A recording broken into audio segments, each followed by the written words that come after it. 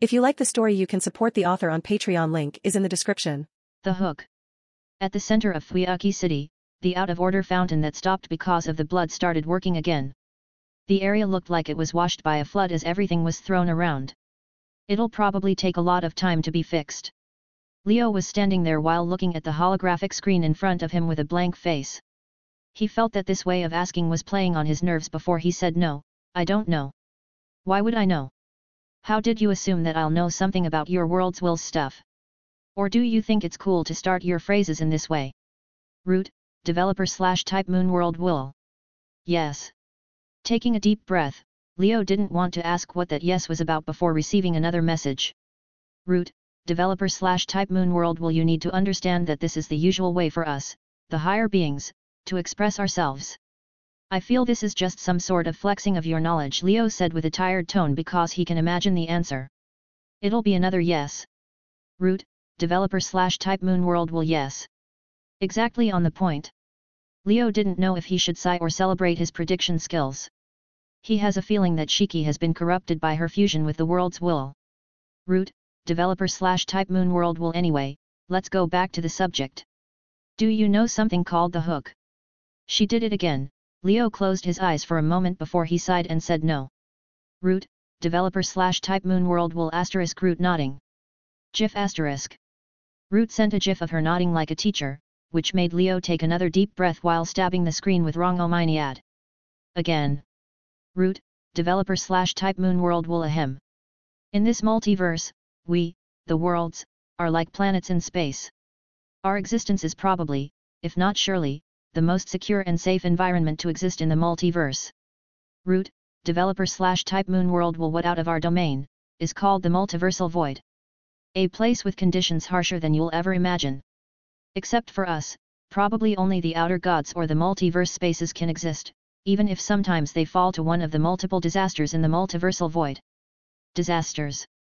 Leo felt like he's listening to a history and geographic lesson about the multiverse. Root, developer/type Moonworld will. Some very unfortunate events, they aren't important now. Root, developer/type Moonworld will. In this multiversal void, we float across the endless unknown, probably everyone here does the same thing. Outer gods or the multiverse space, however, there's a difference. Leo raised his eyebrow because he saw something repeating, which was the probably word. This can mean that even Root doesn't know all or even a lot about the multiversal void. However, he also noticed that Root is leaving these hints on purpose because even if he was an angel, he'll fall short against a world will, who is clearly in a higher realm than him. It seems like even the world's wills lack knowledge in this aspect, but I guess anything can happen in the multiverse. Leo nodded before he looked at another message. Root, developer/type Moonworld will. If we count ourselves as planets, and the outer gods as aliens creatures, then the multiverse spaces are like big spaceships. Root, developer/type Moonworld will. These spaceships gather a lot of passengers across the multiverse. And of course, you can't just ride the ship for free, they have to work to stay on board. Honestly, there's a lot about this subject, so let's move towards the way they allow their passengers to land on the worlds. Root, developer/type Moonworld will. In simple terms, there's probably two ways that have been currently seen. Pinpointing a location with a lot of marks or using the hook to attach the spaceship to a world. Root, developer/type Moonworld will. What important now is the second way. This happens when there's enough marks or the multiverse space is ready to spend a big amount of energy to launch the hook and attach itself to a world. So, like a pirate ship using grappling hooks. Leo felt the concept is very similar to pirate ships. Root, developer/type Moonworld will. No. They are like spaceships using higher technologies to make a passage between itself and the world to drain its powers. Like pirates running across the grappling hooks when the other ship is close enough. Leo squinted his eyes while looking at Root's description of the hook. Root, developer/type Moonworld will know, it's a spaceship. You, the worlds, are some sort of islands, the multiverse spaces are pirates and their ships, and the outer gods are some sort of a kraken. Leo didn't care as he said those words that made Root, who was in the Akashic, twitch her eyebrow. Root, developer/type Moonworld will. Why are you persistent about this pirates theme? Why are you persistent about the sci-fi theme? Leo replayed with the same type of question, which made Root's eyebrow twitch even further. Root, developer/type Moonworld will. The sci-fi theme is clearly better to describe this. Deal with it, Even if I like mecha too, this is clearly Pirate of Caribbean Multiverse Edition. Leo clapped his hands like he achieved something. Root, developer/type Moonworld will know, it's not. And I didn't know you like mecha. Strangely, Root refused to back down like it's a very important thing for her. But she seemed more interested in the second question. It isn't bad, but you really like this theme, huh? Is this why the Greek gods became mecha gods? Leo feels like he's discovering a lot about this world with each day passing by. Root, developer/type Moonworld will cough. As I was saying, by looking through this player's memories, I was able to locate the hook. You better keep that shard of his soul because it can guide one time to the hook. When the Forsaken Eden started, Lizard was having flashbacks about the nightmare space. Those were Leo's hidden moves to let Root get what she wants from him. You avoided the question. Leo looked at the chat with blank eyes. Root, developer/type Moonworld will the hook will lose its energy after some time if the players can't bring a lot of it, but after what they did, it'll keep working for a while. Root, developer/type Moonworld will the other way to stop it, is to make it take action against the world and expose itself completely, which allows me to cut it to pieces. Leo didn't know why, but he really got a shiver while reading that cut word, like this world's will is really angry. So, I guess you can handle it just fine. I already had enough from this mission. Leo shrugged his shoulders as it seems like Root can take care of this because it's an optional objective. Root, developer/type Moonworld will of course, I can. But you'll have to kill the next waves of players coming to this world until it's done. Leo, who was stretching his arms, stopped in his place before he said I've to. What? Root, developer/type Moonworld will the passage is still open until the hook is gone, so you'll have to continue this until the hook run out of energy, which will probably take few years if it kept sending players. Leo didn't dare to ask about how many years because these worlds' will's sense of time are different from him. That few could mean 10,000 years or even more. Root, developer/type Moonworld will or you can make it react, so I can destroy it. I believe you'll choose this one. Of course, I will choose that one, but how do you want me to attack it? Leo shook his head to clear his thoughts as he asked. Even if I chose to throw everything away and become the platinum, I won't be able to hurt something like that. At best, I'll just scratch it. Even if he proposed that, Leo's tone clearly suggests that he doesn't want to go full into that form. Root, developer/type Moonworld will I know, even with that power, you were able to destroy that artificial god because it came to this world, but that hook is attached to the multiverse space. Artificial god. Interesting. Leo was interested in this topic, but he chose to wait because Root sent another message. Root, developer/type Moonworld will for this to work, I need you as Beast 6 and the Morning Star of Humanity. When Root said those words, Leo took a step away from the screen before he said Root, think about this. Root, developer/type Moonworld will think about what? It's time for the Morning Star to shine on the fall of humanity and blind this world with its glow. The world's will is becoming chunny and edgy, we are doomed. Leo was giving up all hope he had for this world, if he had one in the first place. Root, developer/type Moonworld will Alea had made a deal with someone and a very nice guy, who is willing to help, has come to this city. So, I need you to grab that first noble phantasm and call upon the star that represents the fall from the grace. No. Leo took more steps away from the screen. He doesn't like this, doesn't like it at all. Root, developer/type Moonworld will because our guest needs to experience Type Moon's special. With your noble phantasm, we'll diagnose and inject him with. No, no, no. Leo covered his face with his right hand because he can already guess the next word. Root, developer/type Moonworld will humanity. No. The helpless cries of an angel echoed in Fuyaki City as it awakened some unconscious people. Meanwhile, in the forest of Mount Endu, Alex was walking towards the Ryuadu temple within Kiju. He already lost a lot of chances and understood that this mission is a completely lost cause, especially when he saw the blood chaos a few minutes ago. Lizard, as a solo player, especially a strong one, was beyond him in power. However, that guy lost in a few minutes after he tried to do something, which slammed Alex's hopes to the ground. He is more like a team player and now, he lost that advantage completely.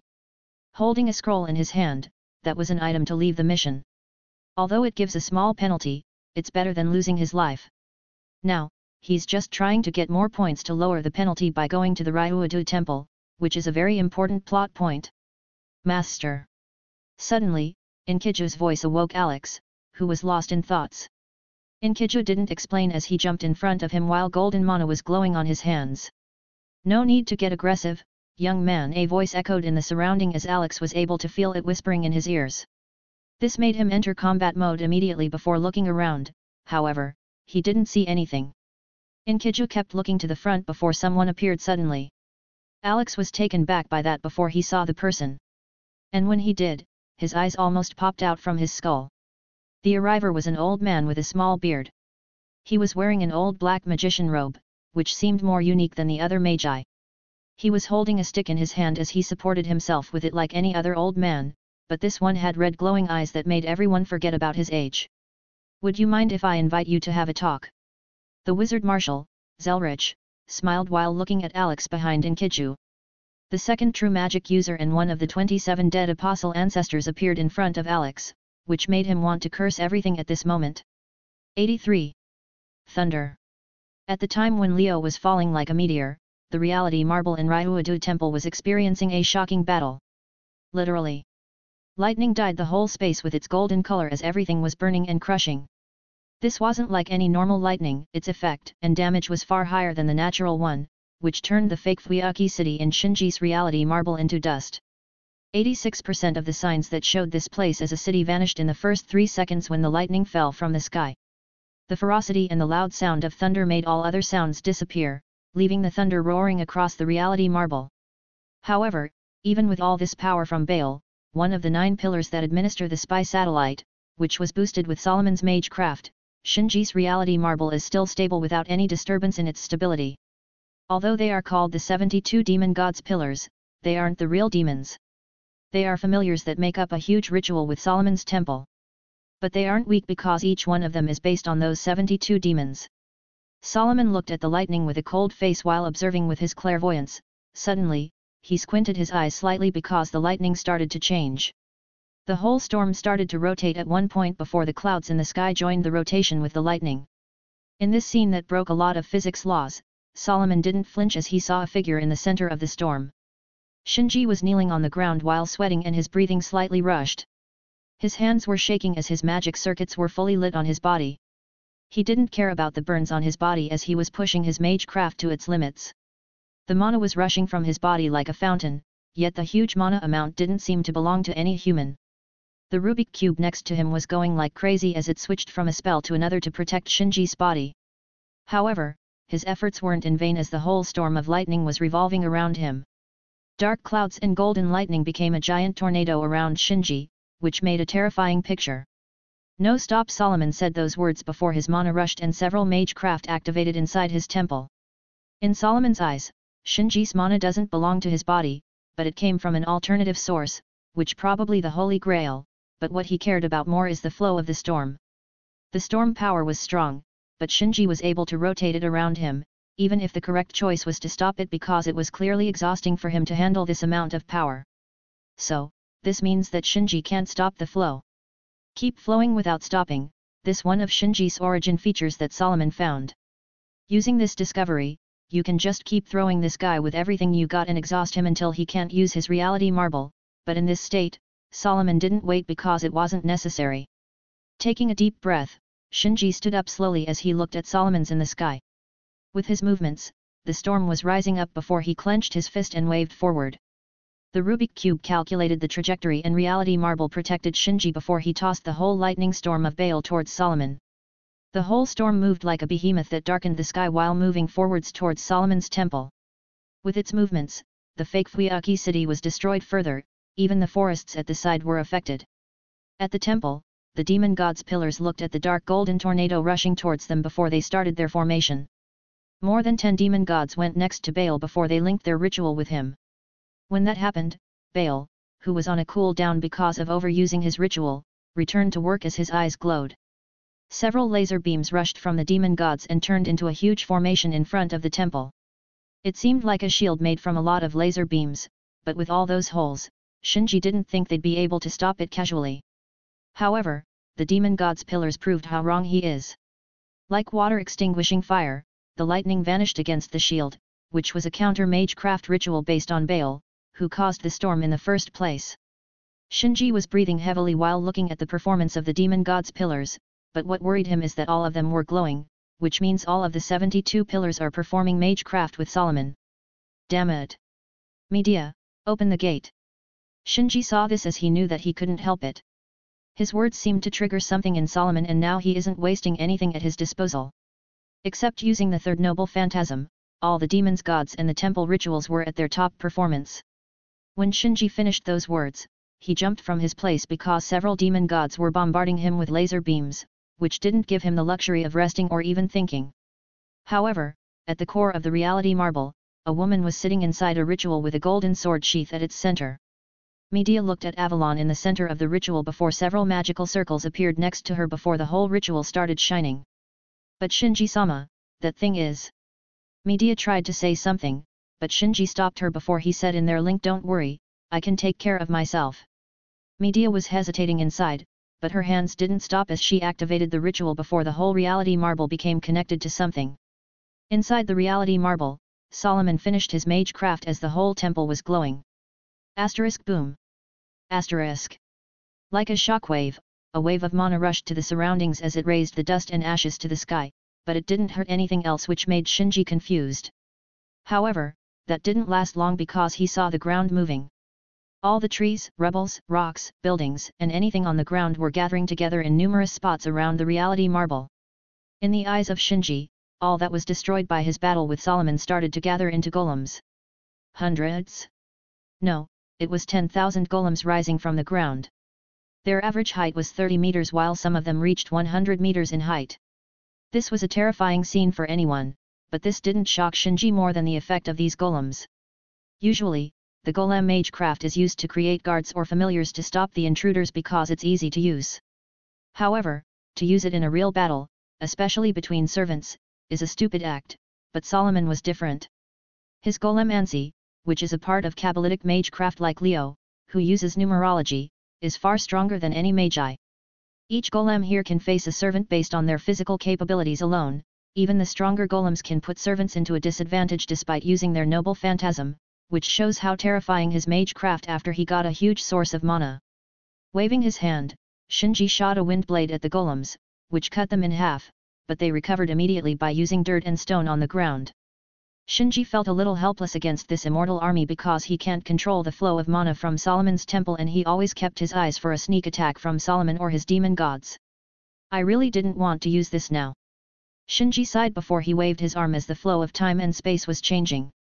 Solomon wanted to teleport and attack, but the flow of time and space was very chaotic, which made him unable to calculate the correct teleportation position. Shinji made the space and time chaotic on purpose, even if they were leaving wounds on his body, but he didn't care as he grabbed something from inside the space. A red glow filled the ground as a giant gem that had the size of a boulder appeared next to Shinji. Its glow and waves of mana made all the area next to it filled with mana. Philosopher's Stone. Solomon sensed the similarities of that gem with the Philosopher's Stone, but its size and aura was very strange. Raising his fist, Solomon shot a large beam of light towards Shinji while the demon gods started casting spells. Fire, ice, lightning, darkness, curses, a lot of spells were shot at Shinji, even the golems rushed towards him. However, putting his hand on the gem, a red wave of mana crushed all the attacks in the air, even the golems fell like broken dolls, which made Solomon frown. That was more like using alchemy to change the properties and effect of the attacks and golems in an instant, but is that possible in alchemy? Shinji didn't waste time as he left the protection for his reality marble and grabbed his Rubik cube. With a twist of his hand, the Rubik cube surfaces changed into a red magical circle, which glowed like a gem. The cube rose above the gem on its own before a red magical circle appeared on top of Shinji. Solomon and demon gods didn't stop the attack, but they gathered more power and tried to slow Shinji. No matter what, the glow of the gem got weaker when they attacked, so it shouldn't take long to break it. Tell me, King of Magecraft. Didn't you know that Gilgamesh and Enkiju met a while ago?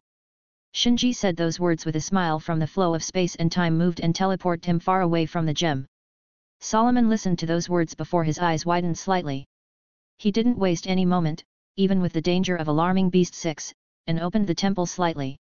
A large beam of light was shot towards the gem and magical circle as it burned everything in its way. Asterisk boo-hoo-hoo-hum. Asterisk. A large explosion hit Shinji's location and turned it into a sea of flames, but Solomon didn't stop. More and more attacks landed on the gem position as Solomon's expression became slightly grim because he could feel it. The divinity in the air is rising. Thump thump. The echoes of a giant footsteps were heard from the sea of flames, but that wasn't all. Clouds, a lot of clouds, even more than what Baal caused, appeared in the reality marble before they shone with blue lightning. Suddenly, it appeared. A golden body filled with the raging divinity manifested in the sky. With a size taller than a mountain, each step was shaking the earth and all the golems lose their balance. The spells and attacks from Solomon and the demon gods were crushed by the blue lighting that was filled with divinity.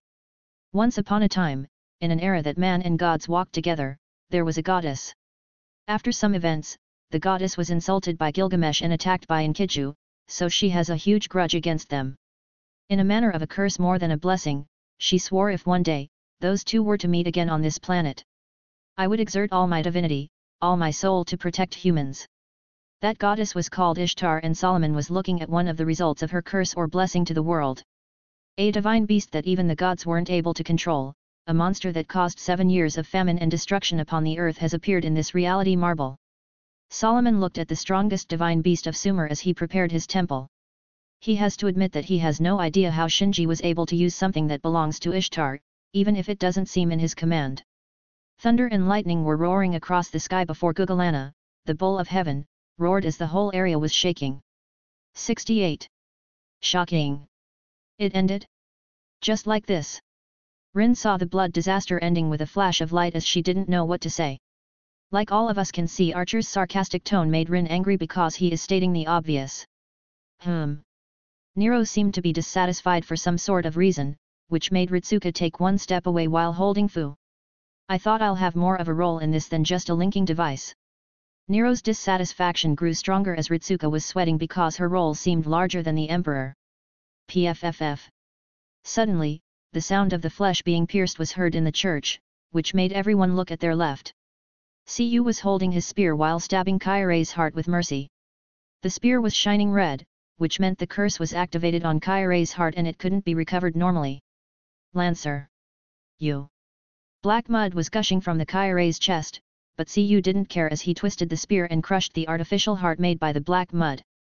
The connection with Ingram Mania Mana was removed when the artificial heart was crushed as Kaire lost his vitality and became a corpse. Cu looked at this before he removed his spear and rotated it in his hand. Lancer, are you? Archer widened his eyes slightly while looking at Cu, who lost his source of mana when Kaire died. Oh? What with that look? He doesn't seem like an important problem after this. Cu grinned while looking at the shocked expression of everyone here. Or do you mean this? Cu started losing mana. If he didn't have the battle continues skill, he would start to become transparent by now. Without a master or a supply of mana, Cu will eventually lose and leave this war, so this is why Archer was surprised by him killing his master directly. You gave up on the war. Rin was more surprised than Archer as she looked at Kaire's corpse on the ground. Well, I didn't like this war from the moment my true master died. Cu shrugged his shoulders as he didn't care about this. Honestly, after seeing all that this war caused, he became more uninterested in it. It was pointless to stay. If his true master was here, then he wouldn't mind going with her until the end, but now, he really doesn't have any motivation even for the Holy Grail. But at least, he got her revenge. I see. Archer nodded and didn't go into this subject further. Oi! Don't give me that face, you're on my list if we ever meet again. Cu pointed at Archer with his spear because he remembered that this guy was going easy in their fight and also spread lies about him. What if his teacher knew about them? Yet. Archer turned his face away and sighed because he has a feeling this would haunt him one day. A warrior at heart, I see. Nero nodded while looking at Cu's actions while Ritsuka nodded, even if she doesn't really understand the suicidal moves, but they really felt like they had a meaning. Suddenly, everyone heard the voice of a horse running before Leo appeared in front of everyone on Made in Hell. He landed quickly before he saw the dead Kaire and Cu, who was losing his mana. Goodbye rejoicing fake priest, you weren't rejoicing enough. Leo had a moment of silence for the dead mim before he said, so, what happened? Oh, you're here. I regret not fighting with you, even if I know that I would lose. After all, you're one of few that know teacher. Cu looked at Leo arriving as he sighed, even if he felt luckier. From all the users of runes, The primordial runes users and servants should definitely know his teacher, however, he didn't sense any tone of fear or respect from Leo. This means he knows his teacher and probably has the power to fight her equally, or this pride of his would already be stabbed by her red spear. He even had a weird feeling that Leo might call his teacher an old woman. Shaking his head to remove the suicidal thoughts, Cu didn't dare to think about them again. Although his teacher doesn't care about her age, an insult is a signal for battle, which means a welcoming to the half-dead state for Cu. Ha! Leo didn't have one single idea about what the fuck is this guy talking about. He doesn't know the old woman named Scat Hatch, and even if he did, he won't care. No need to say more, even if I regret having this boring war. Cu sighed again because of his luck that led him to this clusterfuck of a war. Leo didn't know what this guy was smoking and didn't want to know. Unexpectedly, Leo felt something strange before he looked at the other people here because they weren't looking at Cu and the dead Kyrie, but him. Each one of them had a different reaction. Archer had the biggest weird stares Leo saw in this world. Nero stopped all her movements like a pause button, Ritsuka was blushing slightly, and Rin turned her head away with a blush while saying "I can't believe it," multiple times. Only Cu didn't show a different look. Seeing the weird stares from Archer, Leo looked at his clothes, which he changed into his casual attire and put his glasses back on, so he wasn't edgy at all. Except for the burning horse and dark lance in his hand. He even cut his long hair to be totally normal and away from any angel mode. Clearing that from the way, Leo took another look at everyone, especially Nero, who started walking towards him. That gave him a chill for some reason before he heard Archer say, "Your face. Is this why I can't remember your visage no matter how I try?" Archer always wondered why he can't remember Leo's look clearly. However, after understanding Leo's personality, he knows why that happened. It was like a veil of darkness was distorting his vision and the memories in his head. If someone didn't observe long and kept his awareness at the highest, he won't even sense this phenomenon. My face. Leo touched his face before his expression darkened. His darkness power, the darkness that belongs to the father of lies, which hides his face, disappeared. When the platinum ribbons appeared, Lucifer's power became very weak and even stopped working, so the darkness power was forcibly shut down and Leo forgot about it after his talk with Root because he used to have it on. So, what everyone was looking at now was an otherworldly beauty. Although he had a tired face, for some reason it didn't affect him at all. No matter how they tried, you can't describe that face with the word handsome or cool, it's a beauty that doesn't belong to this world. The slightly long eyelashes and perfect facial features, especially his eyes that seemed to become a spiral that looks directly into the soul. The two eyes seemed to be gazing at a far place at the end and the beginning. No matter how hard you try, you can't make them focus on you. At first, Ritsuka felt that Leo was detached from the world, which people can't really reach, but now, she confirmed her thoughts. Even his look is detached and doesn't belong to the mortal grounds, the better way to say it was a star that you can never reach. Rin turned her face immediately because she couldn't believe that she thought this guy was exactly her type for a second. She refuses to believe. However, the most dissatisfied person by this thing was Leo because of this stupid divinity and angel's physique he has. In Tuaru, angels don't have gender as the god-perfect tools, so this affected Leo's body and made it move towards the ideal form, especially when he almost entered the platinum. And the divinity can be described with the next phrase: I, Venus, shall not let anyone who hold my concept and divinity be less than 12/10 in the human's beauty scale.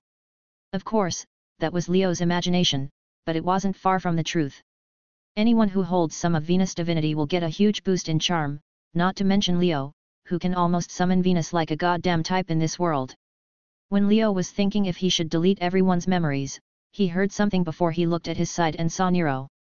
Her hair was covering her eyes like the calm before the storm, which made Leo say, "What? My preacher," Nero said before she looked at Leo with dissatisfied eyes, but they were more sparkling than ever. "Although I don't mind surprise, no, I absolutely like surprises, but some things shouldn't stay a secret," Nero said while taking a step forward. "What in the—" Leo didn't know what to think about this before Nero caught his hand. "The first one was for medical purposes, now you're just a degenerate." Leo wanted to teach this world about unprotected hand-holding, however, Nero didn't care for the moment. "Let me take a closer look." Nero raised her body to Leo as she tried to look at his face. "No, this is a curse." Leo applied the darkness power again, which made Nero jump at him while screaming, "No! What are you doing?" Leo was pushing Nero's face away, but Nero kept attacking while saying, I refuse to let your beauty be hidden. At least try to be polite and call me handsome. Leo pushed Nero further as a small battle started there. Everyone looked at the two pushing each other as they didn't know what to say. However, at least Leo's look was hidden again, so Ritsuka and Rin finally were able to look at him normally. Like Leo said, they really felt that this is a curse. However, at this moment, someone appeared on top of the church roof before he said, it seems you're having fun, mongrels. Archer grabbed his weapons immediately before he looked at the figure on the rooftop. It was a man with golden armor that made everyone squint their eyes because he was glowing a lot. Oh! You're also here. Humph! I must say it was a splendid effort you did there while fighting those rats. Although I don't see any reason to waste effort on them. Gilgamesh looked at Leo pushing Nero away as he said with a grin. 1 second. 2 seconds. 3 seconds. A minute passed and Gilgamesh was waiting as Leo didn't even look at him or care about his presence. Gilgamesh's eyebrow was twitching while looking at the small battle there before he said, are you testing my patience, Morning Star? Leo pushed Nero away from him again before he looked at Gilgamesh and said, who are you? At that moment, the place was caught in a short silence except for Archer, who was trying to hold his laughter in. 109. I don't care. The silence filled the whole area as everything seemed to be stopped in time. However, not everything, because two things were moving. Archer, who is holding his laughter while his shoulders were shaking, and the fight between Leo and Nero as the former was trying to push her away and the latter was trying to remove the mask from his face. However, like it is supposed to happen, the true heroes never fear death, especially this time. Ha ha ha ha ha. See you, who started to turn into light particles, laughed directly while looking at Gilgamesh. Although he doesn't know this shiny guy, his proud attitude made this moment very funny. A dark cloud appeared on Gilgamesh's face as his red eyes were shining. Ritsuka and Rin looked at the historical figures doing shenanigans as all what they learned about history turned into a lie after this Holy Grail war. In their minds, Nero has become a woman, so what next? King Arthur? Little did they know. Suddenly, the silence was disturbed by several golden portals in space that appeared around Gilgamesh. They were like water ripples in space and all of them were aiming at Cu. With a flash of light, several weapons were shot at Cu, who was disappearing and losing all his mana. Oi! In this state, Cu was only able to wave with his spear, but the power behind the weapons broke his current defense easily and accelerated his exit. Asterisk boom. Asterisk. Dust raised in the air before Cu turned into light particles and disappeared, but before that, he laughed one last time. This showed the power of E-Luck, even if he was more lucky at these moments. Lancer died. Archer said in shock while looking at the light particles rising in the sky. You aren't human. Leo said while looking at Gilgamesh, who crossed his arms. I'm a king. Gilgamesh said with a proud tone before he looked at Leo with his glowing eyes. Here the oldest king of humanity shows clearly that a king isn't limited by race or something. It's a sight to behold, someone who doesn't recognize the face of the king. You dare with every word. The atmosphere started to become colder, except Leo, who doesn't fear death, and Nero, who was clinging to him. Everyone moved away. At this moment, Gilgamesh is using his clairvoyance, so as a clairvoyance user, he can know a lot of things, and for someone with the same ability to not know his identity. This isn't just an insult, but a big one on top of that. Look here, Gilgamesh that I know will come saying mongrel and mongrel, so for you to actually try to talk nice and compliment me, it feels like mongrel is the universal way to address most of the people. Leo shook his head like he's saying that I don't know you anymore. Humph. You've good eyes, I must say. Strangely, Gilgamesh's anger weakened. Apparently, he agreed that what Leo said is correct and even pleased to find someone who understands before he said, however, it's bold from you to even think about telling when a king to do. Did this guy change for some reason? Oh, I can't see the world's evil in him anymore. Leo raised his eyebrow while looking at Gilgamesh, who was a lot different than the time he saw him at the beginning of this mission. Moreover, how did this guy enter this place? Leo looked around to see Pakia in the sky and the barrier, which was removed. It seems like he saw no reason to keep the barrier, so he removed it to not waste energy, even if a reason appeared now. If you're looking for the filth of a dumpster that these mongrels left, then you're really attempting to insult this king. Gilgamesh's eyes became sharp while looking at Leo, even his mana was rising. To be honest, after being affected by the world's evil, Gilgamesh's other side started to surface and his thoughts became extreme. Although he doesn't mind it nor will he back away from anything he has done or said, he was furious about the filth of humanity affecting him. Something like that shouldn't ever change the way of King thinking. For this, he's kinda grateful in some weird way for Leo, who purified that filth by his attack. Insult? Wasn't destroying your treasures that time enough? Okay, this started to become very weird for Leo. Fahahaha. Of course, no one shall destroy my treasure and walk away. Gilgamesh laughed as his ego was rushing towards the sky in Leo's eyes. That's more like it, Goldie. Even if you're a walking treasure, Leo said as Archer was walking further away from him and this place. Is that so? Humph. For a torch with weak flames, you're running your mouth. Gilgamesh grinned as his mana was rising. At least, I didn't fall from my ship, Leo said as his mana was also increasing and his lance was spinning slowly. Big words from someone going after rats. A golden key appeared in Gilgamesh's hand before he inserted it into the air. Fahahahahahahaha.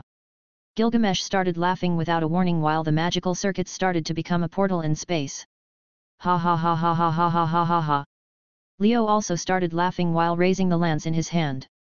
However, they didn't stop laughing for more than 3 minutes while everyone was watching.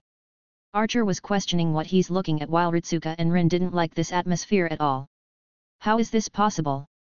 Archer didn't understand how and why these two seemed to get along even if they are about to clash at any moment. Feeling something wrong, Gilgamesh squinted his eyes while looking at Leo, but he didn't stop his laughter as it became louder. Leo also squinted his eyes at Gilgamesh while his laughter became louder. With that, the grand laughing competition started in front of everything as they didn't know what to think about it. Suddenly, and without a warning, both of them stopped and moved quickly. Several portals appeared in the air before they shot different weapons at Leo. Gilgamesh didn't stop as he stretched his hand and picked EA from his treasury, which made a red storm appear around him. Leo glanced at the weapons rushing with a speed beyond the speed of sound towards him before he calculated all their trajectory. Like a supercomputer, the wind, moisture, friction, mana, even atoms were partially calculated in a second before Leo waved with the lance and hit the first two weapons. The lance knocked a spear away while making a sword bounce towards the other weapons. Ricocheting from a weapon to another, most of Gilgamesh's shots were deflected before the dark storm from the lance knocked them away. Asterisk boom. Asterisk asterisk boom. Asterisk asterisk boom. Asterisk. The weapons hit the ground as they created several potholes and raised the dust to the air, which blocked everyone's vision. Nero, let go of me. Leo stared at Nero, who was clinging to him as he sighed helplessly. No, I refuse. Nero was like in a death and life situation as she refused to let go. Listen, no matter how you say it, I hate this face. No, I'm absolutely disgusted by it, Leo said as he looked at the dust cloud in front of him and felt something coming. For you as an artist, beauty is a very important thing. I don't really see anything wrong with that, it's your choice and ideas, but for me, I don't like it. The lance in Leo's hand started spinning as a dark storm cleared the dust before looking at Gilgamesh waving EA toward him. The spatial red storm was crushing everything while rushing towards him, but Leo didn't flinch as he raised his lance and shot an equally dark storm. Especially when it's on my face. With those words, the two storms collided before they nullified each other and turned into sparks of mana in the air. EA destroys the world while Rongominiad makes sure the world stays stable, so they cancel each other when they have contact. Look, I'm not really a good or likable guy and I'm fully aware of that. Leo caught Nero, who was almost blown away because of the dark storm, and put her on the ground before he said, the first impression for most people meeting me is hate and dislike. However, that isn't bad. If you're going to hate me, then go ahead. I don't even care because this is me and I won't change to be some sort of likable in anyone's eyes. Leo moved with a horse a little forward before he said, you'll just be the next source of entertainment, trolling target, so be my guest. So, giving someone a fake reason to like me similar to my look is a no for me. I prefer people to think of me as an asshole than come smiling just for my look or something. Leo moved with the horse forward, leaving Nero before he said, this is my idea and thoughts. I don't need anyone to agree and I don't care about anyone's opinion on the matter. I'll just do what I want to do. Then what about not caring about your look in the first place? Nero couldn't help but ask as Leo glanced at his back before moving forward without answering. That's the reason why I didn't dropkick you when you tried to cling to me without my consent. With those thoughts, Leo looked at Gilgamesh, who was waiting. You really took your time. It seems this king needs to open your eyes at what you're about to face at this moment. Gilgamesh feels that wasting time is enough and he'll start the true battle now. Ah, Thank you for that, and for my gratitude. Leo raised his lance as a dark storm was blowing before he waved his lance forward. The dark storm turned into a monster that was devouring everything while rushing towards Gilgamesh. Gilgamesh raised EA as the red storm appeared around him and clashed with the dark one, but he missed the calculation of strength because Leo's storm was far stronger than the last one. Boom. A large sound of metal collision was heard before Gilgamesh was sent far high into the air before he crushed the storm with EA. Looking at the ground, Gilgamesh raised EA as several other weapons appeared. Slamming the horse reins, Leo rushed towards the sky as he became the center of his dark storm while flying towards Gilgamesh. In the eyes of everyone in the ground, two storms, red and black, collided as the clouds that barely gathered themselves above Fuyaki, were blown again. Meanwhile, Zelrich was standing in front of Alex and Enkidjo with a smile, but that smile wasn't warm at all. Without hesitation, Alex used the item in his hand while trying to run away from this place back to the nightmare place. However, a friendly message appeared on his face. You're in a spatial and temporal blockage zone. All the items and abilities that involve space and time will be put into judgment according to the strength and type of the zone. The zone type is a parallel world. Your item 5-second initial time of activation has become 15 minutes. Those words that were written in red were like the deepest nightmare that Alex has ever seen. Looking at Zelrich stroking his small beard, he wanted to give up on everything now. However, at the corner of Zelrich's eyes were some flower petals flying around the forest, which made his smile more interesting, but he didn't know that his smile brought more despair to Alex. 62. Kaleidoscope. I'm not interrupting something, right? Those words were said with a calm and casual tone, however, they didn't carry those feelings at all. The dead apostle and second true magic user, whose domain is the operation of parallel worlds, looked at the weapon and the guest with a smile, but his red eyes weren't smiling.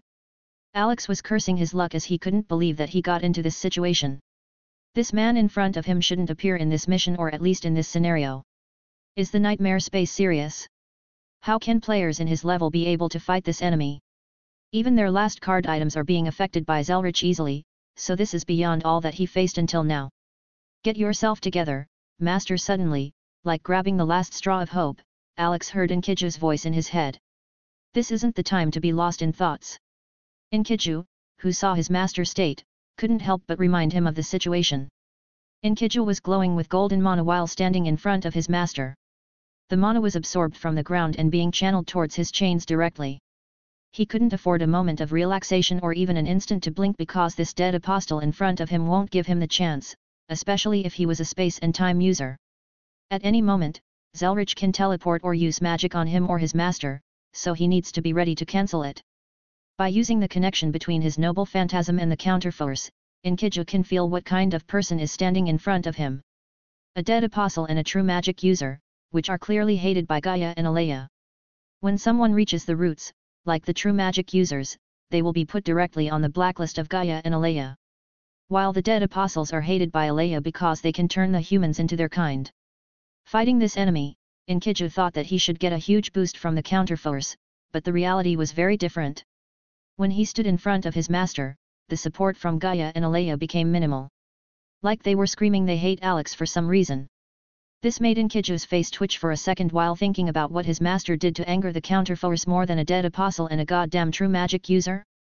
Enkidjo didn't know that his master was one of the reasons for Satan to appear in this world, which wasn't a happy event for the counterforce. Gaia is having nightmares about the land of steel and Alea was given a nickname of the Edge Order, which made them hate him and the reason he appeared. Lancer. Alex, who almost lost all his hope, felt like a ray of light shined on his dark world before he said in his mind, can you block him for at least 15 minutes? Enkidjo's face twitched more.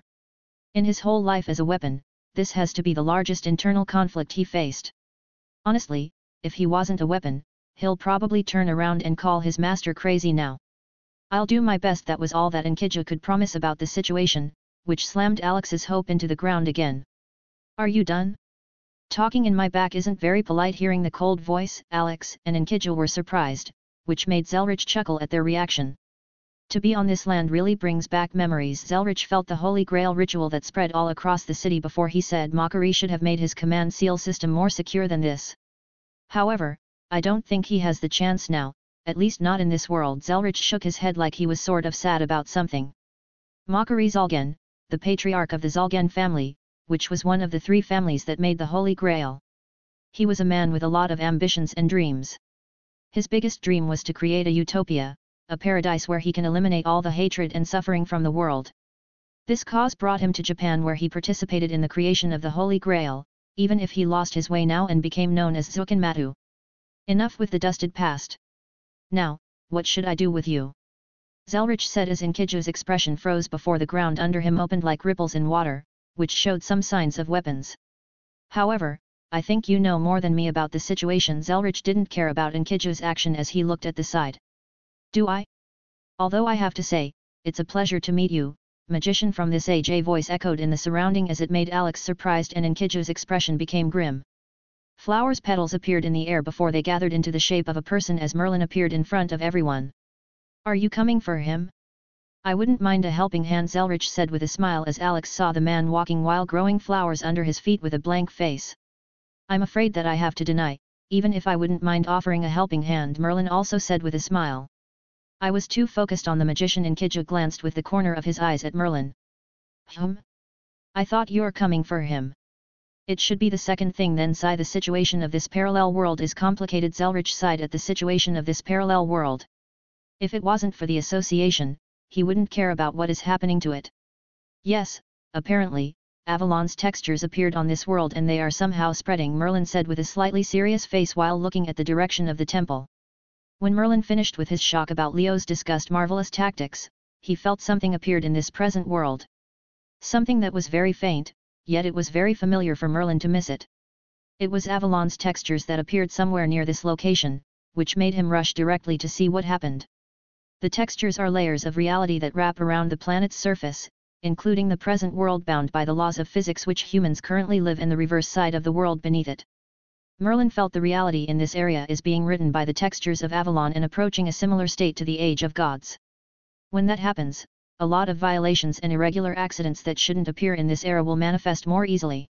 He doesn't understand how this could happen without anyone noticing. Even the parallel world's magician didn't seem to notice this until he came here by chance. If it wasn't for his deep connection with Avalon, even Merlin will be in dark for this accident. However, may I ask what brought you here? Merlin said while looking at Zelrich with the corner of his eyes. He can't say for sure what made this magician appear here and even offer his help. Hehe, you're really expecting a lot from this old man. I'm just here to locate something and offer a stage for a beast, nothing more. Zelrich stroked his short beard while laughing slightly. A stage? Merlin didn't understand immediately, but then, he remembered who was the man in front of him. Kisker Zelrich Schwinorg, the user of the second true magic, which allows the operation of the parallel worlds. This magic doesn't only give its users a huge ability around space and time, but it allows them to perform miracles that the humans' minds can't believe.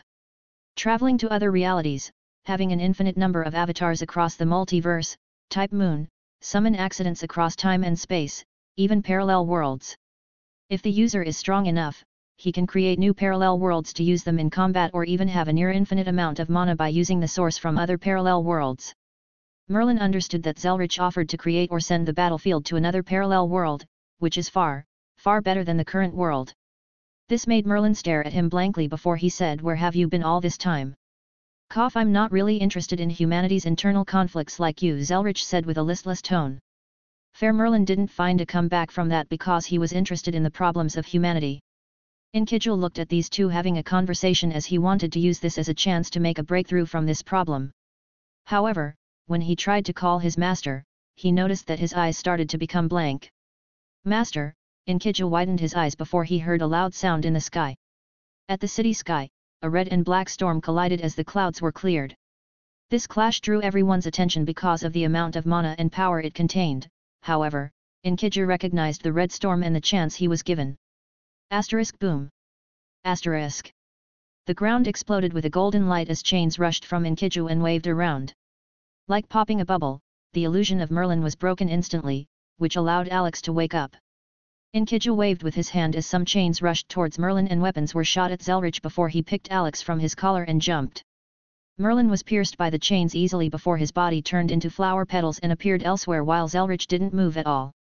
All the weapons filled with mana that Inkiju shot disappeared when they reached a certain distance to Zelrich. Inkiju saw this as he didn't understand before his eyes winded and looked at the area around him.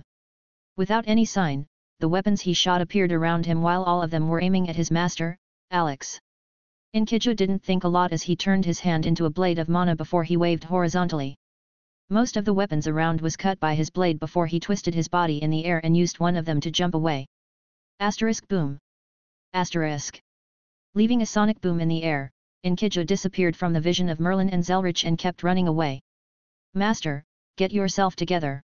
If you keep doing this then your chances of survival are really below zero. Inkiju didn't give up as he continued to remind his master. Alex felt really bitter about this situation, but as Inkiju says, he couldn't go out without a fight. He took his gun and a weird crystal from his inventory before he sighed and tightened his grip on them. If he's going down, then he'll go down fighting at least. Merlin looked at the two disappearing before he said, "Are you letting them go?" "Give it a second." Zelrich picked a weird sword made from gems before he looked in the opposite direction of where Inkiju and Alex ran. Merlin also looked in that direction before he saw a green flash rushing towards their location. It was Inkiju and Alex, who just ran in the opposite direction. Inkiju saw what was in front of him as he closed his eyes for a moment before increasing his speed. Apparently, the area space is looped and all the ways will lead to the same place, so he had no choice but to rush directly. Zelrich waved with his jeweled sword, which was his mystic code that allowed multi-dimensional refraction phenomenon and strengthened his magic and magecraft. The space and time around Inkiju was distorting as Zelrich wanted to seal him between the cracks of space, but then, Inkiju glowed with a golden light and ignored everything as he rushed like a meteor. Zelrich raised his eyebrow before waving the jeweled sword as Inkiju arrived in front of him. Asterisk boom. Asterisk. A shock wave of mana and wind blasted the surroundings as Inkiju was clashing with Zelrich. The sparks of mana and even ether from the jeweled sword were flying in the air as Inkiju was doing his best to push forward while Zelrich was just raising his arm. Compared to Inkiju, who was taking this seriously, Zelrich looked at the chains around Inkiju as he sensed a little bit of the counterforce's power. Do they hate him this much? He's just trying to help, but they still hate him. Zelrich couldn't understand what was going on in Gaia and Alea's mind before his jeweled sword glowed like a kaleidoscope of all colors.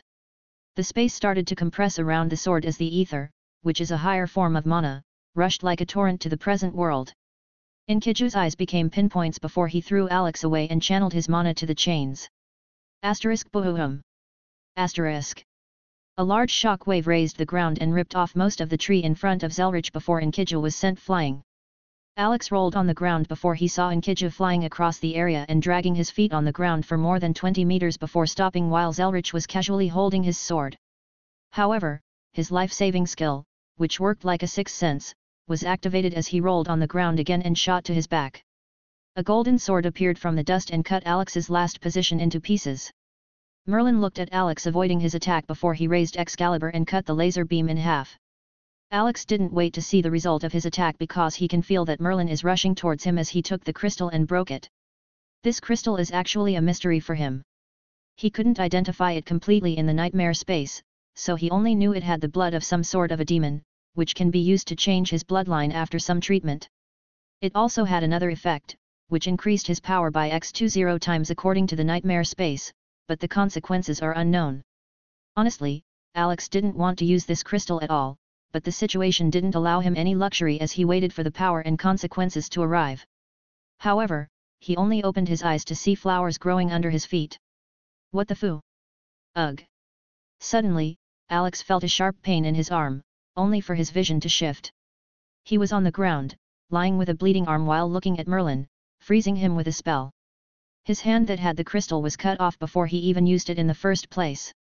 He was in an illusion from the moment he saw Merlin.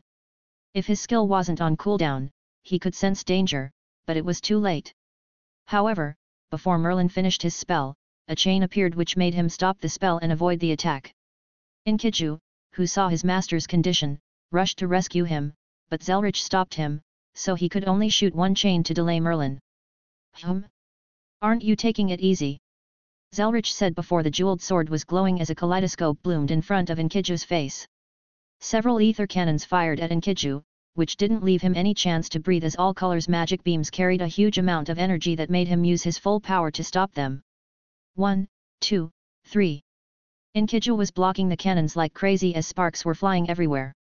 Some of them hit his body as they blew away a part of it before he was fixed by mana. He knew that he couldn't last like this, especially if his master was in danger now. His master proposed a 15 minutes delay, but it has only been 4 minutes now and the situation doesn't look great. Enuma Eli. Seeing the slim chance, Inkija wanted to use his noble phantasm, but then, the whole area started shaking. From the temple at the mountain, everyone felt a weird reaction of mana coming from it as the real world was getting affected. However, before anyone understood what was happening, a large rainbow-colored beam rushed from the city as it carried a large amount of mana with a quality and form that Zelrich never saw before. Even if that mana seemed angry for some reason that he didn't understand. Can mana get angry? The beam ignored everyone before it reached the temple and hit the invisible reality marble on top of it. 77. Mongrel. In the sky far above Thuiaki, 2 hurricanes rampaged as they cast a shadow on the world underneath. The wind was howling like a monster roaring in the air with all it might. The clear blue color of the sky was covered by black and red as 2 hurricanes were clashing at a very high speed. The clouds didn't last a moment before they scattered around and disappeared from this battlefield before the 2 storms met head to head. Boom. Another ear-splitting noise shook the world as the hurricanes clashed before they started to break and turn into sparks in the air. The sparks floated in the air like light particles before they melted with the wind as Leo appeared from the dark storm on his horse. Despite the mana sparks, Leo could clearly see with his clairvoyance as he spotted Gilgamesh above him. Hundreds of portals appeared behind Gilgamesh as all of them were ready to launch a barrage of noble phantasms. However, this wasn't a reason to stop. Leo slammed the horse's reins as Made in Hell accelerated his speed. Each step was leaving blue sparks in the air as the horse turned into a bullet, dashing towards Gilgamesh. Waving with his hand, Gilgamesh fired a lot of noble phantasm at Leo as they left a trail of light in the air. Each one of them was A-rank and B-rank noble phantasms filled with mana and ready to be used as a huge quality mystery bomb. Even the mana in the air was stirred by the speed of the weapons. The sky in front of Leo seemed to be filled with stars suddenly as the noble phantasms cut through the air quickly. Despite this attack, Leo only raised his left free hand and waved his palm to the side. Several runes shot from his hand and made a circle at his side. The runes circled slowly as a chilling wind was blowing at the surrounding before Leo summoned Alreska. The familiar rushed directly into the circle before the cold winds started to freeze everything, even the closed noble phantasm were slowing down. Using a combination of Isa, which means ice, and Hagalaz, which means hail, the ice of the familiar turned into a snowstorm that froze everything in front of it, even the noble phantasm slowed down and turned into ice sculptures. Gilgamesh, who was charging EA, saw this as he activated the mana stored in weapons. The mana rushed from the weapons as they broke the ice and stopped the cold winds from spreading forward. Regardless of the cold storm, Gilgamesh didn't stop. He raised his arm before a slightly larger portal appeared. A giant, jagged blade cladded in hot flames appeared above Gilgamesh as the cold wind turned hot in a moment. Raising Sol Sagana, which is a divine construct, the ice was melting instantly before Gilgamesh waved the blade forward. The heat of flames was scorching all that in its way as the divinity it contained was able to melt Leo's ice and continue forward. Feeling the flames flying towards him, Leo didn't bother to look at it at all. Even if he doesn't claim to be the stronger, the flames, heat, and light were always his thing. Made in Hell took advantage of his speed and dodged what left from the noble phantasms before they met the flame stone head to head. With a quick wave, the spinning lance in Leo's hands dragged the flames. The dark storm made all the hot air and flames rotate with it before Leo waved it towards Gilgamesh. Looking at the flames getting deflected in a casual way, Gilgamesh frowned before he waved the jagged sword and crushed them with hotter flames. Suddenly, the flames in front of Gilgamesh exploded as Leo came rushing through them. The lance in his hand was spinning furiously before he swung forward. The dark storm evolved further as red electricity and lightning were flashing and destroying everything while making their way towards Gilgamesh. Humph! Even if his clairvoyance can't help him to see the future about this battle, it's more than enough to keep an eye on the surroundings as Gilgamesh waved EA to meet the attack. At this moment, EA was glowing with a red light as electricity was flying around and turning into winds that ripped this world apart before it clashed with Rongominiad. Boom. A piercing impact echoed in the sky. The lightning from 2 noble phantasms scattered towards the surrounding, scorching everything while releasing the extra energy from the impact. Rongominiad and EA were spinning at a very high speed against each other while Leo and Gilgamesh were clashing. It was like the center of their clash became an eye of the storm while the red and black winds pushed everything away.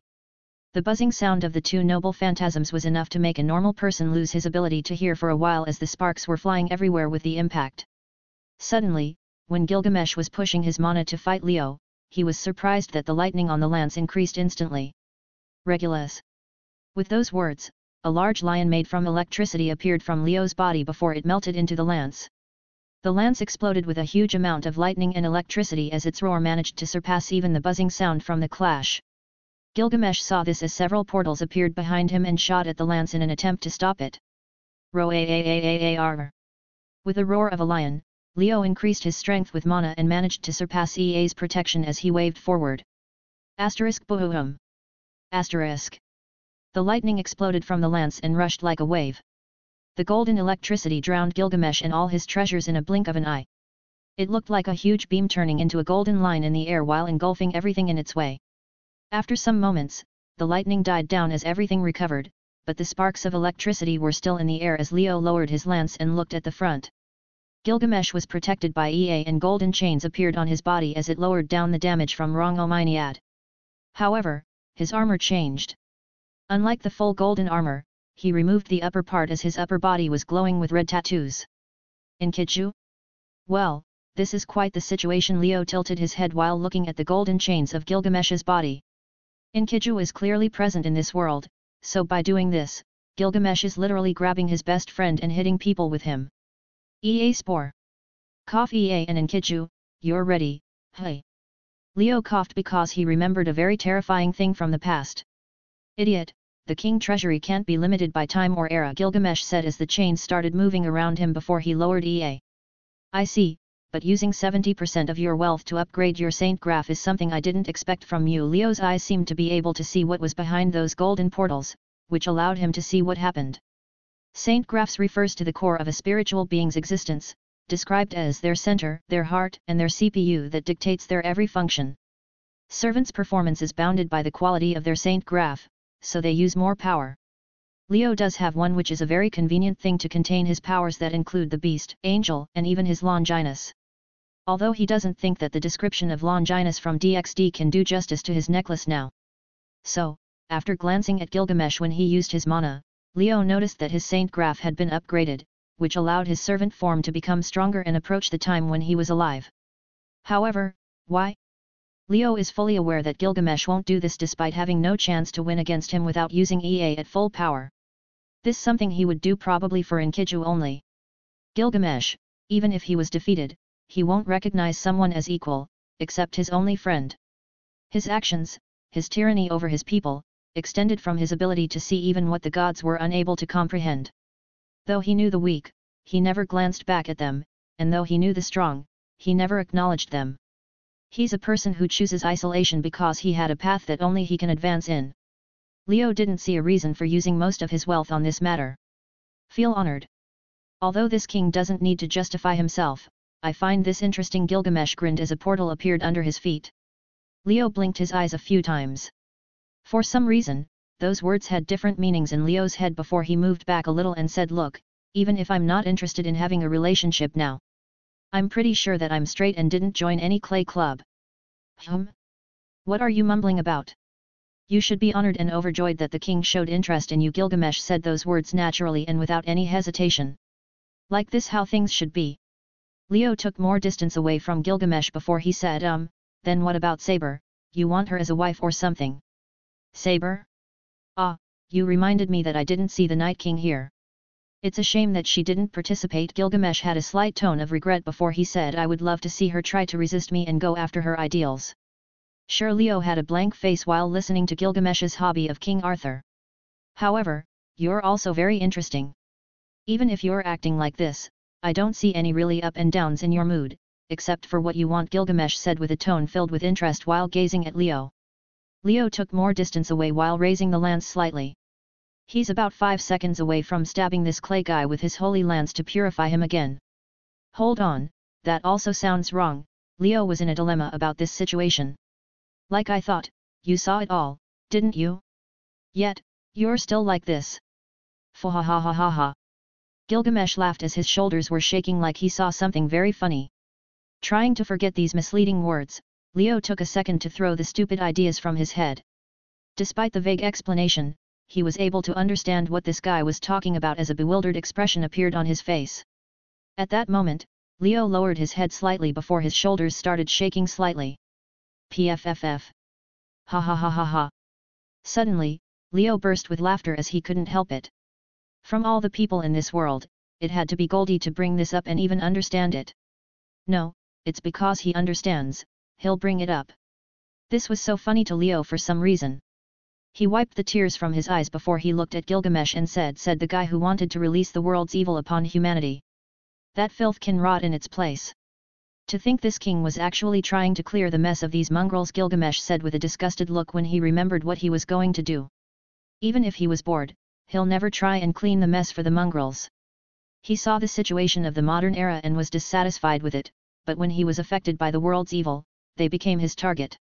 Suddenly, something appeared from Gilgamesh's feet. It was a glowing ship. A very bright ship that can blind anyone who looks at it. This is one of Gilgamesh's treasures that he doesn't use a lot. It is called the Ship of Light, a ship that can reach a speed beyond the speed of light. Although that's impossible because of the world's correction power, it's still a very fast vehicle. A new ship? Just how many do you have? Leo sighed while looking at the light bulb of a ship, however, unlike his usual bored voice. It was a funny tone, like he was interested now. Probably, this is one of the few times this happened in this world. Humph. My treasury exceeded my knowledge.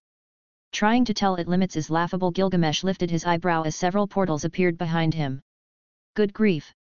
I already said this war is filled with idiots, including me, and now I'm just confirming my words. Leo shrugged his shoulders before his necklace started glowing. Although it's unnecessary, who cares anyway?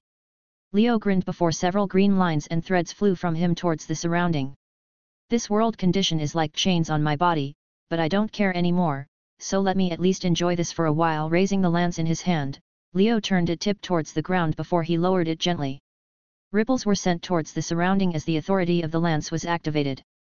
The green lines and threads became like a huge network of webs behind Leo as Gilgamesh saw the whole area behind his opponent turn into a gigantic spider web in seconds. Hey, Goldie, I heard you said that the king can carry all this world evil, right? Leo said as dark particles of shadows were rising from the green lines before they started gathering together. What he's about to do is completely unnecessary and stupid. But who cares? If you can't use your power as you like, then what's the point of having it? Even if it's just for having fun here. Gilgamesh didn't speak, but only his expression was the best answer as he looked at the green lines forming different shapes across the web. I don't really have a treasury like you, but I've archives. Behind Leo, the green lines started to take a shape before the particles gathered together and formed it. From an energy state, several objects and items started manifesting in a physical form in front of Gilgamesh's eyes. He was shocked as his eyes widened at this scene because, unlike others, he was able to see much more. The lines and threads were forming a spiral in the shape of a gigantic serpent that was moving around a river of destiny. The whole river of destiny that belongs to humanity seemed to be opened by the serpent in Gilgamesh's eyes before everything started to appear from the river to the current world.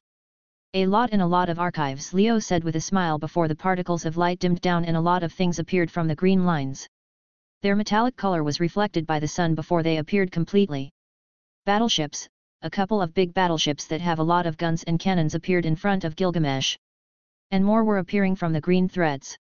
However, there were a lot of runes and rituals drawn all over the ships, especially the cannons and guns.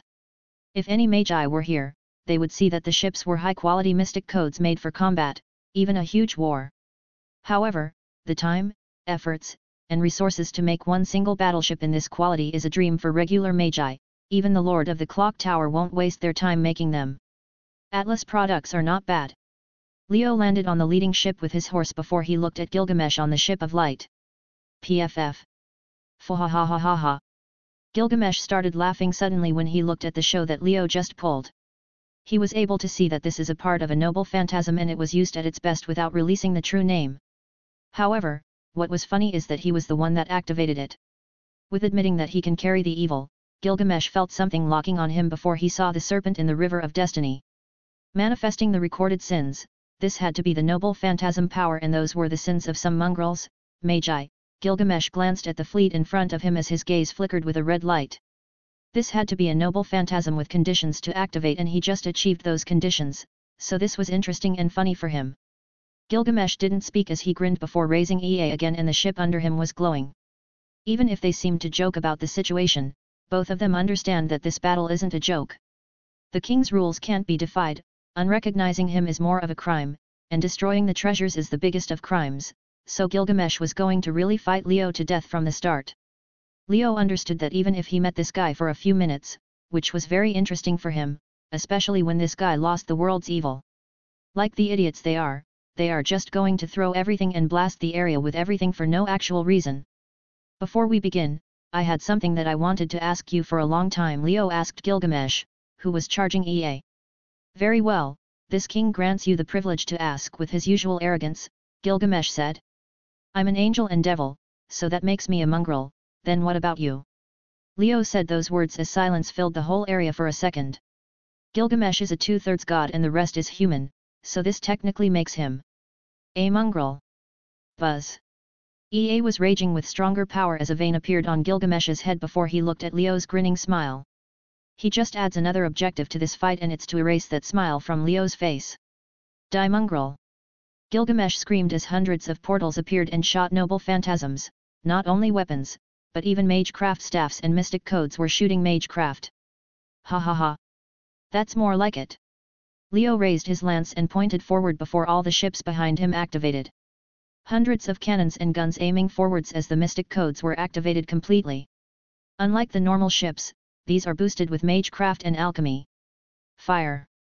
Leo waved before all the ships started firing their weapons behind him. Laser beams, bullets, magecraft shots, a lot of different shells turned into a heavy fire while flying towards Gilgamesh. At this moment, the sky turned into two sides as it looked like two meteors showers were flying towards each other. 100. Twice. The blue clear sky was greeted by a spectacular show of golden and red that dyed the whole air with their colors. Everyone who looked at the sky was surprised and some couldn't believe it. Two meteorites showers cut through the sky and left numerous rays of light across the horizon. The two sides drew a magnificent scene in the blue that could rival the true meteors showers. The mana was stirred over the whole country, which made it hard to look at the show clearly as the two sides met. The thunderous roars filled the whole horizon as it turned into a sea of flames and stirred the mana further. Thousands of noble phantasms, magecraft, laser beams, and bullets were clashing like meteorites showers. An explosion after another kept echoing in the calm sky, showing the huge battle aftermath. Although it should be called a war by now. The heavy fire from Leo was still going against Gilgamesh treasury as both sides looked at the sea of flames in the middle without moving. Several stray shots passed through the attacks and hit their sides, which broke some of Gilgamesh's portals and hit Leo's ships in their shield to slow them down. Although they seemed to block the attacks, they were aiming directly at each other, but because of that, they ended up clashing in the air as the mana filled the air because of explosions.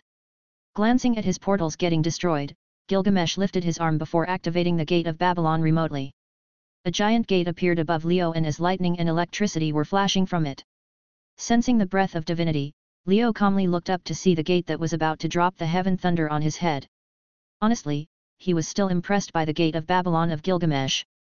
Before he came to this world, he thought it was just a treasury, but in fact, it's an inseparable part of history. As long as it was created, there's a treasure about it. This line describes this treasury perfectly. Not only it contains noble phantasms and items, but even ready-to-use spells and attacks are actually stored there. Gilgamesh wasn't exaggerating when he said that his knowledge, which is his clairvoyance, Shanakba Imuru, can't see the true limit for it. However, if you're planning to surpass the Serpent of Wisdom with this, then you're very wrong. Leo's eyes flickered with a bright gleam before the sides of ships opened and showed a couple of hidden cannons. Gilgamesh opened more portals around the ships without caring about his mana consumption. The gate shone with different thunder-based magecraft from the Age of Gods before they shot from all directions. The ships were focusing on the frontal attack, so these attacks came very suddenly. However, the side cannons were charging with blue and red mana before they shot several beams in the air. Like having a mind of their own, the beams became arcs in the air and crushed the magecrafts. They almost became homing laser beams before tearing down all the gate in the surrounding and moving towards the giant gate. The gate shot the heaven thunder as the golden lightning fell down like a monster roaring in the sky. The beams did an arc and circled around the thunder before they attacked it from all directions. Boom. Another ear-splitting explosion filled the air before the flames and sparks from it filled all the surrounding, especially around Leo and his fleet.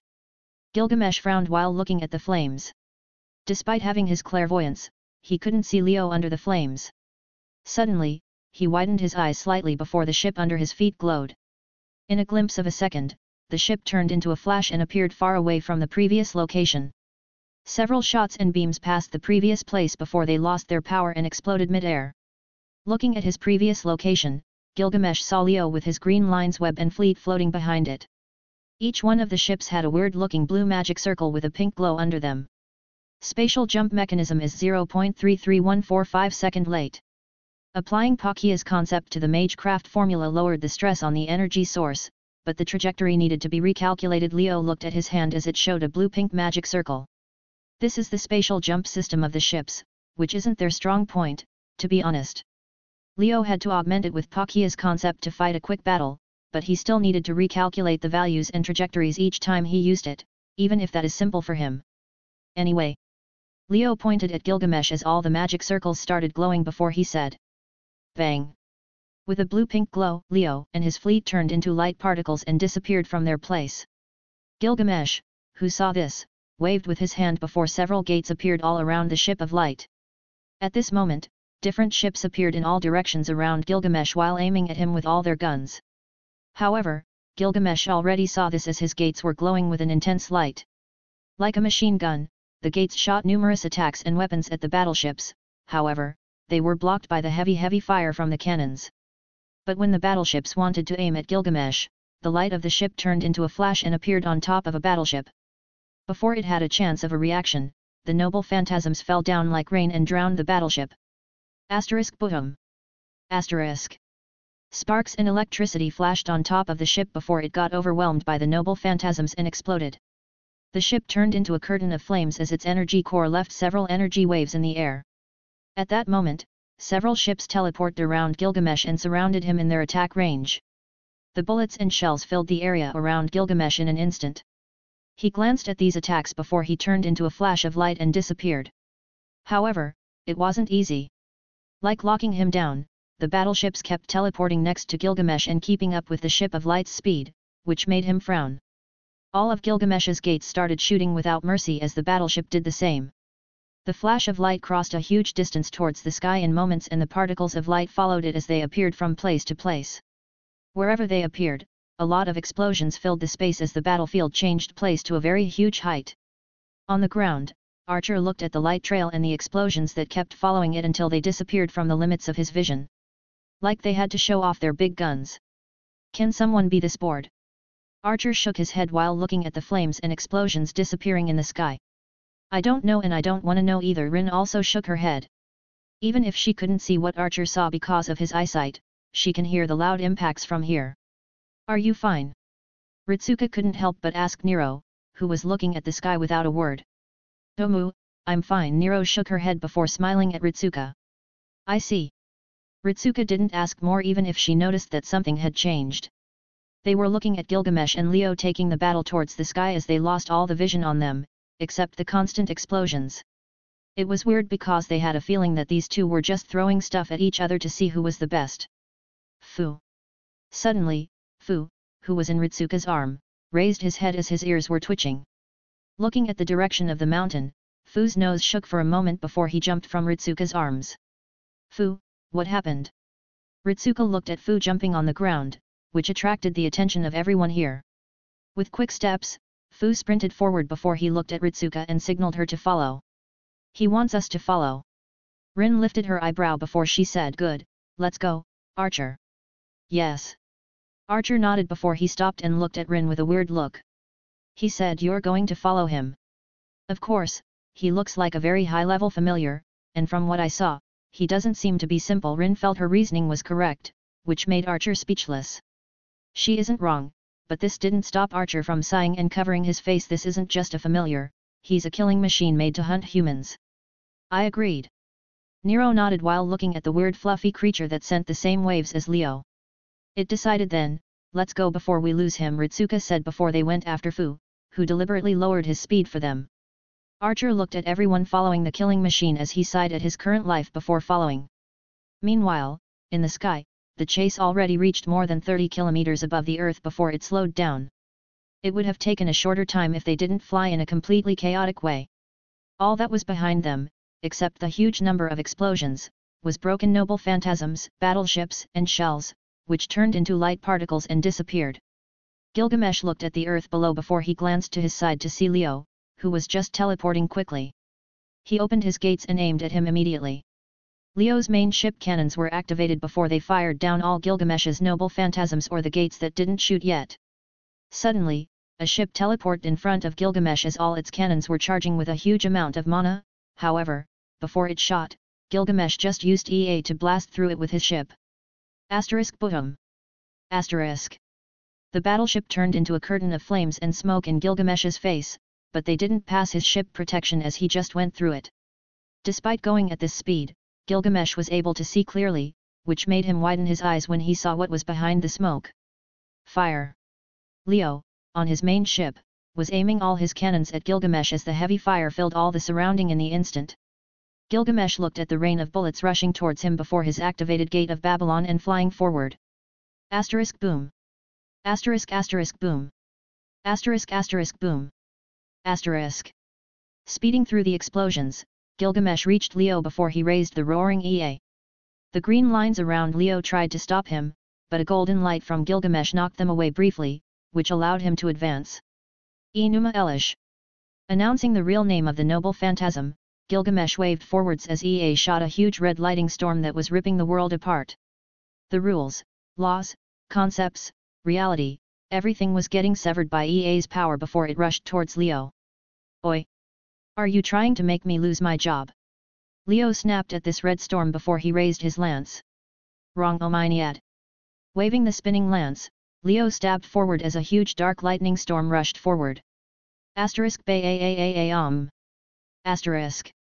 The two hurricanes clashed again in the sky.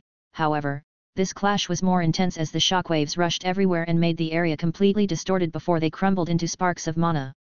Gilgamesh blasted through the mana sparks as he turned into a flash of light. It took him an instant to reach Leo and attacked with EA. Unlike the last time, the sword was still charging, but Gilgamesh didn't stop as he sent the mana and waved. Leo lifted his eyebrow before he blocked with his wrong Ominiad. However, unlike the last time, EA wasn't charged enough, so Leo attacked with his physical strength and knocked Gilgamesh away.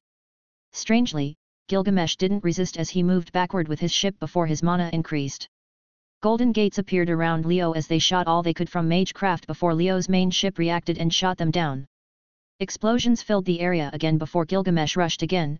However, this time, Leo saw something that made him teleport away.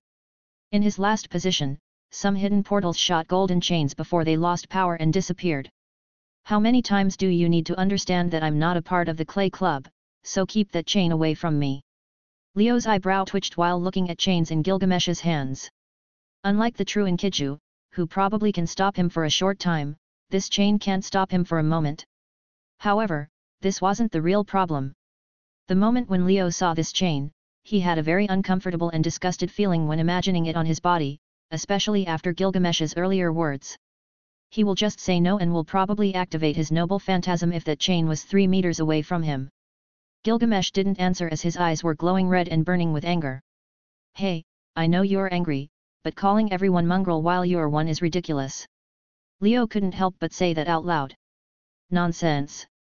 The king's words are law and only me is allowed to call mongrels. You mongrel. Gilgamesh was boiling from anger as his Gate of Babylon, EA, and Enkidu were flashing with mana.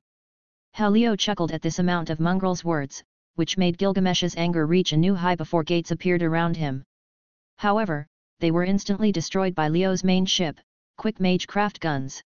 However, the light flashed again as Gilgamesh and his ship turned into a meteor towards Leo. But I guess this is approaching an end, Leo said while looking at Gilgamesh's remaining mana. Using the spatial jump, Leo made a distance with the flash of light before shooting his homing laser beams. Gilgamesh kept using EA and charging it this whole battle to stop Leo's attacks, so although he still has a considerable amount of mana and can use Gate of Babylon's items, he can't keep going forever because his chance to win will become less and less. Humph. Gilgamesh knew that very well, but he just stared at Leo coldly while piloting the ship. The flash of light crossed the sky as the beams weren't able to reach it at all before losing their power. Halting in mid-air, Gilgamesh did a surprising turn in the air before he shot several noble phantasms at Leo. I guess this is it. Leo shrugged his shoulders at Gilgamesh's actions before he raised Reincarnated that was releasing its authority all this time. The main battleship cannons shot all the noble phantasms before they tried to lock Gilgamesh, however, he disappeared again at it left while aiming with EA. Yet, this is a serious question from me to you, who saw the same. What did it look like for you? Leo's words made Gilgamesh lift his eyebrow before he said, are you an idiot to ask this question? Or it's more ridiculous for a being without original sin, to carry all those sins on his shoulders. We're all idiots, one way or another. Leo nodded like he got his answer before ripples of energy were released from Reincarnated. With those ripples, the area stability and sturdiness started changing to reach a higher state that made Gilgamesh slightly surprised. This is a sight to behold, a beast making sure the world stays safe. Gilgamesh grinned at this sight before looking at Leo raising his lance up high. Well, I won't deny that I'm very weird, even among the beasts. But what is so good about being normal? Leo shook his head before smiling while looking at the earth beneath him and saying, I saw a lot of different scenes and people, but I've to say that what left its mark in this history is those who broke the normal situation to achieve something. Slaying dragons, discovering the unknown, and even defying gods. Leo looked at Gilgamesh before he said those were all out of the ordinary, bizarre, and weird for the people around them, even impossible. For me, normal is tasteless and boring. No one can guess what's going on in my mind, even if there was a book about it. Leo laughed at this because it made a funny scene in his head. Humph! Aren't you full of yourself, Morning Star? Gilgamesh just shrugged off those words, even if they made sense in this vision. Maybe, I am. After all, I'm a prideful angel. Leo shrugged his shoulders and stabbed the surface of the ship with the lance. A bright light appeared in the surrounding before the lance recovered to its holy form and started rotating. Tusk appeared behind Leo as the spin speed increased further, but there was something off about him because he was shining slightly. Again with this, Gilgamesh lifted his eyebrow while looking at Reincarnated releasing it authority of the anchor of reality that stabilizes the world. However, EA in his hand was shining as its power was charging. Well, it isn't all that important. Leo shrugged before closing his eyes as the ships, except the main one, turned into light particles and flew with the spin. The area suddenly became filled with green light particles. Made in Hell also sank into Leo's shadow as Leo stood on top of the main ship with his lance stabbing its surface. You know, humanity isn't all that bad, even if I want to deny it. There's a lot of good and wonderful people, but in the end, this doesn't matter for a beast. Leo snapped his eyes open as his necklace opened up and all the main ship shone with a bright light. The whole ship started to lose in normal form and transform into something else, especially at the front as it got bigger.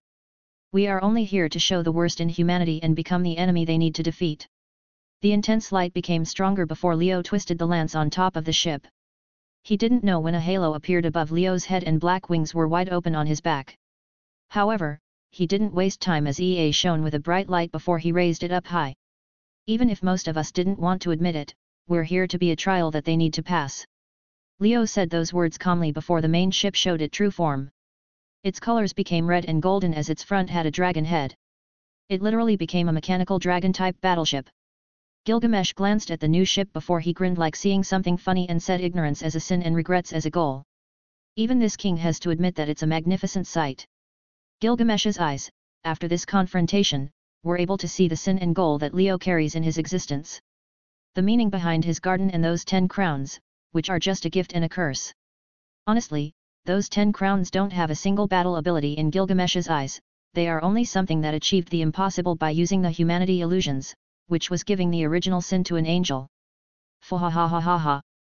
Gilgamesh laughed before he raised EA as the storm grew larger and started to distort the world around it. For Gilgamesh, an angel like Leo, is free from all sins, even if he fell. However, he still carries those sins on himself while manifesting as the beast that represents the ignorance of humanity. Yet, it doesn't matter anymore. Leo said before he looked at Gilgamesh charging EA. Besides being someone similar, Leo hadn't had a reason to go all out in this bullet hell battle.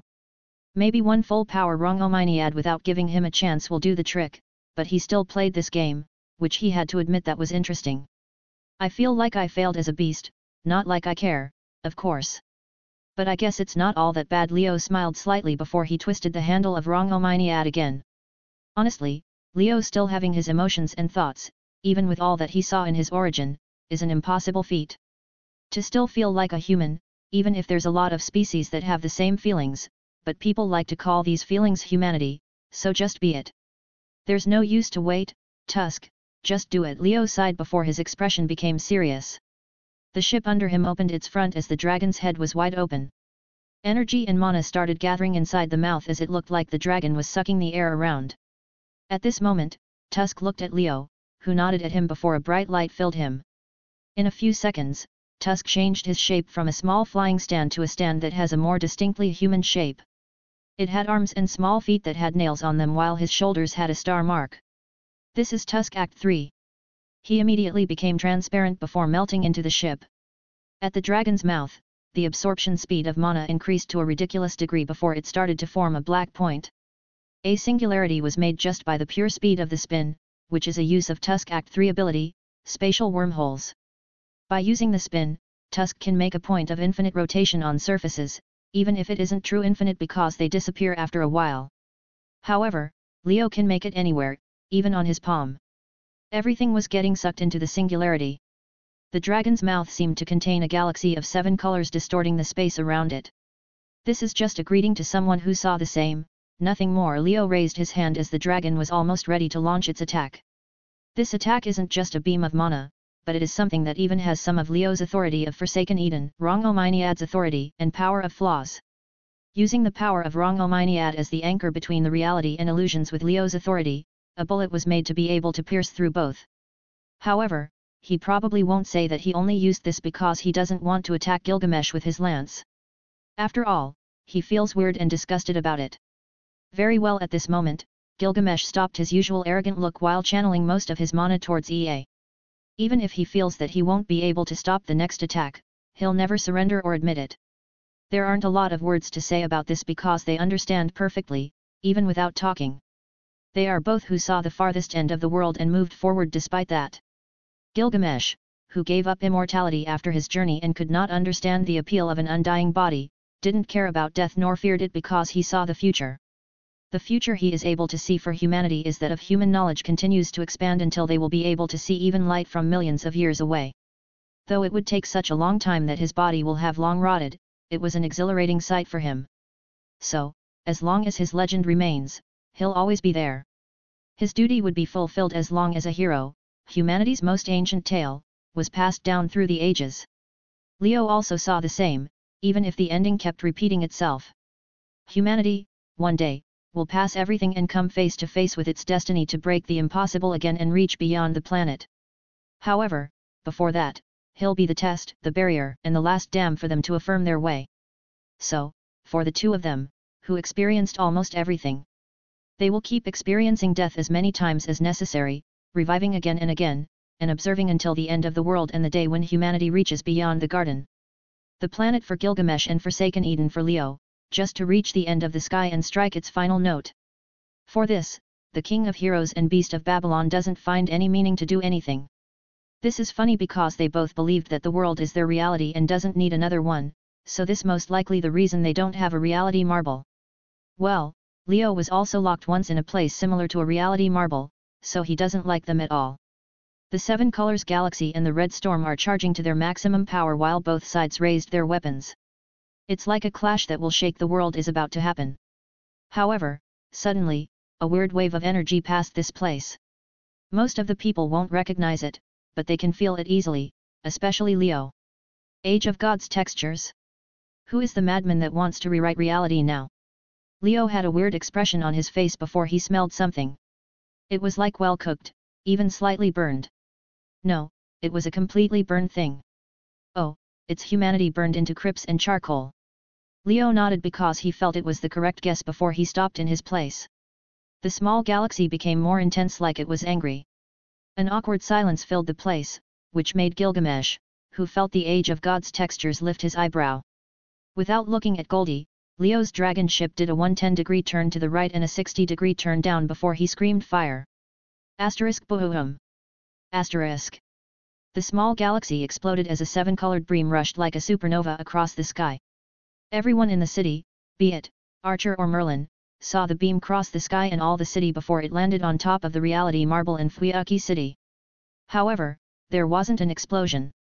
Like something that doesn't exist, the beam passed through the reality marble and entered it easily before silence filled the place.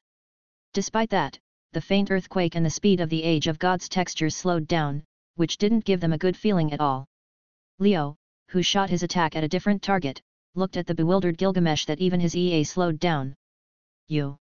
Leo pointed at Gilgamesh with his lance before he said, "I'll deal with you later." Leaving those words, Leo's wings flickered before he disappeared from that place, leaving Gilgamesh starting at the dragon ship with EA slowing down. "I'm the Dragonzord. I came from a far place between galaxies to say that mongrels mean th." The ship's voice system didn't continue his recorded speech because Gilgamesh crushed directly with the gate of Babylon. "You mongrel!" Angry screams filled the sky as the King of Heroes was ignored. Twice. 127. Again. Lightning was flashing and thunder was roaring across the reality marble with every step from the bowl of heaven. The already scorched ground was breaking apart as the monster with a size bigger than a tall mountain was advancing. The breath of divinity reached a level that never was seen before in the current modern era. Even if a high-ranked divine spirit was summoned now, she would have trouble trying to compete with Gugalana's divinity. Suddenly, the clouds became thicker as rain and lightning were flying from the sky and striking everything. The rain, in a few seconds, turned into a flood that made it impossible for someone to stand on the ground normally. This is a living disaster that cursed the world for 7 years in the past, manifesting again in this era as Avalon's textures are spreading and allowing it to perform normally. Rewriting the reality with Avalon. Solomon looked at Gugalana advancing towards him as he didn't care much about it, unlike the textures that are spreading. Like everyone felt, the textures are spreading from Avalon to this modern era, which allows the things and events from the Age of Gods to manifest more easily. Gugalana is an example of this, even if it can manifest because Gilgamesh and Enkidu are here. However, this monster can't perform it best in the modern era, even if Ishtar was here, so these textures of Avalon were like putting a fish in water as Gugalana is close to its original power. However, a monster is a monster. Solomon shook his head before moving his temple away from Gugalana's path. Suddenly, several golems jumped from the flood and started attacking Gugalana. The monster didn't care about these small fries as his lightning was enough to clear them all, but it wasn't all that simple. Asterisk boom. Asterisk. The huge golems appeared again as they jumped from the sky and landed near Gugalana. Asterisk thud. Asterisk. The golems landed on the ground as they made the earth shake a little before they rushed towards the monster, who was cladded in lightning. Gugalana saw this as its eyes flashed with a blue color. It started to get irritated by these golems as it stomped the ground with its hoofs.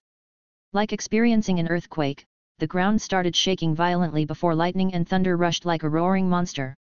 The closest golems were broken into pieces first before the lightning increased and flew to all the other golems. From afar, it looked like a dome of lightning or a discharge attack that connected the sky and earth while drowning everything in a blue-white color.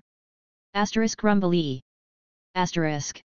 The thunder sound followed the attack as it took over all the other voices in the area with its loud roar. However, against this attack, the golems weren't all that helpless. Unlike the regular golems, these can fight or even surpass servants with their physical abilities alone. One after another, the golems started to use fodder tactics to cover the main force, which was the bigger golems. The small golems were breaking down while taking the lightning with them towards the ground, even if this was a divine lightning that doesn't follow physics laws all that much. Asterisk crack. Asterisk asterisk crack. Asterisk asterisk crack. Asterisk. The golems didn't last a few moments before they were broken, but their pieces regrouped immediately and continued charging forward. The big golems started to break down into pieces before they fused together. What left from hundreds was 4 golems with a size that could rival Gugalana as they stopped backing down and ran immediately. Thud, thud thud. With every step shaking the ground, the fist giant golem threw himself directly at Gugalana, who was hiding in the lighting before the golem fell on it. Like a wrestler, the golem directly used its body to make Gugalana lose its balance. Asterisk rumble. Asterisk. The lightning dome was broken by this act, but the lightning kept falling down as Gugalana was really mad at this moment. Shaking its huge body, it tried to throw away the golem. However, the golem turned its hands into robes and stuck on Gugalana's body. Noticing the chance, the other golems speeded towards Gugalana and attacked it with all their might. The small golems turned into a sticky mud and attached themselves to Gugalana's hoofs, which lowered its speed and movements. The other 3 giant golems followed the first one as they threw themselves towards Gugalana and attacked it directly. The first golem jumped in the air before it used its weight and body to slow down GOOOOOSE. Catching its horns, the golem made the monster lower its head, even if the golem's arms were cracking just by doing that. The second golem attacked from the sides and turned into a sticky mud, which contained GOOOOOSE's lightning and body movements. GOOOOOSE's eyes were almost turning red, even if they were flashing blue as he looked at these ants trying to bring its body down. However, before it did anything, the third golem came with his giant arm. Leaving a loud sound of raging whines, the golem raised its arm in the air before it dropped it like a hammer on GOOOOOSE's head. Asterisk Bay. Asterisk. A huge impact hit GOOOOOSE's head as it made the monster slightly dizzy, which allowed the first golem to jump on its body. GOOOOOSE felt something weird before something made from dirt jumped on its body and rode it. Asterisk Rumbly. Asterisk. At this moment, GOOOOOSE's eyes turned into real red before it raised its head and body like a mad bull. Asterisk boom. Asterisk boom. Asterisk thud. Asterisk thud. Asterisk. The hoofs were smashing the ground and just the action of the huge body was enough to crush everything around it. Each movement was leaving a lightning strike everywhere and destroying everything. The golems were thrown like rag dolls all around the place, even the big ones weren't spared as they were flying high across the sky before they fell down. GOOOOOSE didn't stop as it dug the ground with its hooves before it rushed to ram the golems like it lost its mind completely when the golem rode its body. Solomon calmly looked at GOOOOOSE chasing after the golems and moving away from his temple. He didn't show much reaction because this was simple for him. Shinji summoned GOOOOOSE, but he didn't have any control over it, so why does Solomon have to fight it? Although it'll probably attack the temple if it stood in its way, he can just use the golems to guide it away easily. Looking around, Solomon tried to locate Shinji, but because of the reality marble and the fact that Avalon's textures are spreading, he didn't succeed. Although he wanted to throw Shinji into the ring of light and burn him completely, Solomon didn't have time to waste, especially if Shinji gave him this opportunity with Avalon's textures. At the age of gods, what was considered impossible in the modern era, can be achieved easily as Solomon was going to take advantage of that and start his temple's true ritual and power. Solomon's Temple of Time started to move down and became closer to the ground before the demon god's pillars reacted. Each one of them moved up and down in a certain position before implanting themselves on the temple surface. The ring of light behind the temple opened up as all the demon gods activated their rituals. Thousands and thousands of rituals were being performed quickly on top of the temple before they started gathering together to form one system. Meanwhile, in the reality marble core, Shinji appeared next to Medea and started looking at Solomon's action through his connection with reality marble. This absurd madness! How many rituals combination are there? Medea said while looking at demon gods' pillars activating and their rituals. All of them started to perform their personal ritual and gathering together as one system, like they are solving a puzzle to make one big ritual. The whole temple was glowing when that happened as the ring of light that equals the whole value of mana from humanity was shining. Whatever Solomon was going to do, Medea didn't think it'll be something less than affecting the whole world and the planet. This made her curse in her heart. What are the counterforce doing now? Letting this madman affect the whole world and they are cool about it. Don't get your hopes high about Alea and Gaia. They don't care about this because it'll not affect them, Shinji said with a low voice as he observed Solomon's work. To be honest, Alea and Gaia don't care if Solomon activated his ritual or not. It's about humanity, so Gaia couldn't care less and Alea didn't see a problem in his way, so it gave him a green light. Brother, are you okay? Suddenly, a voice was heard behind the two of them as Shinji's expression eased and said with a smile, don't worry Sakura, when did you saw me get affected by these things? A girl with a black long hair appeared with a woman that had long pink hair. This is Mata Sakura and her servant rider, Medusa. A lot of times. Sakura snapped, which made Shinji sigh and scratch the back of his neck. So, what did the imaginary numbers ritual fail? Shinji asked, but his tone was affirmative, which made Sakura nod before talking about the situation. When the Age of Gods textures started spreading, the other hidden rituals stopped working, especially after Solomon's temple was added to the situation. That's okay, we need to focus on this ritual and let these idiots consume themselves, Shinji said with a grin while putting his hand on his chest. In his soul, there was a door. It was a huge door made from stone and had the drawing of Kabbalah on it. However, this door had cracks all over it, which looked like it took some sort of an attack. I'll succeed this time. Shinji said as his eyes flickered with a faint gleam. Shinji wasn't a person from this world. Although you might call him a traverser, this isn't his first world. At first, he was traversed into FMA, Full Metal Alchemist, as his first world. To be honest, he thought that he would be successful in that world, but even so, the reality was slightly cruel. Although he got his cheat and all, he struggled a lot, only to know the cruel fact that he was a sheep ready to be slaughtered by a higher being.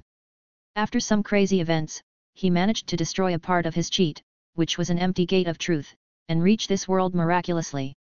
Remembering the past and how he miraculously survived and reached this world, Shinji shook his head before he felt several eyes on him. Sorry, I was lost in thoughts. We need to accelerate our steps. Shinji wanted to say something, but suddenly, the ground was shaking. At the reality marble, the button demon gods started moving before they stretched their bodies into the ground from the temple.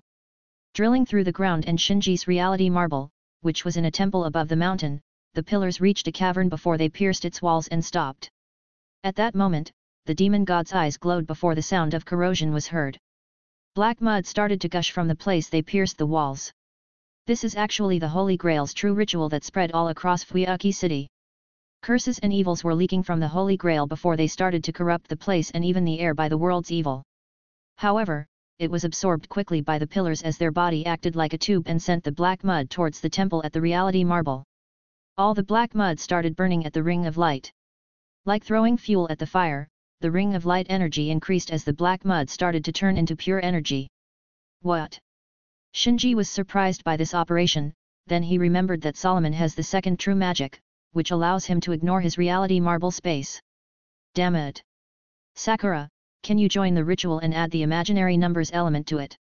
Shinji slammed the wall with his hand before he asked Sakura.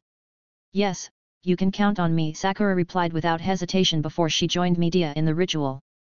For the person who saved her when even her father and mother throw her away, she is willing to do anything. Shinji couldn't help but take a deep breath while feeling weak. He didn't think the situation would become like this. Raising his hand, Shinji looked at his command seals before he said, with the power of my command seals, Saber. However, he didn't continue his words because something pierced through his reality marble.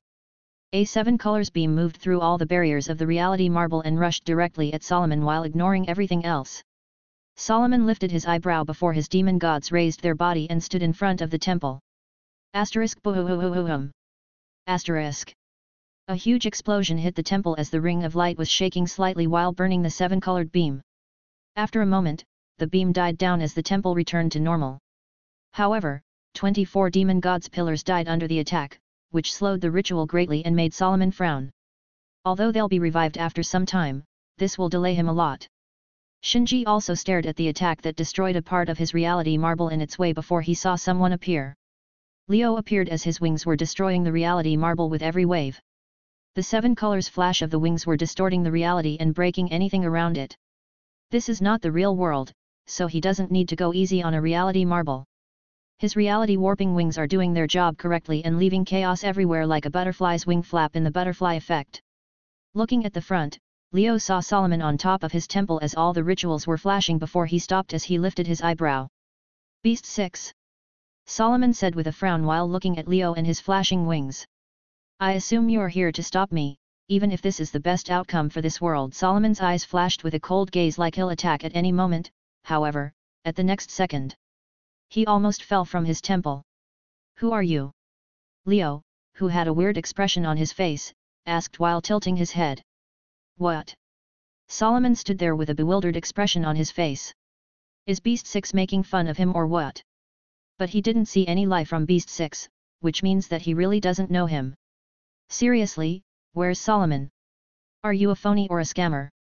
Leo looked left and right, but he only saw this man, who looked like Solomon, but not like Solomon at all. Solomon is someone that will hurt Leo's eyes just by looking at him, but this one isn't all that bad. Aye. Solomon didn't know what to say. For the first time in his life, he saw such a situation. And why he's feeling like this in the first place. Hold on, you're Solomon. How in the hell did you become a third-rate villain that questioned his own ways? Leo looked at the ring of light that represented all humanity's energy before he looked at Solomon and asked. He felt like he had been tricked and scammed. This was not Solomon.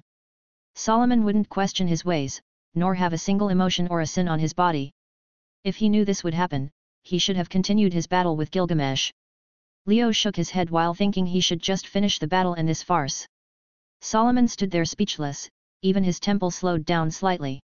Shinji and his group at the core looked at this situation from a beast as they didn't know what to say. They had a feeling that Beast 6 preferred to be elsewhere and doesn't care about them at all now. Especially when he saw Solomon. Shinji also had a weird expression, but he didn't care much because Leo and his wings are like a virus in his reality marble.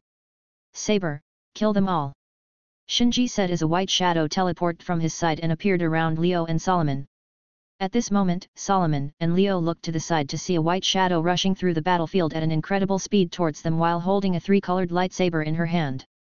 116. Finally. It did something useful. A white shadow left a flash of light as it turned into a meteor. Its pure speed surpassed a lot of servants as it crossed the destroyed battlefield like nothing while aiming at the two guys in the sky. The tricolor's lightsaber was glowing in an intense light while leaving a trail of divinity that belongs to the god of war in the air. Solomon and Leo looked at this newcomer, who was hidden all this time, as they showed a slightly confused expression. Scourge of God. Attila the Hun. Solomon said while looking at the speeding shadow, who was staring at them with cold red eyes.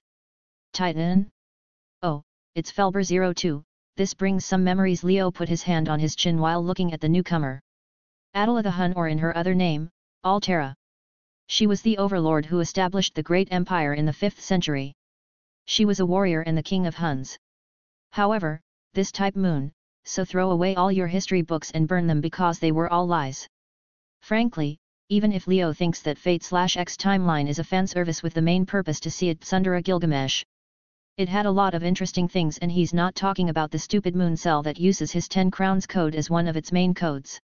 In fact, Altera is an alien, a Titan alien that came from Felber, an extraterrestrial threat that routinely purges intelligent life. The Felber is a form of observation device. It works on a set orbit, passing through the Milky Way galaxy once every 14,000 years, selectively targeting and destroying all intelligent life in its path. It has what is called the anti-cells, which in a simple term, it main troops and soldiers to destroy civilization. Altera is one of them. It has the name of Felber 02, Sifar, the white titan that killed a lot of life on Earth at 12,000 BC. But what's the point of having her here? Did her master and this reality marble user run out of ideas? Leo lifted his eyebrow as his wings flickered.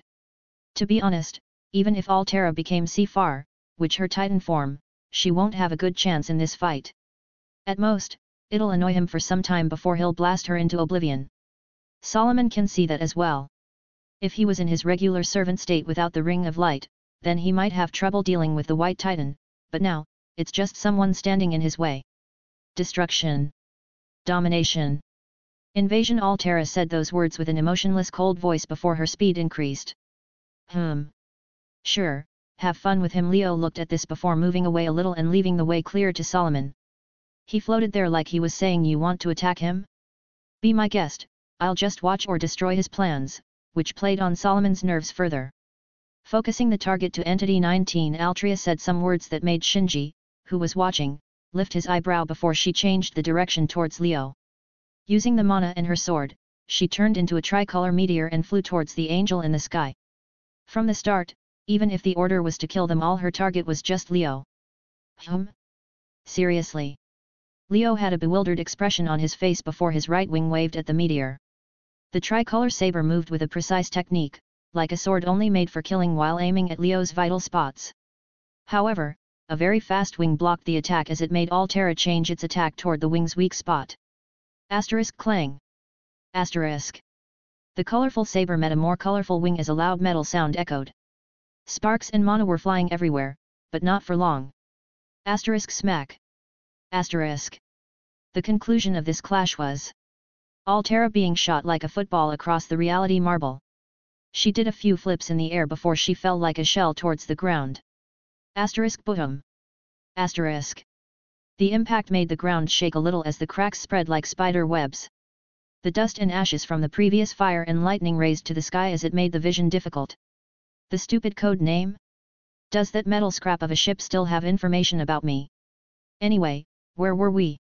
Leo shook his head and looked in Solomon's direction only to see a giant light beam rushing toward him. Asterisk Baam. Asterisk. The wing and light beam met as intense sparks filled the air and impact pushed Leo away slightly. Glancing at the light beam of intense heat, Leo increased his strength as his wing turned into a blade and cut the beam in two. The two parts of the beam flew around Leo and rushed towards the horizon before they dropped on the ground. Boom. Boom. Two mushroom clouds appeared at the distance like two nukes dropped on this reality marble, which made it shake violently. After slicing the beam in half, Leo raised the lance in his hand as a singularity appeared on its tip. Power and energy started to compress and rotate around the singularity before Leo waved. A huge spinning beam of light rushed towards the temple as it was crushing everything in its way.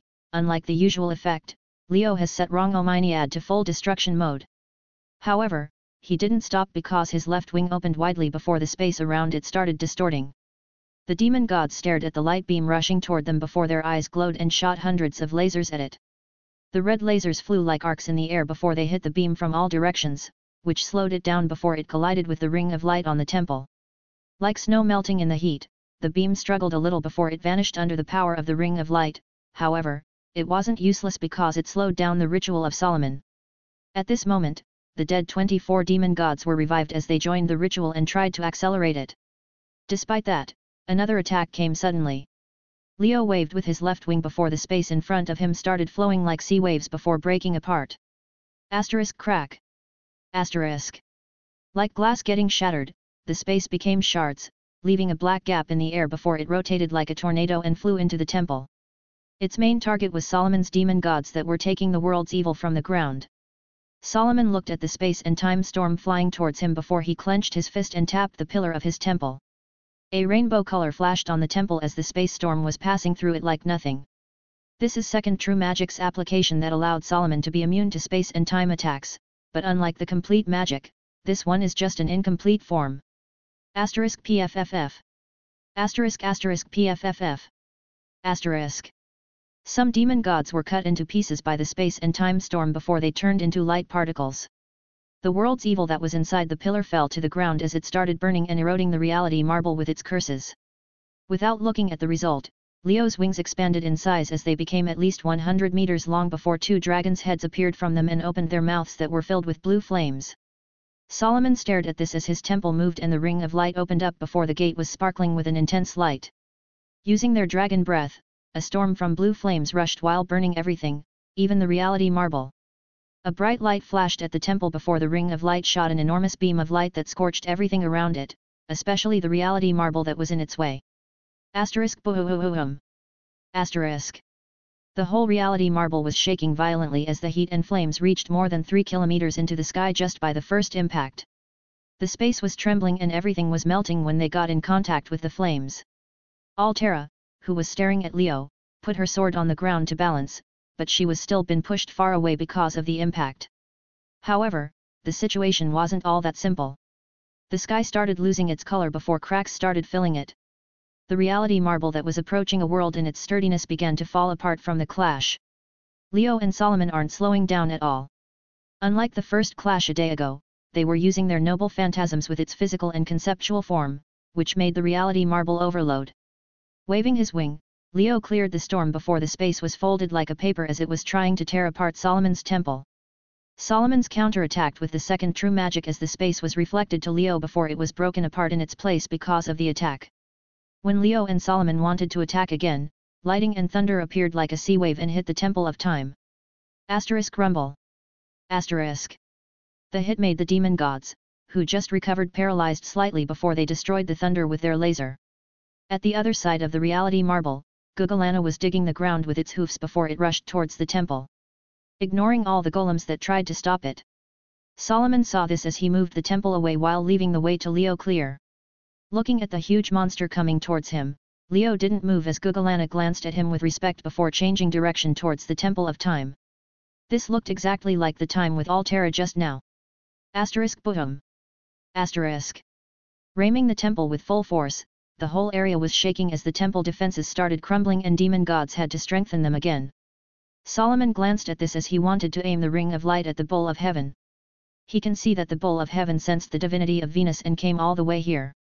Compared to a bunch of golems, Solomon, who was attacking someone with a Venus's divinity that was higher even than his owner, Ishtar, was a main target to GOOOOOSE. Did my high charm state finally did something useful? In this situation, Leo was the most surprised. He actually got the rare monster taming achievement just by using his high charm, which was basically useless and annoying for him all this time. Meanwhile, at the core of the reality marble, this place was also shaking as the reality marble is really getting serious damage now. No monologues or talks before the fight. Shinji saw Leo smack Altera before he and Solomon clashed as he felt that this world would never follow the rules. Even GOOOOOSE joined the madness to help the enemy's side. Well, even if she has the best possible spirit core, Saber still can't compete with the two of them, but this is also okay. After all, she isn't done yet. Shinji glanced at the battle that was crushing his reality marble before he walked towards the ritual, where Avalon was floating. Shinji-sama. Medea knew what Shinji was doing, so she couldn't help but worry. There's no way, I can't let them destroy my reality marble, even if I had to use this early. Shinji sighed before assuring Sakura with a nod as he walked in the middle of the ritual. Staring at the floating Avalon, Shinji took a deep breath as his Rubik cube floated around him before it separated into several parts. The parts moved around the ritual as it became connected to Shinji's magic circuits, which made Shinji feel that his body was burning slightly. Sakura, be ready to add the imaginary numbers element. Medea, be ready with rule breaker if something wrong happens. Rider, I need you to activate your mystic eyes, Shinji said without looking back because he needed to concentrate. Medusa glanced at Sakura, who nodded at her before nodding back. After a few deep breaths, Shinji put his left hand on top of Avalon and raised his other hand with a lot of command seals for his servants. Buzz. A buzzing sound appeared from Avalon as Shinji's hand, which was filled with magic circuits, was burned immediately. He couldn't help but smile wryly because the calm Avalon will attack others if they dare to erode it. However, without caring, he caught Avalon tightly before he closed his eyes and focused on his origin and soul. In his soul, the gate of truth started moving slowly as a rusting sound was heard. The giant stone door was opening slowly as the cracks were increasing slowly. With every crack, Shinji's expression became paler as his body was trembling. Suddenly, the door opened a little as bright while light was moving through it towards Shinji's magic circuits, which continued into Avalon and the ritual. This wasn't just light, but an unknown type of energy that surpassed everything in this world, which is the thing that allowed him to have a lot of mana, even if this small amount was beyond his limits. The whole ritual was brought to life as it started working beyond the normal limits and Avalon was glowing on Shinji's hand. Now! Screaming, Shinji pushed Avalon and stabbed it into the center of the ritual as a golden light moved through everything like a wave and rushed towards the reality marble. The already collapsing reality marble became very stable and started recovering quickly as it surprised Leo and Solomon. Feeling the intense pain from his body, Shinji didn't care as he guided the power of Avalon, reality marble, energy of the gate of truth towards his command seals. His command seals started to connect into the reality marble as they transformed and evolved into something completely different because of the energy. Leo and Solomon noticed the change in the reality around them. The reality marble rank jumped a lot of levels and almost became a true world, which shocked them. Solomon, who sensed this, found out that he can't wait any longer or waste any effort as he contacted his master via their link. At this moment, Shinji got 3 new command seals, which were very different from the regular ones. They were shining on his pale face as each one of them was sending an otherworldly aura to the surrounding as they became something similar to an authority. 139. 3 rituals. Brother. Sakura was startled to see Shinji's condition, but Medea stopped her while shaking her head. Sakura bit her lips before focusing on the ritual again. She knew that the ritual is important and her brother is fine from Medea's look, but she couldn't help but be worried about him. Medusa looked at this as she didn't have a about the situation. She was summoned to this HGW, Holy Grail War, for 3 days, so she didn't know them a lot. The witch, Medea. Despite coming from the same place in mythology, which is Greek. She didn't know her much, but to see her somehow happy here, was a surprise for Medusa. Sakura is her master, so she'll listen to her, especially because she liked this master in the past days. Shinji. Except for looking like Perseus and having the same vibes, she didn't have much of an opinion. When Medusa was in deep thoughts, Shinji was having trouble standing. His face was pale and his body was swaying left and right, but the smile on his face didn't vanish. Sigh, my soul's wounds that I kept treating all those years were opened again. Shinji sighed helplessly, but when looking at these command seals, he smiled again. These command seals are special ones that can act like an authority over the world itself, but it's only on the world they were made from.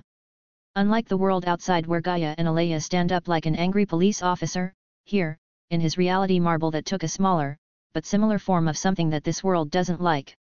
A lost belt. Lost belts are alternate timelines that aren't supposed to exist, which is why they're lost. To be honest, all these timelines can be considered as a small lost belt because of the players and people that shouldn't exist manifesting everywhere. Shinji just pushed that concept a little bit with his origin and power from Gate of Truth, which turned his reality marble into a small lost belt away from human history, especially after using Avalon. Avalon isn't connected to the human's history at all, it's an independent world, which gave Shinji a sharp boost in his plans. 10 years from waiting and planning just to be able to use this world condition to achieve this feat. Shinji is at the last steps of his plan, which include treating his soul and turning this reality marble into a ship to leave all this madness. I know that I was lucky in my stay here. The world's condition gave me a lot of freedom to do things that were completely impossible in the regular type Moon's world. However, Beast 6 and Solomon appeared. Shinji took a deep breath as he raised his arm with the command seals. Brother. Shinji-sama. In the surprised eyes of Sakura and Medea, Shinji jumped into the ritual and sank directly. At the highest point of the reality marble, ripples appeared in the air before Shinji started a free fall towards the battlefield. Even if the reality marble became this strong, it still doesn't have something like outer space. After all, the deep dark space is a place where Thola and aliens gods wander.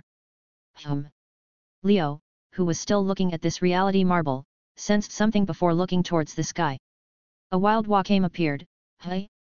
Your plan is very bold, I give you that. Leo looked at Shinji falling from the sky before he raised his lance. Feeling the change in the structure of the reality here and surprise for becoming something like a lost belt, Leo didn't know what to think, except for being a little lighter here.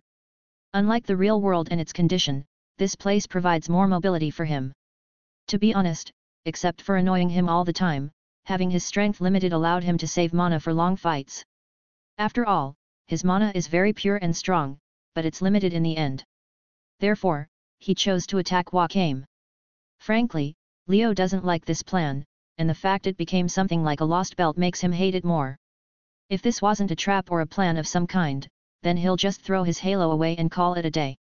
With those thoughts, the holy lance glowed with a bright light before a stronger singularity appeared on its tip. The energy was compressed immediately before Leo shot a huge beam of light at Shinji in the sky. Solomon, who was having trouble with Gugalana striking his temple with lightning, looked at the sky to see Shinji.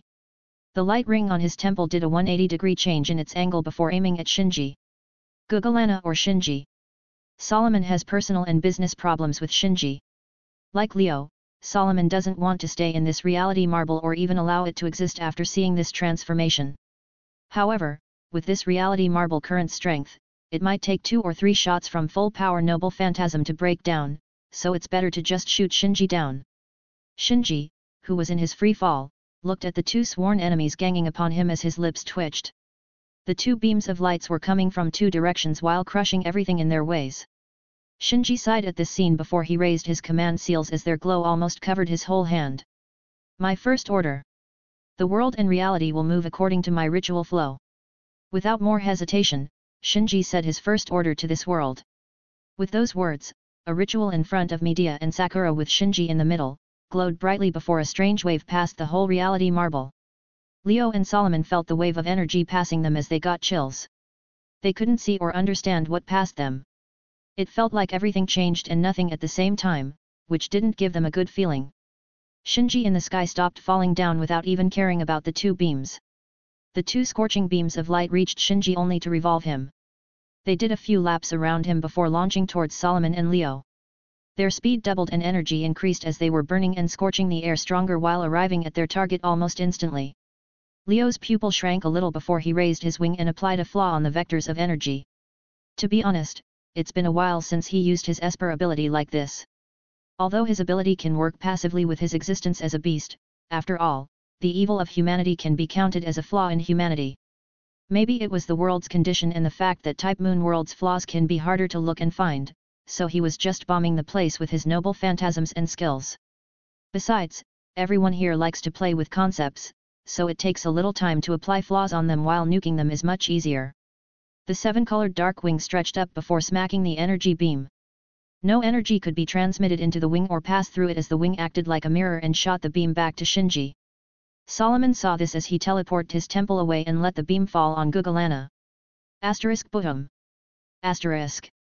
The bowl of heaven took a direct hit from an attack that could be the hottest thing on this planet, which pushed him away and made him dizzy because of the impact. The ground was melting, so it made it hard for him to get a proper foothold as his lightning was going everywhere. His origin is flow, hey. Leo looked at the beams getting closer to Shinji before it revolved around him. Media, tell Medusa to join the ritual, I might need that flow now. Shinji took a deep breath as his control over the world increased a lot. Although he can't control Leo and Solomon's energy directly, he's almost invincible as long as the attacks can't surpass his world. The energy beams were getting stronger and faster with each lap around him before he said his second order. My second order. Saber will get the best vassal and her true form will join the flow. Another wave of energy passed as Leo and Solomon couldn't help but to frown before something exploded on the ground. A tricolor's light flashed like a pillar of light before it rushed into Leo immediately. Altera with her cold eyes didn't stop at all or wait for her body to adapt to change. She was cladded in a mysterious energy while swinging her sword towards Leo's eyes directly. Why my eyes? Leo said as his wings stretched and attacked Altera swiftly. For an angel, the wings are most likely the strongest part of the body in addition to the core. Leo's wings are a concentrated aim field and alter telsma catalyzation. Although they aren't invincible, they aren't something that can be easily torn or broken. As an angel, Leo is professional in wings fu. An ancient art that focus on smacking, slashing, and channeling his power throughout the wings before repeating the same steps. Asterisk clang. Asterisk buzz. Asterisk. The sound of metal clashing and buzzing echoed in this place as Altera stabbed Leo's right wing, but unlike the last time, the energy on her body moved towards her sword. The sword couldn't pierce through the wings, but it didn't stop as sparks were flying everywhere. The wing tried to push Altera away, however, the energy on the sword made her equal to the wing's strength. Leo lifted his eyebrow at this scene before stabbing with his lance towards Altera core. Altera powers and core were getting stronger with each moment. Twisting her body in an imaginable speed, Altera avoided the lance before she stepped on midair and attacked Leo from behind. Leo didn't want to question when this titan was able to step on the air as his two wings slashed from behind him, however, Altera tattoos shined on her body before she disappeared and appeared above him. Boom. A shockwave cleared the surrounding as Leo blocked Altera's sword with his lance and glanced at the titan that put him in the biggest threat. Did you find that a bigger body is just a disadvantage, so you kept this one? Leo said as he saw that Altera was pushing her body and core to keep this body and explosive power against him. Using her skills, Crest of the Stars, she pushed her strength to the limits as she could fight Leo with strength and even push him a little with her tactics. Altera didn't stop as her other hands, legs turned into deadly weapons while striking Leo. However, Leo easily blocked them with his other hand and wing. It isn't the wisest choice to touch my body without your sword. With those thoughts, the spin was launched from Leo's body and infected Altera's body. Her left hand, which was blocked by Leo, started twisting in a bizarre way. Altera wanted to retreat, but her hand didn't listen to her. The left hand turned into a fist and punched toward her face directly. Even if she was slightly surprised that her body became her enemy, Altera didn't wait as he moved her head and avoided the fist. Suddenly, Leo's leg waved like a wipe as it carried a couple of sonic booms in its way. Altera changed her position, which allowed her twisted hand that recovered a little to block the kick. Bayam. A shockwave hit Altera's arm like a speeding car. She almost lost all the feeling on her arm and it's absolutely broken now, but the energy helped her to recover immediately and returning to attack. Shinji saw Leo and Altera getting tangled as he wanted to shoot the beam towards Leo. However, the latter, when he felt his own power, glanced at him before the beam went out of control. Boom. The beam, with Rongominiad exploded in Shinji's face as it made him unable to control himself in midair directly. Suddenly, Leo gathered his power on the spear as Altera's sword was getting pushed back.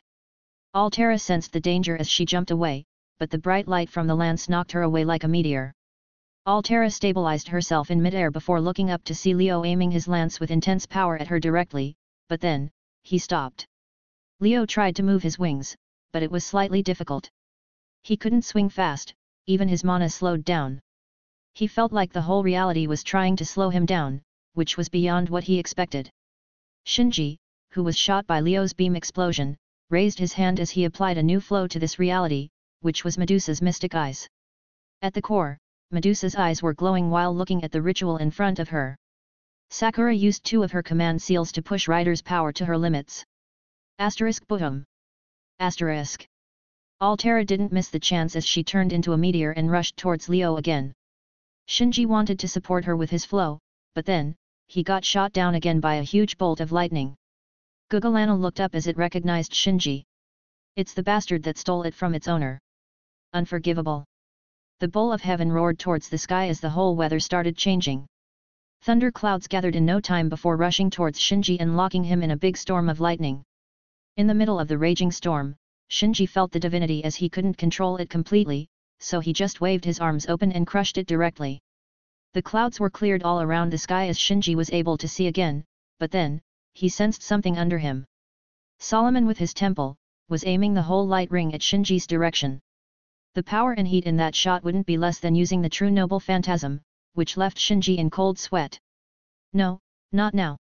I just need a little bit of energy, then I'll be able to include my gate of truth in this world. Shinji was unwilling as he desperately pushed himself away. However, the ring of light sparked before an enormous beam of light shot towards the sky. Unlike all the other beams, this one was faster as it reached Shinji almost instantly. Feeling light next to him, Shinji's sweat evaporated as his right side was burned slightly, but he was able to dodge. Solomon looked at this as he didn't care. It's a shame he didn't hit him, but his goal was never Shinji from this attack. The light beam reached the highest point of the reality marble before it hit it directly. Boom. Shock waves of energy filled the sky as it drew the attention of everyone. Leo kicked away Altera, who was trying to kick him. The energy on her body was so troublesome. He can't see a flaw with his current knowledge, nor he can break it away. That energy allowed her to recover and strengthen her power to almost her true form without the Titan's power. However, he has something more important than her as he looks at Solomon digging through the ceiling of the reality marble. Shinji's eyes widened as he saw that the beam of light was digging the sky and trying to leave the reality marble, but why? However, a mad bull dropped another bolt of lightning on his head, which made him almost fall from the sky. Master, use all the command seals. It's time. Solomon looked at the sky and his temple before contacting his master. Outside the reality marble, on top of a building in Fuyaki City, a man with white hair was in the middle of a ritual before raising his hand towards the sky. Marisberry Anima Sphere's command seals, magic circuits, and magic crust glowed before he said, with the power of my command seals, I strengthen Castor's noble phantasm. Although he only said it one time, all his command seals disappeared before the ritual under his feet started. His command seals weren't actually strengthening the noble phantasm, they were only a trigger to link this ritual into another. Solomon prepared for a lot of situations in these 2 days, he couldn't afford the slightest mistakes in his plan, so he actually prepared 3 separate rituals. Yes, 3 separated rituals all with the same goal. A ritual on the Ring of Light in space that belongs to Beast Eye, one in the Ring of Light in his temple that connected to the space ring, and one at the hands of his master to use when the other 2 aren't available. His master, Marisberry, is one of the lords of the Clock Tower and the head of the Celestial Body Department. He left the Clock Tower to participate in the HGW and summoned Solomon. To be honest, Marisberry didn't care about winning a lot. He's a man that strives to be ordinary. Even as a lord, he knew about the true form of the Holy Grail and heaven feels, third true magic, but he didn't care about it. After the ritual under Marisberry feet was activated, the ring of light in the sky started moving. All the light belts lost their position and regrouped in completely different forms. Like stars appearing in the middle of the day, the light belts in space changed their form into different shapes of constellations according to the astronomy. Marisberry looked at the formation in the sky. His calm face didn't show any thoughts or emotions, which made it hard to see what he was thinking. At this moment, the shape of the sky in the outside world appeared in Shinji's reality marble, which made Shinji's body feel weaker. His reality marble is cracking again because of the change from the outside. From the outside, where Solomon is launching his beam of light, the reality marble started cracking.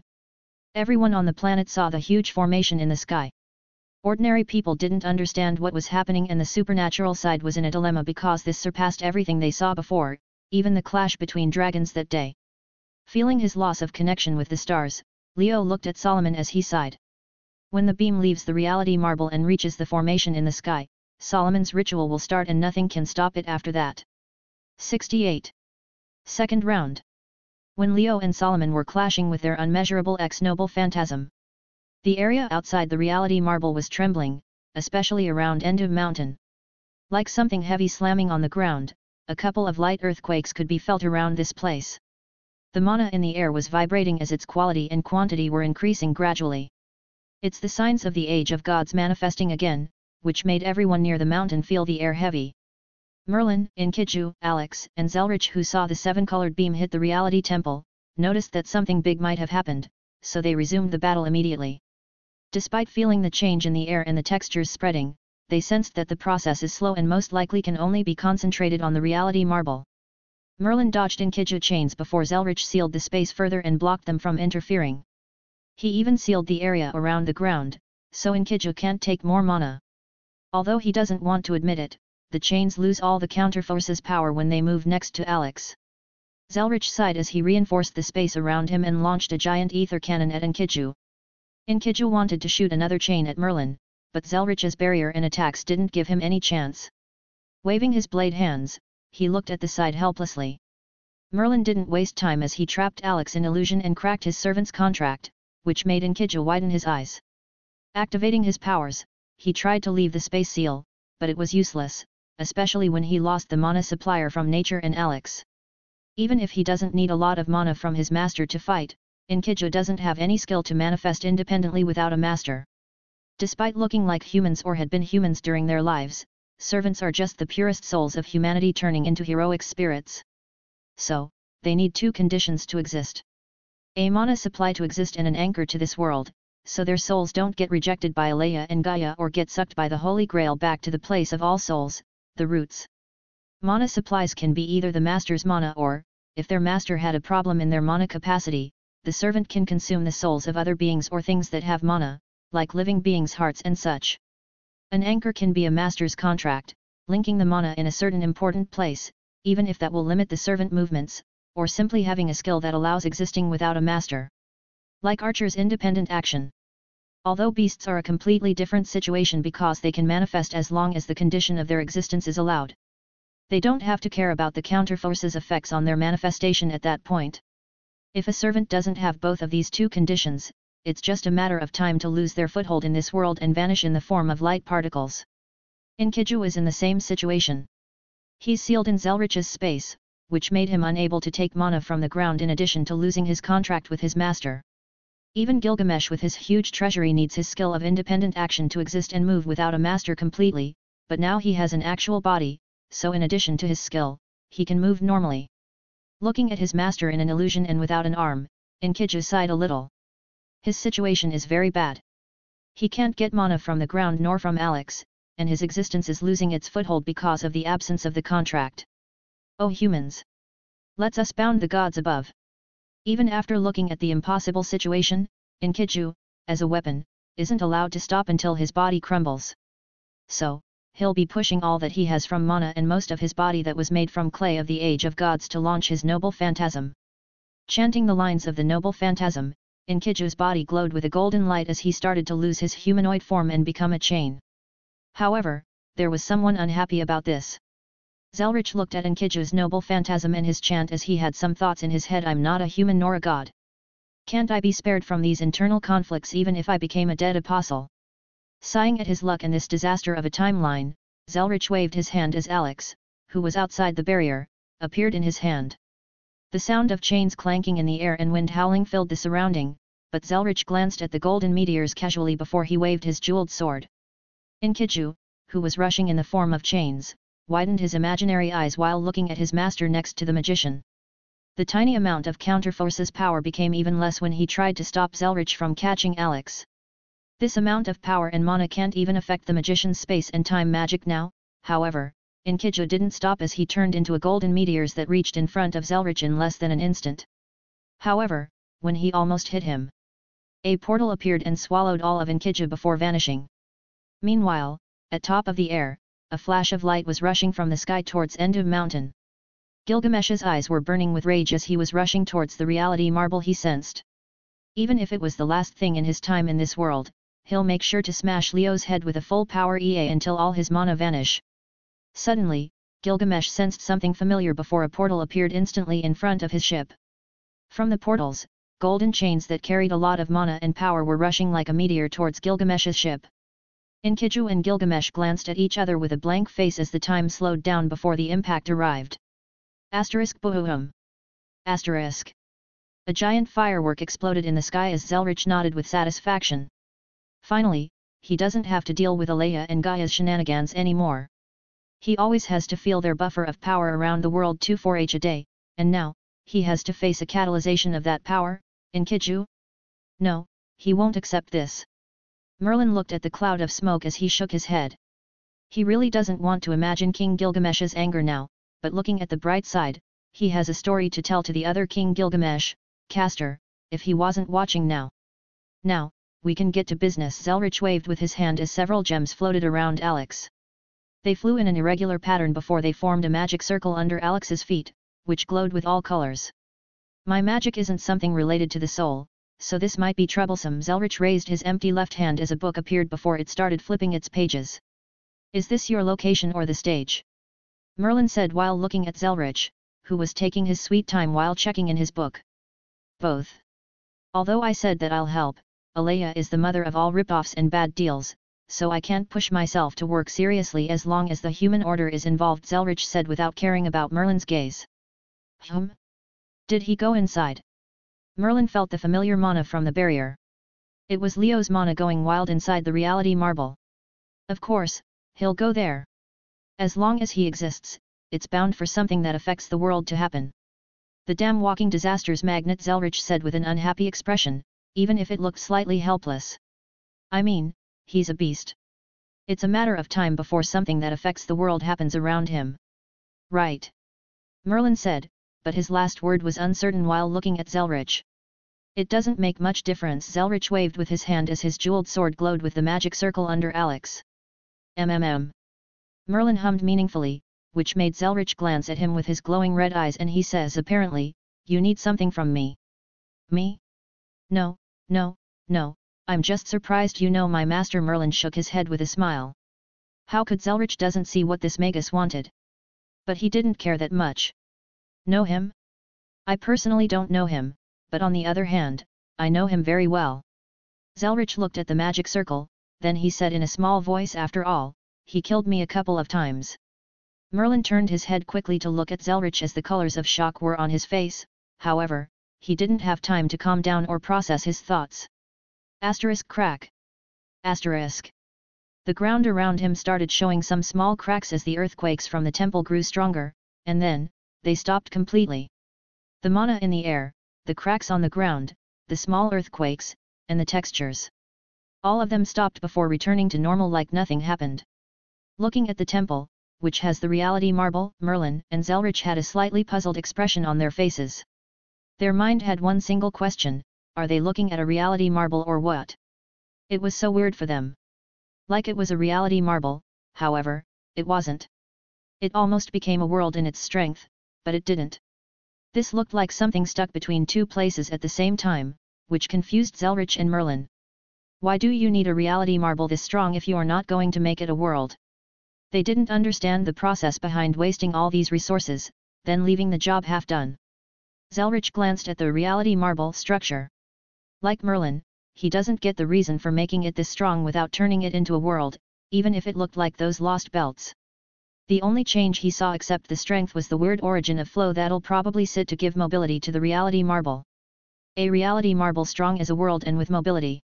Zelrich's face was filled with shock as he couldn't believe in his ideas, but he couldn't think of another meaning for this strong reality marble, except for being a ship to something beyond this reality.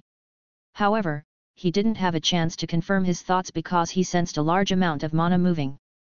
Glancing at the sky, several rays of light appeared on the calm blue sky as they glowed like stars in the night. In space, around the Earth, Beast Eye's light ring that can start the full extinction of the human race was moving around the ozone layer, separating it light belts and regrouping again in a very quick amount of time as it became a whole light show for people on Earth. Zelrich and Merlin stared at this as the light belts formed a lot of star constellations and formations on top of Earth before they became one big ritual.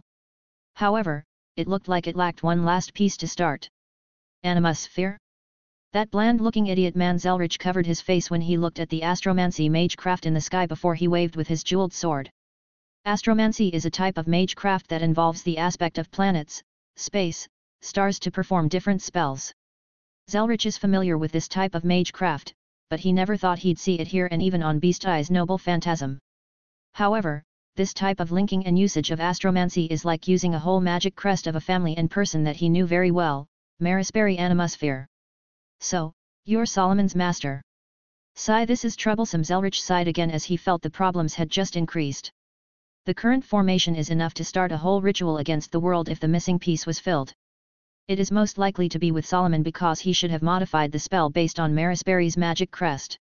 Merlin and Zelrich naturally saw Marisperi on top of the building, but before they moved they heard a cracking sound. Suddenly, the area that calmed down started shaking more violently than the last time. The mana and wind raged like a storm before several light bands appeared. From the top of the reality marble, few belts of light are trying to escape and rush towards the sky. Zelrich glanced at his left before he waved his jeweled sword. All the color flashed before one beast, two servants and masters appeared. Fu looked at the new environment before he glanced at the light belts in the sky. Without another single thought, his body glowed with mana before turning into a meteor towards them. Fu. Ritsuka was surprised by this, but then, she saw Fu's shape change in mid-air. The small fluffy beast grew bigger and bigger.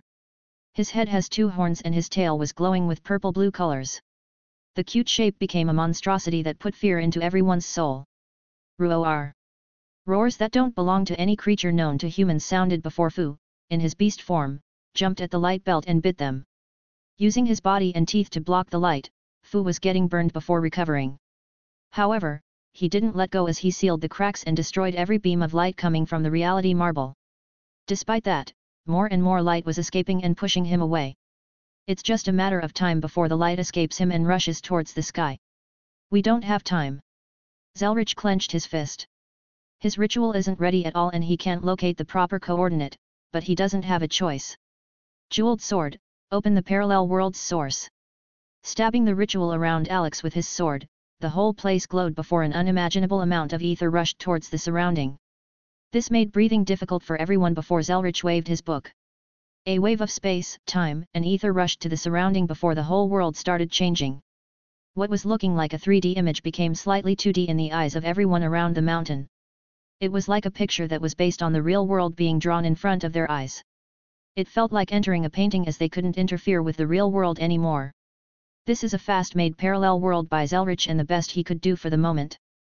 However, this parallel world can't stop the connection between Solomon's rituals. The formation was still glowing in the sky and light was trying to escape the reality marble. Wizard Marshal! Rin exclaimed when she saw Zelrich, who had a gloomy look on his face. Leave the greetings later. The Emperor of Rome, can you block the ritual with Beast 4? Zelrich didn't waste any time now as he directly went for Nero. Although she was slightly surprised by the change in places and events, Nero calmly nodded before she said, but I've to prepare something. Archer couldn't help but look at her in surprise. Blocking something that a beast is struggling with? Aren't you just a saber? Tomu. It's natural for you to be surprised. After all, if my praetor didn't manifest, I'd still be a candidate to be a human evil, Nero said calmly before walking forward as Archer covered his face. Don't stay like that. When she blocks the ritual, all of you enter this reality marble and do something useful.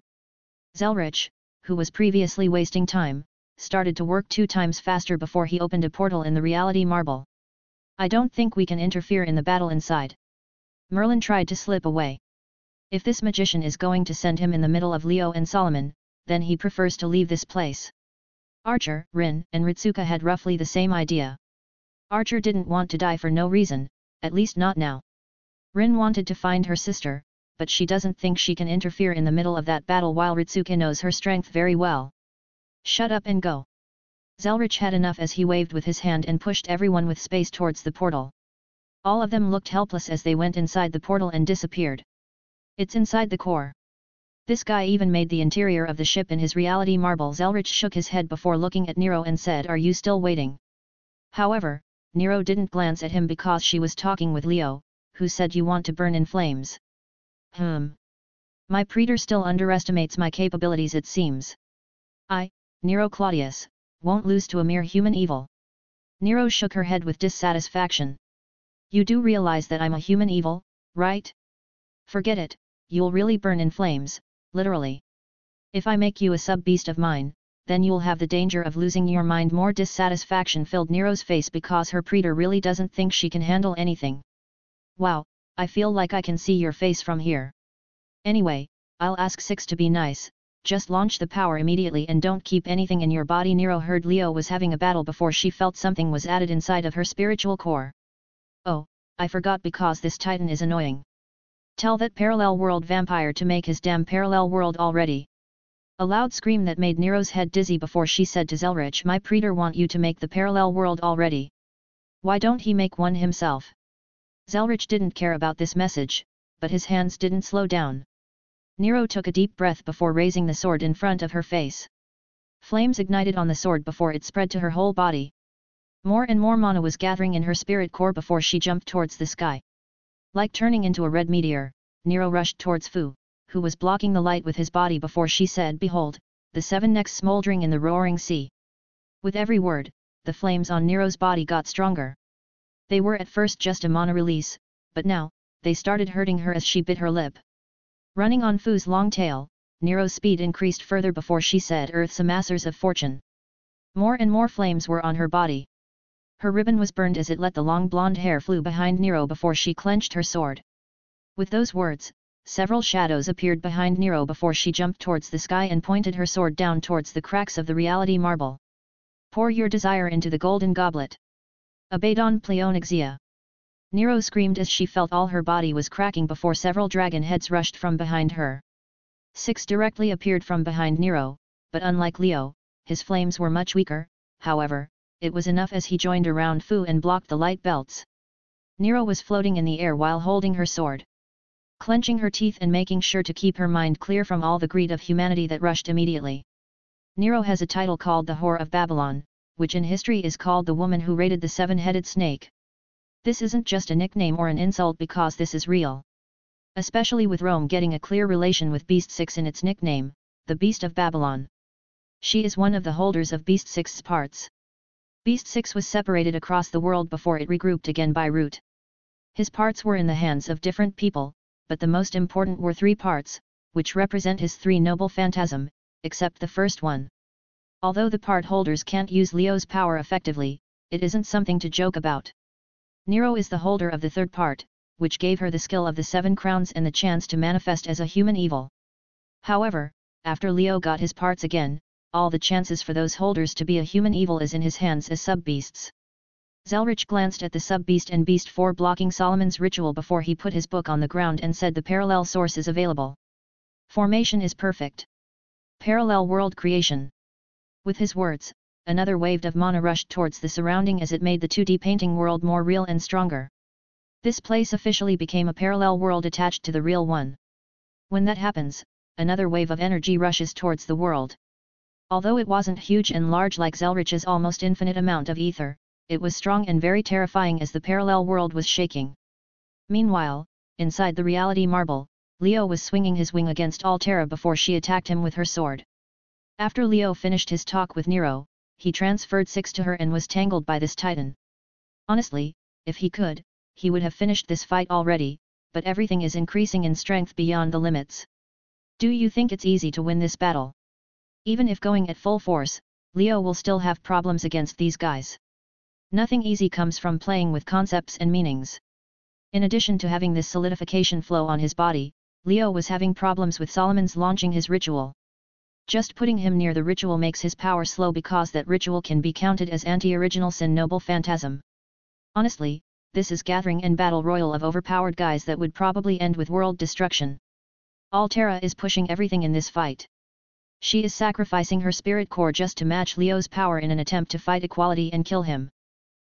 Boom. Altera struck again with her sword before Leo blocked it with his lance. However, he didn't wait for long. Letting go of his lance and moving quickly, Leo gave Altera an uppercut directly. Bam. Like two solid objects colliding, Leo's fist made Altera's head rise from the impact, but she quickly kicked with her leg towards his side. She couldn't attack with her sword because the lance was attacking her on its own. Leo already let go of his lance, so he blocked the attack with the other hand while doing a half spin to avoid Altera's sword and kicking her to the side. Each attack was calculated to block all her escape routes, but she didn't care. Altera twisted her body before letting go of her sword. The lance tried to attack her, but she was already out of its range as she punched Leo to the face. Leo didn't bother to block her attack because it was faint from the start as he gathered the mana on his fist and blocked the true attack, a fist coming to his neck. However, Altera also kicked him to the side directly. Bam. Bam. The two of them were entangled in close combat as punches and kicks were creating shock waves all around. Suddenly, Leo flapped his wings, which pushed Altera away a little before he raised his right arm. Altera did the same as their weapons appeared. A clear image, available.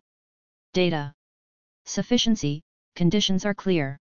Applying the flaw, Leo clenched his lance before several values and data were revolving in his mind. An image from his last fight with an archer back at the city was completely clear in his eyes before he released a breath. Altera didn't wait as her tricolor sword did an arc in the air while going directly towards Leo's eyes. At this moment, like he was possessed, Leo's lance-holding form changed completely. He seemed like something that held weapons for a long time before he said, "Wrong, oh my god, 9 lives." The lance turned into 9 flashes that became meteors towards Altera. The first 2 deflected her sword, which made her retreat and block 2 more with it. However, the other 5 stabs reached her immediately. Twisting her body, Altera dodged the first 3, but she wasn't lucky with the other 2. One scratched her face and one pierced her shoulder directly, almost blowing her arm off. Blood flew in the air as Leo frowned because his speed was very slow. Applying a flaw on his mind and body based on the previous battle with Alcides, he was able to replicate his technique, 9 lives. However, compared to Alcides, his technique was very slow as it allowed Altera to escape most of the hits. Without glancing at her shoulder, the energy was recovering Altera's body before she clenched her sword and rushed forward. Her sword grew larger as the energy was beyond its limits before Altera swung her sword. Several phantoms flashed in the air before they turned into several swords slashed of energy covered Leo's vision. The sword slashes became waves of energy that drowned his body immediately before Altera rushed to complete her attack. However, at this moment, a wave of space and time's power rushed, which made the reality marble contained in a whole new world. Solomon frowned as he looked at his beam getting blocked by something from the outside while Shinji was rushing towards him. GOOOOOSE suddenly stopped attacking him as it looked at the sky. Shinji didn't care because Solomon is more important, but then, a wave of energy appeared in his reality marble. Altera, who was the closest, sensed the danger as she wanted to retreat, but she was late. A hand broke out from the waves of energy and grabbed her face. Her eyes showed a slight panic for the first time during this battle or even her life as she gathered her energy and made it explode in front of her. This pushed her away, but before she reacted, her position changed as Leo stabbed her core with his lance. Crack.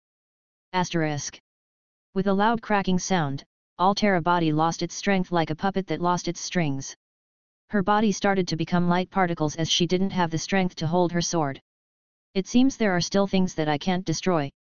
Even if it's you Entity 19, Altera said with her cold voice, which was weaker now. I really want to forget about that code name, forget it, I hope you'll have more beautiful dreams in the future. With those light words, Leo looked at Altera vanishing into light particles. Altera's attack of tricolor beams vanished as Leo appeared. He grabbed his neck while opening his wings widely and stretching them. It looked like something that didn't move for a long time was relaxing his body. I missed this feeling of lightness. Leo cracked his neck while looking at Shinji and Solomon in the sky. His body felt much lighter now, like he was liberated, but strangely, the effect of solidification was still on his body. His flow or this world is more stronger than I thought. Leo shook his head before his wings glowed with an intense light. His aim field is spreading with his divinity towards the sky. Well, if it seems we're playing a game of outsmarting each other, hey. Leo said as he raised his hand in the air before the mana glowed on his body. Then you may have outsmarted me, but I outsmarted your outsmarting with my outsmarting. With his words, a wave of energy that made GOOOOOSE glowing rushed from Leo. What was it? Ah, yes. Gate open. Leo twisted his palm before the sky was split in two. The clear blue sky was separated by a golden light from the farthest ends, like the whole world was cut in two. After a moment, the sky opened up. Like a dome opening it covers, the blue separated itself into two sides before showing a whole different sky. A universe and cosmos greeted the world as the stars were shining. Several galaxies and different planets were flying there before it landed. With a golden glow that increased the surrounding heat, Venus descended on this world as the whole reality was forcibly changing by a strong authority. "Now, let's start the second round under the light of Venus," Leo said as his expression finally became serious.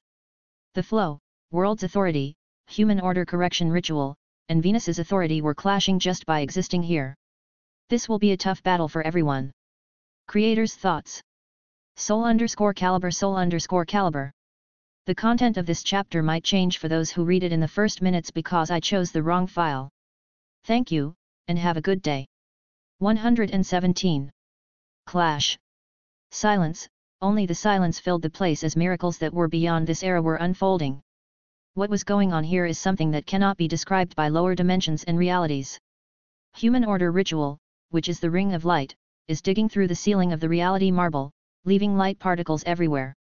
However, the reality marble is reinforced by the origin and concept of the flow while using the boost from the world's authority, so it might take a while to breach it completely. Venus, the phantasm replica of the real planet, was glowing at the highest point of this world while showing the universe behind it. Just by manifesting here, the planet was trying to spread its authority and textures on this land, which made the ring of light clash with it, especially with the stars' constellations and the world's authority. Authorities and concepts were fighting and trying to tear each other apart at each moment. Each texture and reality was trying to force itself on the world and come as the dominated existence. This reflected in the disordered space and sparks of lightning flashing here and there, like a circuit getting overloaded and almost burning. This type of clash was rarely seen, even in the age of gods. Some gods saw these types of fights, but they could be counted on fingers because Gaia and Alea won't allow these history-breaking events to happen. The silence lasted for short moments before it was broken by a thunderous roar that shakes the land. GOOOOOSE raised its head and roared. Its cries shocked the earth and sky as his body was glowing with a golden color. The lightning was flying around it like a storm and much stronger than before. From the hoofs, the blinding blue lightning started changing into purple, even GOOOOOSE's eyes turned purple while looking at Shinji in the sky.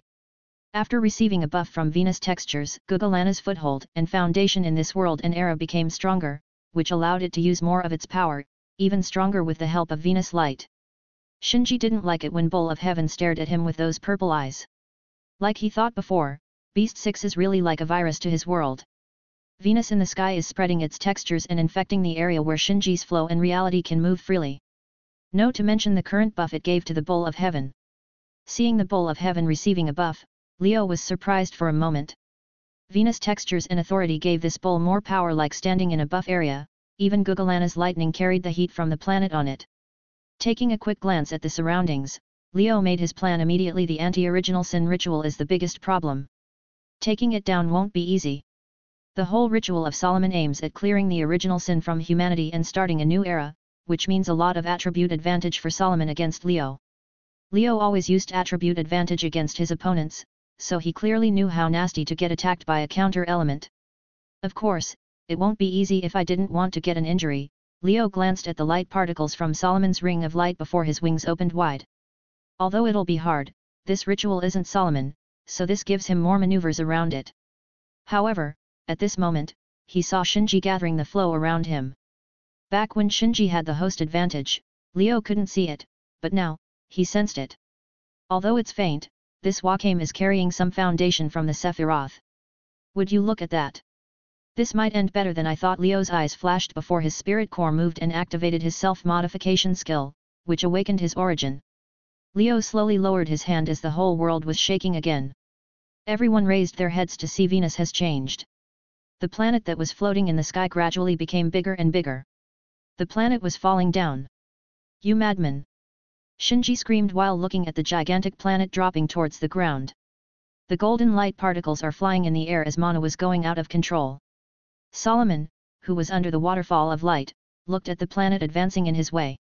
If it was just a rock dropping, it'll be fine, but this is a whole pack of concepts and textures. The moment it hits the ground, which is filled with Avalon's textures, it'll explode and release mystery and mana like thousands of nukes on their heads. It'll even affect the real world and cause a disaster. Solomon raised his arms as his temple moved. All the demon gods gathered around the ring of light and connected their rituals to it.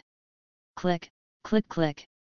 Numerous clicking sounds were heard from the ring of light before several light belts separated from it. Moving like snakes, the light belts did a circle around the temple before they rushed towards the planet. Leaving a shrieking sound in the air, the light belts reached the planet in a blink of an eye before clashing with it. Asterisk boom. Asterisk. More sparks and lightning appeared in the surrounding after the ritual clashed with Venus. Their clash made the world shake again, even the outside parallel world felt the impact. However, those light belts didn't stop Venus as it kept descending towards the ground with the same crushing momentum. Shinji also joined this clash as he pushed his ritual and origin, which changed all the world's flow. Waves and waves of energy moved in the air like a raging sea towards Venus in the sky. The energy dragged everything with it, wind, space, time, even a little of Solomon's light belts were dragged against Venus in the sky, which finally did something and helped Solomon to slow down the planet drop. Venus kept releasing its golden scorching light, but against two conceptual hexes, it couldn't advance with the same speed. Shinji wanted to breathe a sigh of relief, but then, a deep purple lightning beam appeared in the corner of his eye. After looking at what was happening to Venus, GOOOOOSE charged his mana and divinity in its mouth before shooting a beam towards Shinji. The scorching purple lightning carried Venus's power while flying towards Shinji like a rocket, which made him unable to fully control it. He didn't have much power to spare now. Most of Shinji's focus was on the planet that wanted to blow up everything, so all he could do was use his flow and retreat from that position. The purple lightning passed him from the side as he could feel the different flows around him, but he didn't have much strength to control them. Raising his hand, Shinji waved as a blade of space and time flow rushed towards GOOOOOSE directly. GOOOOOSE stomped the ground as his huge size made the whole land shake and lightning flew all over the place, but the scorching lightning wasn't able to stop the blade completely as it rushed towards it. However, at that moment, a pink wave of space rushed like a blade and collided with Shinji's attack. The two attacks clashed in midair as they turned into a turbulence in space and time before disappearing. Pakya appeared around GOOOOOSE as the Bull of Heaven looked at him, but it didn't care about him a lot. For GOOOOOSE, dragons were like all other creatures that it used to stomp with hoofs. Although this one had the Venus blessing on it. The dragon of space felt the Bull of Heaven's eyes before he narrowed its eyes and roared at him. GOOOOOSE also roared at Pakya, which started a conflict between two hot-blooded divine beasts. I can't go like this. Without a care about his attack result, Shinji frowned as he started looking around. Although Venus' speed slowed down, it didn't stop. He is just spending energy for nothing meaningful. Rather than stopping the process, he should look for the source, which is Beast 6. After a moment, he saw Beast 6 floating at a distance. His wings and body were glowing with a dreadful form of mana that he never saw before while his eyes gave him chills. He didn't know why, but he had a weird feeling that if Beast 6 stared at him enough, he'd die instantly in the next clash. Solomon frowned as he released more light belts. This might slow down his ritual, but it's better than letting Venus drop on his head. Using all the rituals on the demon gods, he was able to substitute some of his energy and effort to attack Venus. However, the planet will fall eventually and he can't launch the ritual with Venus in his way, so he looked around with his clairvoyance before he spotted Leo staring at his ritual. A hard look appeared on his face when he saw Leo's eyes on his temple. He had the feeling that his ritual was being analyzed, which made him command the ring of light immediately. The whole ring of light opened even further, blinding the world with a bright light. Tens of light belts separated from the formation and rushed like homing missiles as arcs filled the sky like a rain of arrows. Leo looked at Solomon and Shinji trying to stop Venus with satisfaction. He didn't even care about the rains of attacks rushing towards him as his body glowed with a golden glow. Finally, everything returned to its rightful place and the balance was restored. From the start of time, beasts should be the ones destroying the world and humans trying to stop them. Not the other way around. He failed terribly as a beast and Satan. The shame and headache Leo got from trying to save the world are immeasurable. He understood the pain and started to feel sorry for those who try to save the world while destroying it is much easier. He might even start praying just to not get in another mission like this. Just for you know, even if I have to push this body to the limits, I'll show you that everything you'll do is. Waving the lance slightly, Leo raised his other hand and clenched his fist. The scorching light was just a split second away from him, but he only grinned as his fist glowed with the same light of Venus. Muda. With its battle cry, Gold Experience appeared behind Leo before they both punched the fist light belt. Gold Experience was shining like Venus in the sky, especially in the seed at the middle of his chest. Crack! In Solomon's astonished eyes, his light belt, which is a part of the ritual, cracked slightly before bouncing away from Leo and Gold Experience's fist. The fragments from the light belt became particles of light that changed their shape into golden spores. Leo shook his wings before he disappeared from his place, leaving a series of sonic booms and golden spores behind him. The light belts immediately changed their direction, some rushed to block his way and others followed him from behind. Looking at the light belts in front of him, Leo did a large swing to the left with the lance. Rongominiad glowed with a shining light before clashing with 3 light belts. Bam, bam, bam. The light belts were knocked away like they were a solid substance, not just a form of energy before Leo rushed past them. Muda muda muda muda. Gold Experience kept punching all the light belts around Leo, cracking them slightly with its fist and making more and more spores that stuck on other light belts. What was left from the spores fell on the ground as Shinji felt something wrong was happening. Solomon frowned while controlling the light belt. Beast 6's speed was very fast, and that spirit next to him was able to somehow crack his light belts, but what came next was beyond his expectations. The light belts started slowing down. The hottest form of light on the planet was getting weaker as spores on the light belts opened up. In the eyes of Solomon, weird plants in the shape of fungus that came in different colors were growing on his light belt. The plants were burning quickly, but they managed to open up some sort of a mouth filled with sharp teeth and started to bite the light to heal and grow larger in size. On the ground, different plants that resemble trees were growing on the land. They had a pure white color as blue energy lines were pulsing on their surface. With each plus, the trees seemed to suck something from the ground and grow larger. What? Shinji, who was still processing the fact that Beast 6, an entity from this world, has something from a completely different world, looked at the trees pulsing as he felt the textures of Avalon were becoming weaker. He even saw the ground get a slightly golden color around the trees. What is that? I don't know. Nothing at all. If anyone said those words, it'll be okay, but Solomon with his clairvoyance should know almost everything about the world, planet, unless it wasn't something from this world, planet. I told you that everything you'll do is muta. Leo didn't bother with Solomon and Shinji as he flew higher into the sky. Gold Experience followed him with the same speed as his fists were glowing with a golden light, which is Venus textures. His first stand, and probably his first true beast, means a lot and had a very important role in Leo's power. He's probably the first attempt to defy the rules of God with his life creation abilities, but that is not important now. This stand had different forms and abilities, but its creation of life was always the first one. He can create any living creature on Earth, even without Annihilation Maker's power. That power is like GE has all DNA from the creatures on Earth and can be recreated by matter, and it didn't change much now, even after all this time, except its database of DNA increased slightly by another reality, which is Venus. Using the authority of Venus that Leo carries, GE gained access to the whole DNA of alien life forms on Venus. A whole planet filled with parasites and infectious types of plants that can eat away everything depending on its strength. Although this ability is available, it has more relation to the seed in GE's chest, which after guessing a little, Leo can assume it's Yggdrasil seed. It allowed GE to enter this form that Leo decided to call Gold Experience Venus Wind. With each fist, GE can spread Venus textures on behalf of the planet and create these life forms that will do the same because they are alien creatures that don't follow the natural concepts of Earth. They don't know life and death, getting hurt or injured.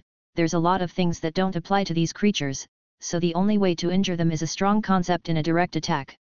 If these creatures appeared on Earth in normal circumstances, they'd get spawn killed by Gaia immediately because they are alien creatures from Venus that'll pose a threat to the environment. However, this place is the equivalent of a lost belt without much interference. In the end, this is all thanks to Shinji. He's a very good guy, which makes Leo can't help but give him more gifts as a thanks. What's wrong? Didn't you want textures? Have some more.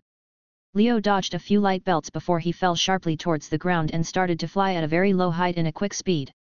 While flying at this height, he lowered Rongominiad and started to scratch the ground. The lance and ground made a shrieking sound while tearing open Avalon's textures before GE arrived. Muda muda muda muda muda muda. Gold Experience rushed behind him and started punching the ground. With each fist, Avalon's textures were replaced with Venus ones and several plants started growing and releasing spores. The light belts in the air moved in a zigzag as they chased Leo. They fell like raindrops around him as he moved left and right to dodge. Wherever he went, the light belts would destroy the ground and leave explosions behind him. Despite that, the energy from the light belts became food for the plants as they grew up faster. Shinji looked at the plants spreading and growing like there's no tomorrow. Spores and veins advanced everywhere and started eating his reality marble. Their infection speed made Shinji helpless. If he were to compare them to a zombie apocalypse, these plants will infect the whole plants in mere hours with their current speed. Moreover, how did Beast 6 get gold experience in Palkia? Did he stab himself with an arrow or became the very best? Or did some idiots come to Type Moon and got killed by Beast 6 before their things got stolen? Shinji knew after this time that he isn't alone in this world-traveling madness, which was one of the reasons he chose to stay low while preparing himself, but he doesn't want to imagine that Beast 6 is also a traverse. Although it'll explain why he's in this form, it'll be very bad news for Shinji. Considering whatever to use his third order or not, Shinji felt a burning gaze as he saw Solomon staring at him with cold eyes. It didn't take long for Solomon to figure out the situation and the reason behind it, which was Shinji's fault. Although he had a sense he knew the meaning behind those eyes, Shinji chose to ignore them before several attacks reached his way. Retreating from his place to dodge the raging purple lightning, Shinji wanted to counterattack, but a portal appeared and teleported more lightning around him. The lightning and portals made him feel like he's in the middle of a storm before Shinji waved his hand and made the space move around with the flow. Palkia's portals moved away like leaves in the wind, leaving lightning with Shinji to get deflected with the same wave. Gugalana and Palkia put their conflict aside for a moment because Shinji kept throwing space-time blades at them, which angered them a lot. They even started working together to shoot him down, but Shinji, with the flow of world's authority, isn't an easy target. Boom. Suddenly, Shinji heard an explosion from below. Looking down, he saw a firestorm on the ground that was getting eaten by some sort of carnivorous plants. Solomon summoned more and more light belts as he blocked all Leo's exits before shooting him down. The light flew in the air in a clear trajectory before they filled all the space around Leo. Staring at the light, Leo clenched his lance and Ge clenched his fists. Waving the lance, Leo shot a wave of light at his front, which knocked the first wave of light belts before he did a quick turn to his back. His lance turned into flashes as he stabbed the light belt close to him, even his wings stretched open and slashed down a few of them. Ge was punching all the light belts that Leo couldn't take care of with his fists while spearing the creatures of Venus on them. In less than a few seconds, the plants grew larger and larger as they blocked some light belts, which gave Leo a chance. BAAM. With a flap of his wings, Leo rushed towards the sky as all the light belts fell on the plants in his last position. Boom. A thunderous explosion covered the place in a sea of flames as Leo rushed from the heat and flew in the sky with his fastest speed. His wings and body were slightly burned before it recovered. Damn you, attribute advantage. Feeling the burn pain on his body, Leo shook his head while revising the data and values he got after this clash. Of course, he'll not burn for nothing, even if had to, he'll get some value. Currently, he's analyzing Solomon's ritual to discover its flaws, even if it's very, very complicated. The lines and values that represent the flaws are flickering like crazy on top of Solomon, which makes it hard to find the true flaws from just a temporary illusion and weakness. The feeling of his ritual getting analyzed increased as Solomon had enough and waved his hand. The main light belt that was digging Shinji's reality marble, weakened slightly as countless light belts rushed towards Leo like homing missiles. Even if the countless light belts covered the sky, Leo didn't care as he increased his speed and turned into a flash of light towards someone in the air. However, he didn't forget to give an order to Palkia via telepathy. Shinji felt Solomon's movements as he wanted to use this chance to get an advantage in this battle royal, but then, a light flashed and an angel appeared in front of him. Yo! With a quick greeting, Leo appeared in front of Shinji as he stabbed quickly with his lance. The lance turned into a flash of mana while blinding Shinji with its light.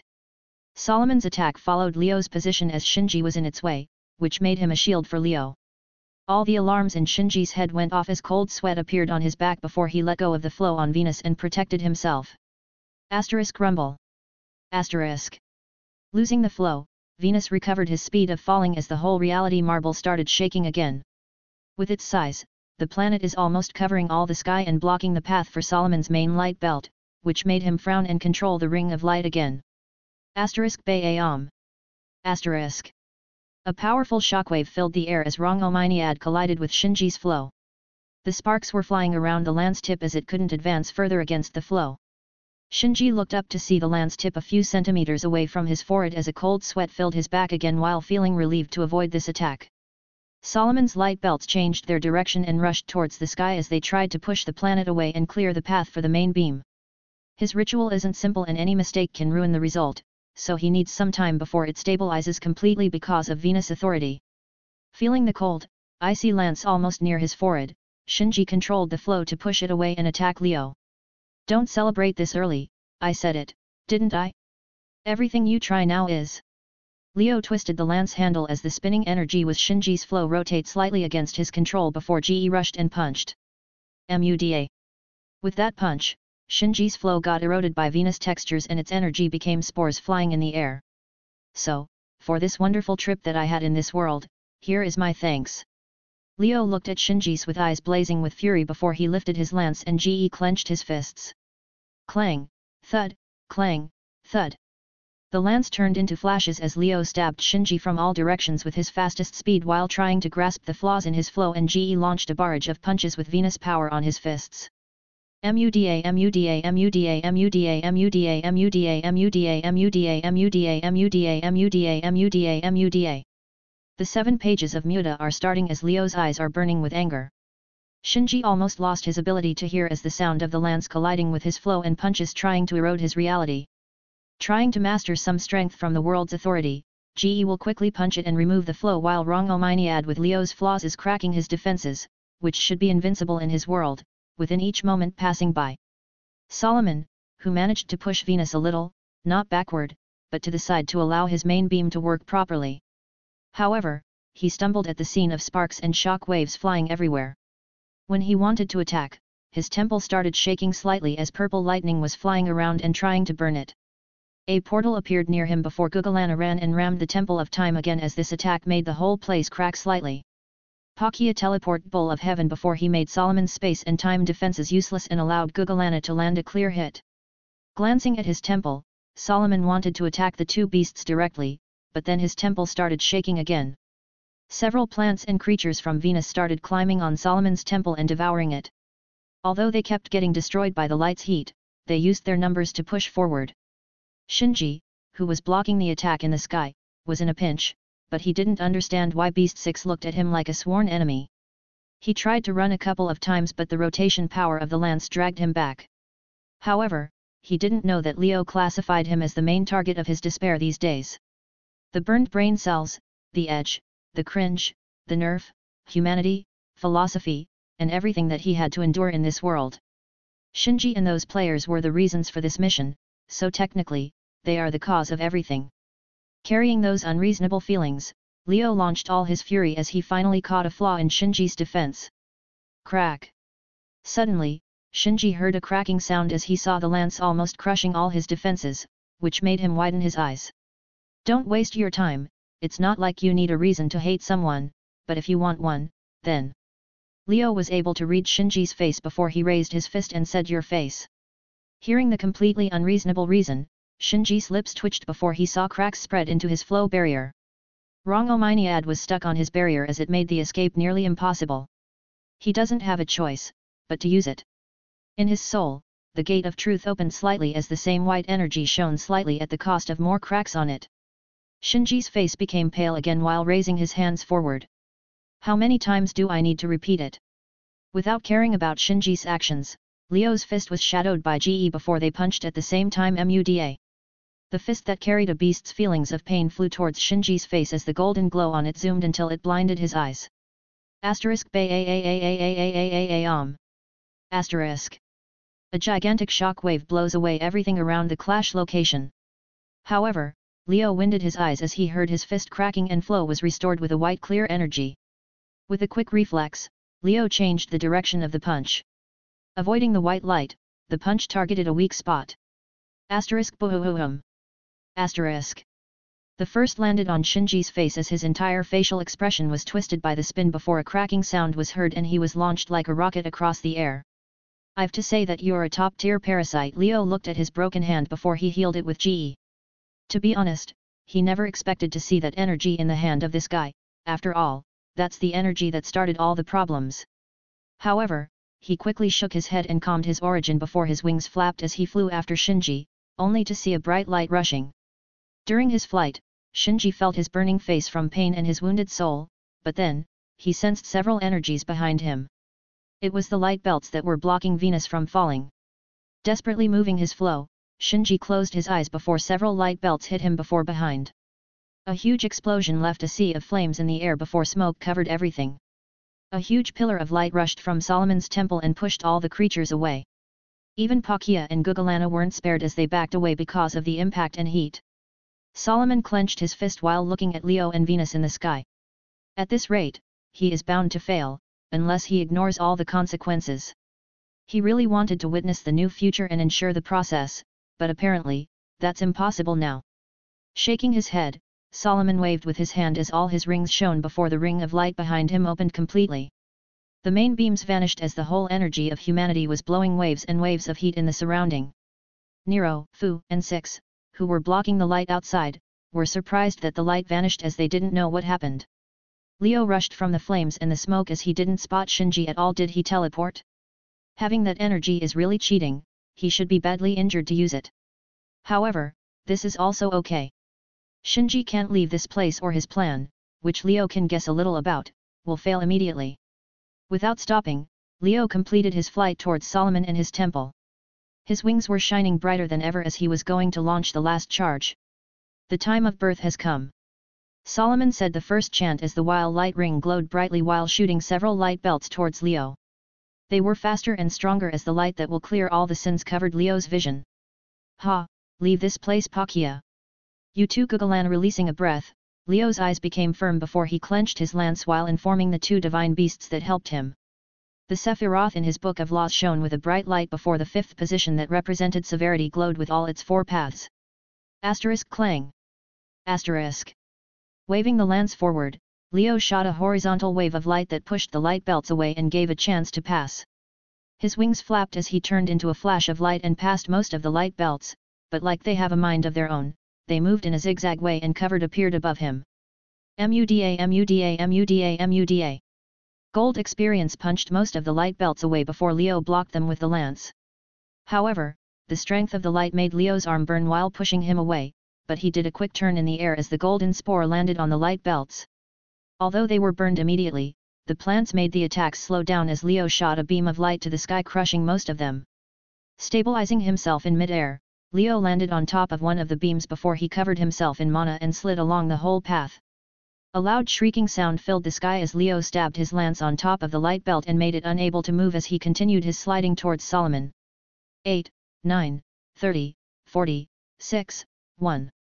The total is 94. Chet, Tet, Lamed, Mem, Vav, Aleph. Leo's lips moved quickly as he started to chant a spell, which made Solomon confused. With his 10 rings, all magecraft, no matter how strong it is, will lose its effect when they reach him, but then, he remembered Leo's eyes staring at his ritual. He is the one who masters all. Solomon increased his speed, even if he needed some time because he isn't using the noble phantasm as an attack, but as a ritual. The demon god's eyes glowed with an intense light before countless light belts attacked Leo's location immediately. In an instant, Leo found himself in the middle of hundreds of light belts. The amount and strength increased further as Leo covered himself with his wings and rushed. With Rongominiad in the front, Leo turned into a meteor of light as he flew directly towards the attacks. Asterisk bohohohum. Asterisk. The thunderous explosion shook the sky as it made Solomon unable to see because of the raging mana.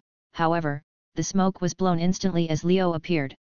His wings and body had serious burns all over them, which made him feel a lot of pain after a long time, but he didn't care as he waved the lance and raised his free hand.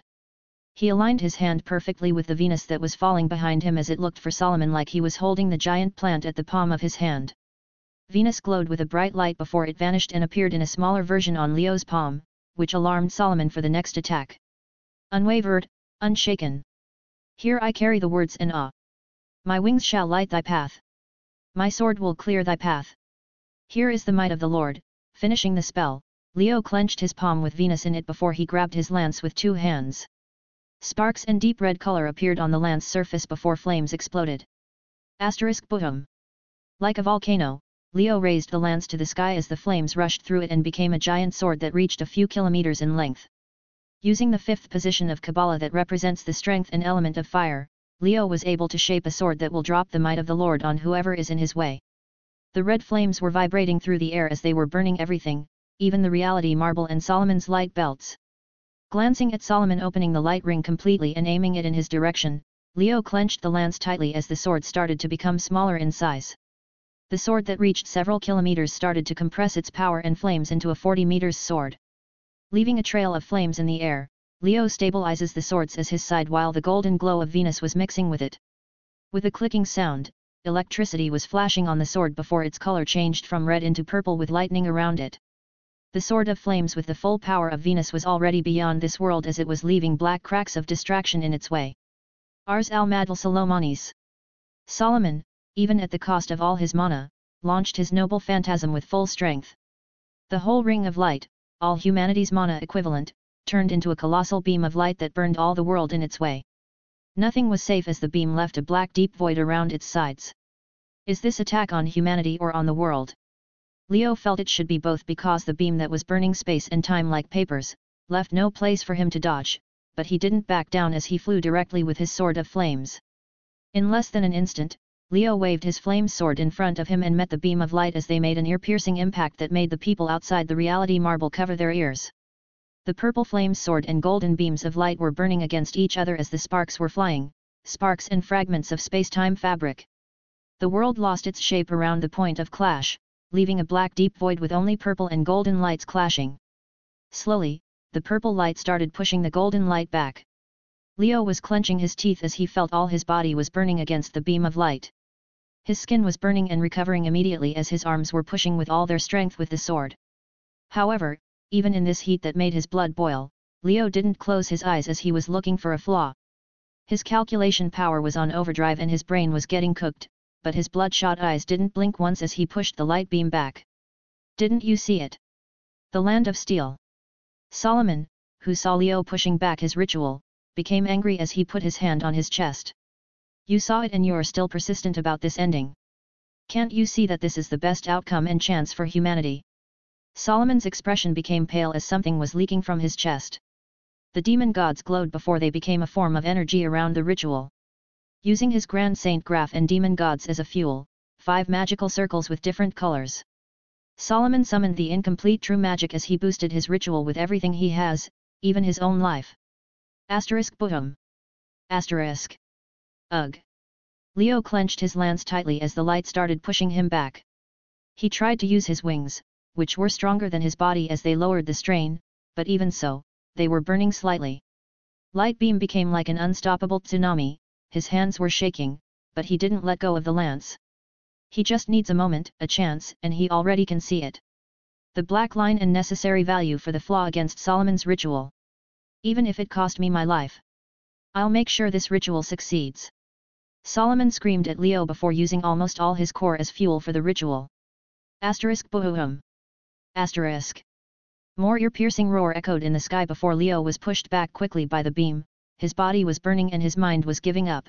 However, at this moment, he clenched his teeth and activated his last card. Conceptual boost.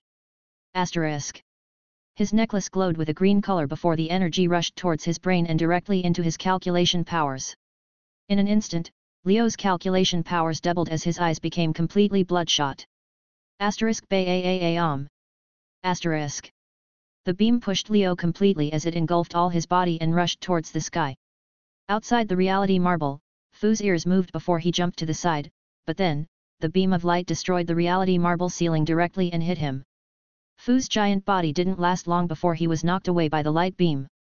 Nero, who suffered from the backlash of using Leo's power, forced herself as Six tried to stop the beam. The dragons bite the beam from its sides, but they get melted immediately by the anti-original sin attribute before the light completed its journey and reached the formation in the sky. At this moment, all around the world, the star constellation glowed with a bright light and became one giant magic circle covering the planet. Now, with one order, the reality of humanity will be rewritten and a new era shall start. Solomon struggled to keep his balance while looking at his ritual. Finally, it's complete.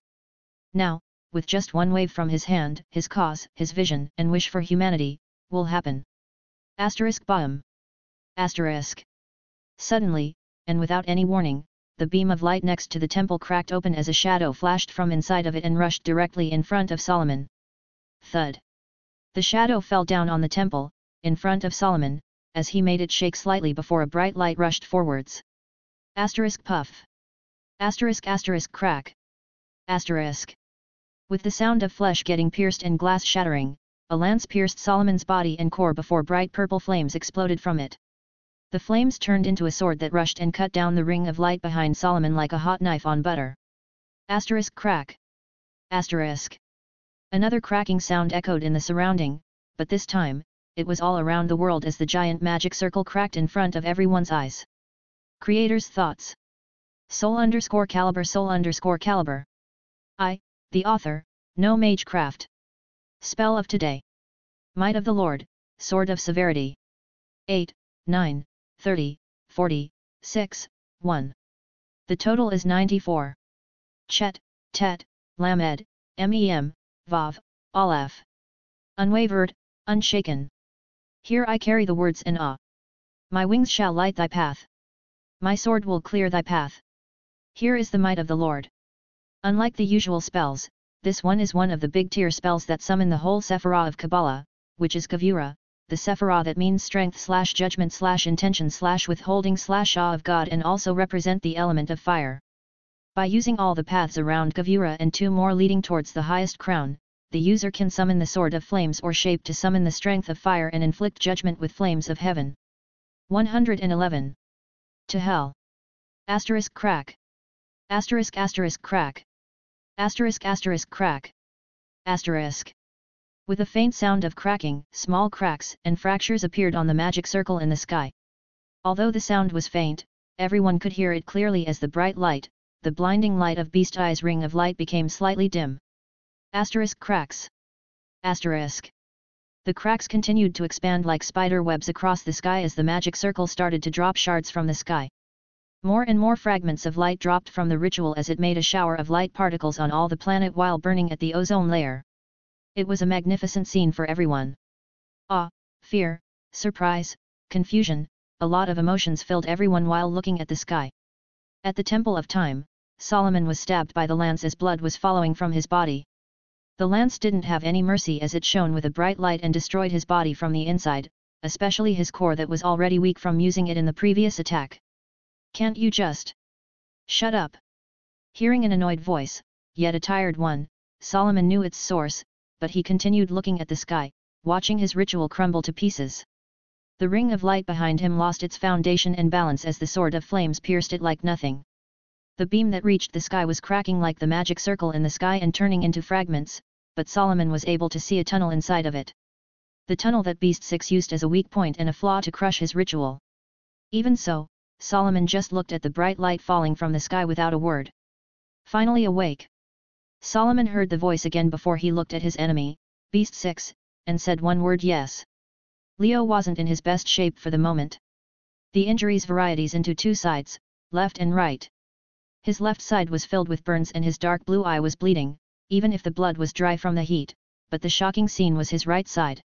The right side of his body was completely burned.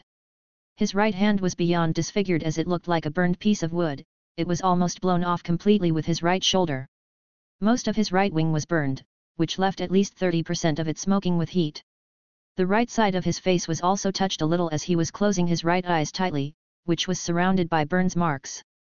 Although they were healing a little by little, the pain should be enormous. His clothes were glowing with several runes that Solomon recognized as ice-based or heat and fire resistance, which protected him a little in his mad rush.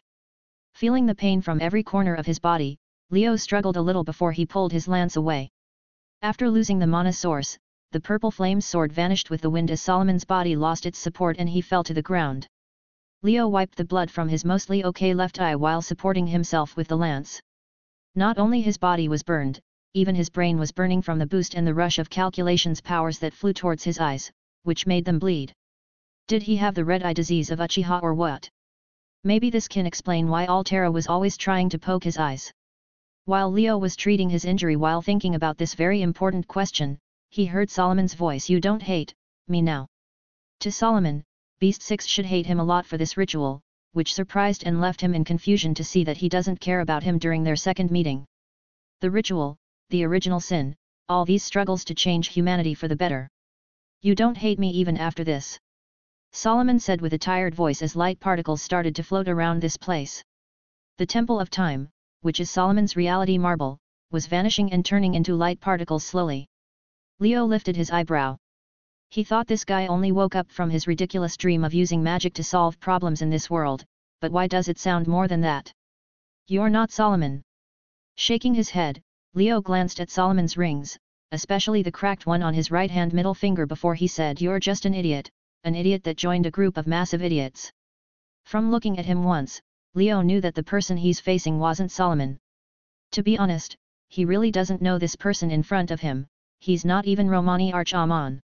The true Solomon won't have emotions, feelings, wishes, dreams, or anything that'll cloud the so-called perfect judgment of the king. The perfect king was great in everything about the kingdom, but he never understood the sorrow and joy of people because as a puppet, he never had emotions. Like following a script in a play, this is how the perfect king works, which is an inhuman thinking that'll reflect its true nature when something beyond expectations of the script will happen. As for the man lying on the ground, he's just an idiot like many more that tried to save the world in their own ways.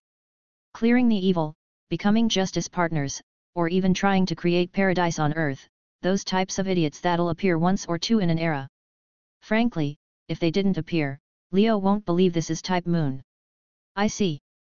After a short silence, Solomon said those words before looking at his magic circle becoming fragments and collapsing completely. In space, the magic circle that was made from countless light belts was broken before the light belts scattered around the place, trying to form the beast eyes ring of light, even if they were much, much weaker now. Good deeds might generate evil, yet evil deeds sometimes help and do good. Hehe, I was bound to fail, aren't I? In your words, who did ask me to save them? Solomon smiled, a ridiculing smile at himself and his actions before his body was becoming transparent as he said, the burden of omniscience is really beyond human capabilities. Looking at Solomon smiling, a weird expression appeared on Leo's face, even if that caused him pain. Did this guy achieve some sort of enlightenment or what? Maybe I hit him too hard, but I didn't attack his head, Leo kept thinking while watching Solomon's enlightenment. Is this why you'll become like me when you use most of your powers? Solomon looked at Leo, who was slightly shocked by his words before he continued, the 10 rings impersonate me, and the 10 crowns gave you freedom. Staring at two different places and ending up in the previous location of each other. Destiny can be very ridiculous, which made Solomon smile again before a golden light particle from his cracked ring floated towards Leo. This. Leo looked at the golden grain of light before his expression became very weird. He had one idea in his head, which is, this was so cliché. According to this era, this should be called cliché, and apparently, you won't like it. Solomon grinned slightly, which made Leo scream you. Solomon didn't care about Leo's expression as he looked at the sky outside the reality marble and said, my name is Jedediah. The son of King David and the wishful boy that prayed to God. Not Solomon or Romani Arch-Aman, just Jedediah. His body and core were now broken completely as Jedediah almost vanished, but he kept repeating his name over and over, like he doesn't want to let go of this moment. A moment he's truly free to be himself and not the destined king, a moment without any chains on him, even the spirit core from Holy Grail. I see. Leo stopped as he sighed and looked at Solomon, or should be called Jedediah, disappearing into the air in the form of light particles as the Grand Caster exited the war. With his exit, the Temple of Time turned into particles of light and disappeared into the air, which made Leo lose his footing, but a pink platform of space appeared under his feet. Thank you, Pakia. Leo saw Pakia rushing from a distance while Gugalana walked slowly before he sighed. Shaking his head to clear the somehow heavy mood, Leo looked at the golden grain in his hand as he felt that destiny is indeed ridiculous before he heard a voice in his head, pardon me, my lord. But why didn't you use the 18 runes? Looking at the damage that his lord took, Venom couldn't help but say that should be able to get more advantage without you receiving these injuries. Even if we just invoked Odin with the 18 runes and threw him at the attack. As much as it's tempting, I still need you and those prepared 18 runes for something very important, Leo said before Venom asked what is it. Looking at the sky, Leo spotted Nero and Fu falling from the sky before a portal appeared as they vanished in it. This made Leo lift his eyebrow because he knew the owner of that portal. Well, if we look at the condition of this reality marble, I'd give it 3 seconds. Leo started moving his right hand that recovered a little, although it's still filled with burns, but not completely charcoal. In the next 3 seconds, a voice echoed all around the reality marble, my third order. My truth will be this reality and this reality will be my truth. A pillar of light appeared around the reality marble as everything started changing. The giant hole in the reality marble was filled immediately before the reality lost its meaning. The sky, ground, everything vanished as they left a black void filled with white lines drawing around it like a huge map of textures. Pakia made a huge platform of space to support GOOOOOSE. Even if he doesn't like it, he won't just let it fall to death. In Leo's bored eyes, all the values and energies left from the battle were gathering into one point above before Shinji appeared. Shinji was floating there with a huge stone gate behind him. The gate had cracks all over it, but a white energy was flashing on top of it and recovering those cracks slowly. Imaginary numbers space? Couldn't you find something better? Leo blankly looked at Shinji and his reality marble. Looking at his hand and feeling all the information in his head, Shinji smiled as a firm expression appeared on his face. Finally, even if it almost cost him his life, his reality and truth became a world, which gave him the ability to bear this energy and knowledge. From the time he learned the real form of his cheat in FMA, Shinji wanted to achieve this state once again. Yes, this isn't the first time Shinji raised his gate of truth to the rank of God. A cheat is a cheat, even if it isn't practical at first, but after a lot of struggle, Shinji became a strong alchemist. Using his knowledge of the plot, knowledge, cheating, and alchemy, Shinji was able to steal God from Father's gate when he was weak from its burden. However, his goal was to exchange knowledge of God with something even higher. He wanted to destroy his cheat and gain freedom, but his action made him enter a place he shouldn't be in the world. Truth, who shouldn't attack someone or break the rules, actually raised his hand and attacked him. Even in that form, the attack was much stronger than he expected and almost destroyed his gate as it released a white energy before everything vanished, and the last thing he knew, he was in the body of Shinji Matu. In those 10 years, he did everything he could to recover his gate, but it was useless. However, he learned more and more from the energy, even the way to surpass the world and leave it. After the battle with Beast 6 and Solomon, Shinji gathered a lot of rules, laws, and knowledge. Imaginary number element of Sakura, Medea's knowledge in magecraft, Altera existence as an alien giant that crossed the universe, even some of Leo's Venus and Solomon's ritual. Even if their strength and energy are stronger, they can't instantly escape a full order from his world's authority with the special energy, especially when they become very weak now. Their power became his source of strength as Shinji clenched his fist. After all these years, I can leave this world. Shinji felt his current power as he smiled. Although he can't fight or move a lot because the gate is recovering, he can prepare his ship for now, but then, he met Beast 6's bored eyes. Humph. Shinji didn't care as he waved his hand and a black red hole appeared down at the dark void. Curses and evil were escaping from the hole as Leo raised his eyebrow. That was the gate, which led to the inside of the Holy Grail where all the world's evil is swimming. That gate also leads to another place, which is called the Roots. However, it shouldn't be possible to open it like this unless someone had the Lesser Grail. Even Shinji needs to absorb it into his reality for this to happen. Did you actually steal the lowly killer title from Gilgamesh? Leo said as he looked at Shinji in the sky. The Lesser Grail is also Elias Veil von Einsburn's heart, so this Shinji had done Gilgamesh's feats and killed a lowly for her heart. I don't need to answer you, Beast 6, or whoever you are, Shinji said with a cold voice as he was controlling the hole to the Holy Grail. For the ship to move, it needs fuel, so Shinji is planning to use the world's evil as his fuel and let his ship leave this world with his sister, Medea, and maybe Medusa if she agree. When his ship starts sailing, he'll be able to regain control and kill Beast 6, who is very weak from the fight with Solomon. I see, although you're so predictable and boring, I'll give you points for using the origin power with your cheat. You're really an outer god wannabe parasite. Leo stretched his hand as his body that was filled with burns is much better now. Despite everything, Leo still feels shocked by Shinji controlling the power of the world's wills and what the outer gods steal and use. Although its usage and quality is much worse than them, Shinji was able to harness it. Leo really wants to see the face of the outer god that messed up this badly and allowed Shinji to steal his system and origin power. Origin power? Is this the name of energy? And outer gods? Shinji was surprised to see someone knowing this formidable energy that he found in his gate. Yet, but I've to say that's a cool gate of truth you got there. Is that Kabbalah on it? Very cool, Leo said with a grin that gave Shinji some chills even at his current state. It'll be a shame if something were to happen to it. With a grin, Leo raised his head as his halo glowed. Shinji was trying to move, but he couldn't because his gate was getting fixed.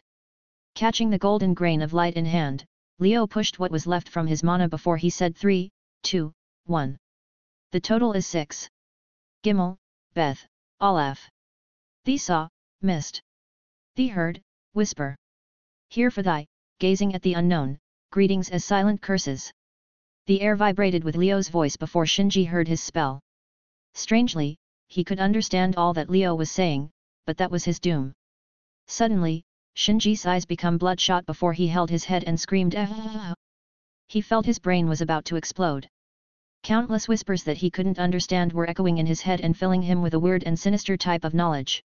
The gate of truth behind him, in its first 3 positions, a red demonic glow appeared on them as the demon's whispers filled Shinji's brain and reality more and more. It didn't stop there as the red glow was moving towards the rest of the tree, which made Shinji howl in pain while losing control over all his powers. Leo raised his arm as a small flame, which was the core of Lizard's soul, appeared in his palm. Leo pushed the flames towards Pakia and said, spread the coordinates in this core to space. He should be able to get it. Pakia nodded before he put the flames at the orb in his shoulder. Glowing with a pink light, Pakia roared as waves and waves of space spread to the surroundings. Outside the reality marble, Zelrich, who was trying to locate the coordinates using Alex, frowned. This might be harder than he expected, especially with all these world-ending events happening around him. Those old fools of governments must be freaking now and trying to dig their graves with their little toys, nuclear weapons. If they send those bombs, not only they won't affect anything, they'll just kill innocents and pollute the environment, which will anger Gaia. He just sent Nero and Fu to help those guys inside of the reality marble core, even if the ship started to take shape and might start sailing at any moment. However, he suddenly spotted a weird wave in space. The waves were carrying weird coordinates while their energy reminded him of the walking disaster magnet. If you had it, why didn't you use it from the start? Feeling all his efforts were useless, Zelrich sighed before he recorded the coordinates with his jeweled sword. A kaleidoscope bloomed with all colors around Zelrich before he activated the second true magic and connected the whole reality marble of Shinji to the coordinations place. The jeweled sword was releasing ether like no tomorrow as sweat appeared on Zelrich's forehead. Even with his almost infinite amount of mana, he's still having trouble connecting a space to another, which is something he never thought he'll face as the second true magic user. However, after a few seconds, he managed to link it at the cost of a lot of ether. Inside the reality marble, Shinji was feeling like his head was about to explode. This is a completely new source of knowledge, not less than his gate. The whispers were driving him mad, even his body was refusing to listen to his command. If he can describe it, then it'll be like his gate was knowledge from heaven and those whispers were an abyss of knowledge trying to drown him completely. Although you were able to use origin power, that's it. It's like driving, you can drive a car without knowing how to make it, but if you try to use that logic in magic and conceptual battles like these, then... Leo looked at Shinji suffering from his simple spell before he said, you really have some sort of a death wish. Yes, what Leo used was just a simple spell from the Tree of Evil, Qliphoth. By calling upon the first 3 positions and their paths, Leo, as a good angel, opened a path of knowledge for Shinji, like a friendly greeting. Shinji's gate was absorbing all the knowledge and information around him, so it welcomed Leo's path with open arms as the abyss unfolded in Shinji's mind. It even pushed beyond Leo's spells and made Shinji suffer by the greetings of demons. Qliphoth tolerance is much less than Sephiroth, as Shinji, who struggled with the Tree of Life, was bombarded by the Tree of Evil. In the middle of the suffering, Shinji clenched his teeth and waved to attack Leo to stop these whispers, even if it meant to break his gate again, but then, several flower petals appeared in this place. His ship, his reality marble, was losing control and the source was from the core. This made Shinji scream, Sakura, Medusa, Medea. In these conditions, he can't feel his connection with them at all, so he assumed the worst. Without caring about his own safety, Shinji tried to rush as the gate behind him was cracking again. Merlin is working fast, I think I should pay him for this. Leo felt that Merlin, even with his annoying habits and questionable gender, is a very, very reliable guy. He should try to be nice to him in the future. However, he also raised his eyebrow at Shinji's words before he said, Sakura? Medusa? Medea? Did you make a harem? Oh, boy. It seems that the day has come for me to become a harem king slayer. Leo's eyes shone with a bright light. Although he doesn't care if someone made a harem or not, it's a different story if it was an enemy.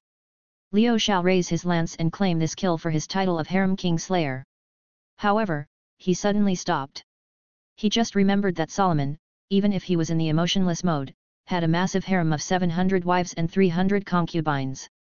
In a short silence, Leo figured out that he became a legendary harem king slayer as he didn't know what to say. Suddenly, the reality marble started shaking again before the surroundings began to change quickly. After some dizziness, the reality marble seems to be moving. Pakia sensed that the space was stretching to who knew where before it connected to a weird place. In the dark imaginary numbers space of Shinji, a giant tower appears. But maybe calling it colossal is better because this tower is bigger than Venus that Leo made in the battle. It had a black metallic color that reflected some sort of weird light, even in this dark space while several wild lines were drawn on it. To be honest, it looked like some sci-fi tower, which is a high-tech device. So, this is the hook, hey? Hold on, I think I saw this before. Leo frowned as he remembered a picture that he saw in the chat room. His brain was hurting very badly, especially when looking at the hook. However, he found that the hook resembled what Misaka showed him, except it was much, much bigger. I might need to tell them to not mess up their mission as soon as possible, Leo reminded himself before he heard a scream. Ah! Even if his mind was almost exploding, Shinji was struggling to control his power back. He pushed the origin power trying to clean his gate from Cleopha's knowledge, but that was very, very hard. Like Leo said, he only used his gate as a tool and never understood how it really works. The gate always absorbed knowledge and he didn't question how it did it, which made Cleopha's demons play him like an idiot. Regaining a silk of control, Shinji wanted to make his ship leave this place and rush to the core. But he felt a strong sucking force trying to drag him back. Like it was a heart, the hook started beating as white origin power was being absorbed from Shinji. The white mist and light was moving with the air and entering the lines on the hook as the absorption speed increased. Pakia, leave this place and take Gugalana with you. Leo looked at the two divine beasts as he was still slightly surprised by Gugalana, who was listening to all his orders. Pakia looked at Leo for a second before he opened a portal big enough for Gugalana before they left the ship. Leo took a deep breath as he felt his current condition. His body recovered and he was able to open his right eye, all that was left was small burns on it, which will heal quickly by his high endurance. However, his right wing was taking a lot of time and might need a lot of energy to recover. His brain was almost burning up and he probably lost some brain cells, which will grow up again later, so it means that his duration for keeping the angel mode is almost reaching its end. Even so, his mana is very little. Calculation power, very low. This is not even enough to drop a star heat nuke. Much less if he wants to perform the biggest finale of Type Moon's special. It seems that I need to maneuver around it a little. Leo glanced at the whole of the world's evil before he let go of himself. Yo, Wakame, take care of the hook for me, I just need to go to hell to get something. Leo in his free fall said to Shinji while going towards the Holy Grail hole. Wrath and anger filled Shinji's mind, especially when he saw Leo giving him a friendly smile while falling down the hole, but he couldn't do anything against this giant tower. I'll be back. Leaving those words, Leo vanished inside the hole before he appeared in a dark red space. The hole he fell from became an eclipse in the sky as Leo stabilized himself before he landed in the middle of a sea of black mud. Curses and more curses. 6 billion curses of humans gathered here as the black mud eroded everything, even the Holy Grail system. This place is no less than hell. Asterisk rumble. Asterisk. Suddenly, the black mud started shaking before a shadow flashed and appeared behind Leo. A creature with the shape of a completely black werewolf waved its claws at Leo's defenseless back. His eyes were shining a sinister red light as they carried a huge hatred while waving his claws against the angel. But suddenly, Leo turned quickly as something flashed in his hand. Asterisk Bayam. Asterisk. The werewolf only saw a bright light before a thick book hit him to the head as he felt his skull cracking. He was sent rolling as the impact made him dizzy. Lowering his strongest weapon, which is the Book of the Law, Leo looked at the werewolf and said, "Well, Angra, want another hit?" The werewolf, which was Angra Mainyu, glared at Leo with hatred while standing up from the mud. Two evil of humanity met face to face as one was just tapping a book on his hand and the other one was staring with hatred while being wary of the book. Creator's thoughts. Soul_Calibur Soul_Calibur. Spell of today. Greetings from the abyss. 3, 2, 1. The total is 6. Gimel, Beth, Aleph. Thee saw, mist. Thee heard, whisper. Here for thy, gazing at the unknown, greetings as silent curses. Gimel has the meaning of punishment and reward as here, it being used as both. Beth means act like a link to the understanding position in Klipot. Aleph for the relation between the highest crown and wisdom position in Klipot. This is actually a simple spell that doesn't have a strong combat power, but the demon knowledge will rush like whispers and break the minds of those weak. Like it name, it's just a greeting from abyss. 103. Trap card. When the battle royal between the conceptual Hax's holders was destroying everything in the reality marble, the space and time continuum twisted inside of the inner area of this ship before a portal appeared. 2 masters and 2 servants were thrown from the portal like rag dolls before falling into the ground because of the space push. The portal closed immediately like Zelrich telling them it's useless to try and slip away, probably it was only for Merlin. Raising their heads, each one of them breathed a sigh of relief when they didn't see a world-ending battle in their faces before they stood up. Hiss. Sucking a cold breath, Rin rubbed her back before she stood up slowly while observing where Zelrich sent them. It was a wide place like a tunnel, which was slightly dim and had a lot of white lines running across all its walls. The wild lines were illuminating the place with their light while flashing now and then. Even if Rin didn't understand what they meant, she can guess they are a part of a huge ritual, and from their number, length, and this place size, she can only assume that the ritual is massive. Moreover, Rin doesn't know how this will end. After all what is happening, the Magic Association and Church Eyes will go straight to Fuyaki. She doubts, even if she somehow got Zelrich's help, the situation will change unless all Magi lose their memories. Shaking her head to clear her thoughts, finding her sister in this mess is the most important goal now. There's a core to the reality marble in addition to its user? This is impressive, yet it'll mean more problems. Merlin touched the wall as he sensed Avalon's mana and textures, which made him put his hand on his chin. No time to waste. Ritsuka removed the dust from her hair before she looked at Merlin and said, Merlin, do you know this place and, what are we supposed to do? Zelrich threw them without any explanation into this place while telling them to be useful. What are they supposed to do if they don't know anything? Ritsuka's head started hurting more because of these clairvoyance users and mysterious mages. Of course, Ritsuka-chan, let's talk while moving because I don't. Merlin wanted to say something, but then, the reality marble started shaking, so he said because of that. Merlin moved towards a path, which had the highest levels of Avalon's mana, while that little mana he got from Medea was also reacting this way. The group followed him quickly while Archer took the lead while holding his bow, which made Rin's eyebrow twitch for this melee archer. Here we're in the second core of the reality marble? No, this is much higher than a reality marble. Merlin shook his head while changing directions with the mana reactions. He has a feeling that a trap might appear at any moment because this place has the signs of a Magi workshop. Archer looked around as he felt that he wouldn't be able to materialize his reality marble completely in this place, which made him frown. Whoever made this place must be a crazy genius or something, but if only the new Shinji has left, does that mean he owns this place? Archer felt more weird about his ideas. The first core is the user and the second one is the ritual that spreads across this place.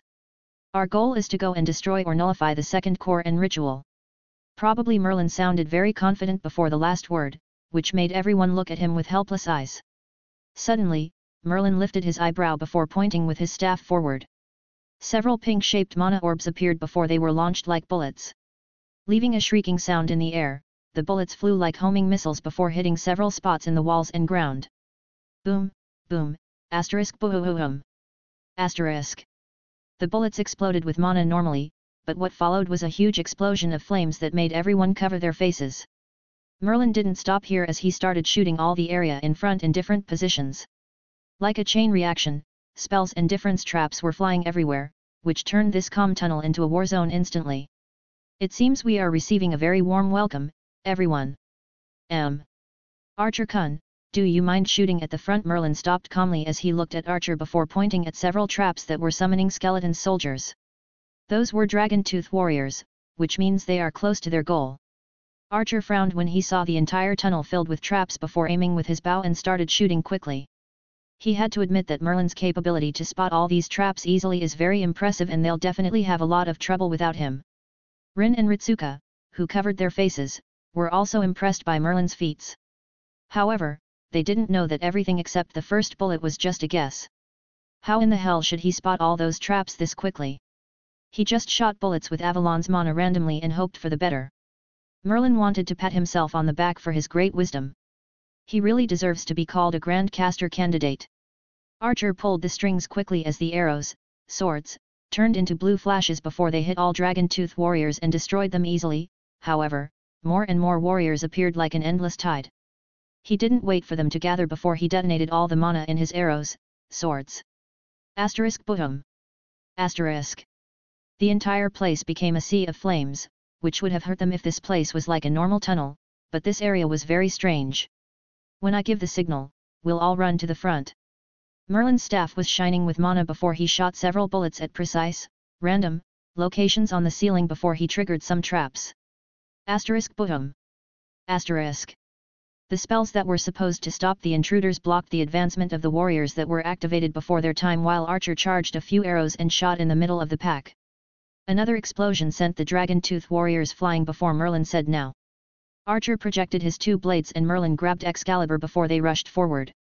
Rin and Ritsuka activated their Magecraft, which was reinforcement mystic code and gem spells, while rushing behind them. Excalibur in Merlin's hand turned into a golden flash as he was clearing all Dragon Tooth warriors, while Archer took care of the sides and the enemy that escaped Merlin's slashes. Throwing some gems with restaining and slowing down Magecraft, Rin assisted Archer before a warrior appeared with his sword behind her. However, its head flew off because of a punch to the jaw. Looking back, Rin saw Ritsuka will her mystic code shining before she delivered high kicks and straight punches to Dragon Tooth warriors. Under the reinforcement Magecraft from her mystic code, Ritsuka cracked those cheap cost familiars before she nodded at Rin. Looking at the punches and fighting style, Rin, even if she knew some martial arts, felt like those would be very painful to take, which made her wonder again about the combat capabilities of his weak magi. In less than 10 seconds, the group crossed the big tide of Dragon Tooth warriors before Merlin and Archer turned back. Merlin shot a few Avalon's mana bullets at the ceiling as Archer followed his aim before throwing his blades. Boom. A trap was activated as several lightning strikes and flame storms rushed at the warriors. The group didn't wait as they continued running in the tunnel. The reality marble is shaking more and more, so they don't have time to waste on these minions. After a few seconds of running at high speed, the white lines on the walls became brighter and brighter before a shadow on someone appeared at the front. At the end of the tunnel, or how it looked with the heavy gate on the wall, a man was standing there calmly. He had the appearance of a samurai swordsman with long indigo hair tied into a ponytail and indigo eyes. He wears a traditional light purple Yamanori hakama and kimono. Oh! I never expected to see someone after that woman left me here. The man's tone didn't have ups and downs as he said calmly, but there was a slight surprise in his eyes. Assassin, Sasaki Kojiro, looked at Merlin and Archer as his eyes flashed. He was summoned by the witch as assassin and ordered by command seals to guard this gate.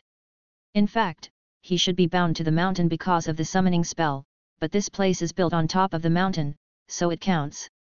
In addition to that, Kojiro was forced by command seals and planted with a spell that might kill him at any time the witch wanted, but even so, he didn't care nor gave a damn about her offer to him to become the true Sasaki Kojiro. He isn't the true Sasaki Kojiro, he's an existence similar to a wraith, but he didn't mind that, he was just waiting here to have a battle these days. Even if his opponents aren't true swordsmen, it's better than nothing. Servant. Archer frowned while looking at the samurai at the gate. He couldn't feel anything. The man seemed to be completely normal, but his danger-avoiding mind-eye was stinging slightly, like there's danger just by standing here. He swept his gaze to Merlin, only to see Rin and Ritsuka standing with wide eyes, and Merlin disappeared. However, before he said anything, a loud scream filled the tunnel as a black shadow rushed. Screams filled with rage and anger echoed in the tunnel as a black knight-looking servant sprinted from the corner of the gate and rushed to the side. Merlin, who was sneaking away in an illusion, heard the scream before turning his head and saw Lancelot, rushing towards him like a homing missile, even if he was hidden in an illusion. Despite Merlin's helpless eyes, Lancelot, who was filled with madness, raised his sword and slashed without any hesitation. With a quick wave, Merlin blocked the attack with Excalibur. Clang! The demonic and holy swords collided as sparks flew in the air, but Merlin didn't wait as exploded a bullet in Lancelot's face, which allowed him to slip away. Lancelot, who had his head knocked by a mana bullet, recovered quickly before chasing after Merlin. Everyone looked at this development as they didn't know what to say, although Archer and Kojiro were amused by this play. What the hell? Do I look like the king? If you feel this sorry about yourself, why don't you go after King Gilgamesh? He's the king's enemy. Merlin looked at Lancelot trying to stab him from behind. His words seemed to ignite more flames as Lancelot's speed increased, but even so, a berserker wasn't able to chase a caster in running, which shone a new light about how short-lived the rules of the Holy Grail War are. Kojiro, who was watching the show, saw Merlin running towards him with Lancelot. Lifting his eyebrow, Kojiro put his hand on his sword while waiting for Merlin to arrive. He can see that Merlin is a great swordsman after the clash with Lancelot, even if he doesn't pay and put much of his heart into swordsmanship. However, Merlin changed his direction again, leaving Kojiro in confusion, and his confusion increased because he was Lancelot stopping while staring at him. Although everything looked normal for others, Lancelot was a whole different story. In his eyes, there was no Kojiro, but a knight in bright armor. She had bright blonde hair and green eyes that looked at him directly while holding the golden sword in her hand. The whole scene changed as it became a magnificent city behind the knight as Lancelot almost dropped his sword. Sir Lancelot. His king, Artoria Pendragon, said in a calm voice and severe eyes as she raised her sword. Those eyes, the sword, Lancelot's body trembled. Can he finally get it? Finally, the king will judge him for his crimes. He might have regained some sanity at this moment as Lancelot closed his eyes, but he didn't notice his sword, which had the fairy's protection, was pointing at the side. Waiting for the sword to claim his life, Lancelot didn't feel anything as he opened his eyes to see Artoria lowering the sword. No, Sir Lancelot, I forgive you. Artoria said with a smile as Lancelot froze in his place. You're always my knight, Artoria said as Lancelot clenched his sword tightly while his eyes were glowing red. And no matter what, I'll never punish you for something like that. Those words were the last straw as Lancelot felt a volcano erupting in his mind. In the other perspective, Merlin just ran back to the group as Lancelot stood there, looking at Kojiro without moving. Kojiro was slightly uncomfortable by Lancelot's eyes before his sense of danger went off, which made him pull his sword immediately. Screaming to the top of his lungs, Lancelot rushed like a madman towards Kojiro while his sword was flashing with a dark red demonic mana. Clang. Kojiro frowned as he was pushed down by Lancelot's strength before he counter-attacked, aiming at the neck with a swift wave. Lancelot didn't bother blocking as he pushed forward, which made Kojiro change his attack and block the mad sword. Clang. Clang. Clang. Like releasing all his anger, Lancelot didn't care about defenses at all. He just slashed and slashed at Kojiro, Artoria, giving him no chance to counterattack. Rin and Ritsuko looked at this before they turned to the calm Merlin, who smiled and said, "What? I didn't do anything." The smile and words made them shudder a little as they looked at Lancelot smacking Kojiro despite getting injured. Archer with a blank face raised his free hand while channeling his mana. Red mana and electricity flashed before a huge sword in the shape of a drill appeared in his hand.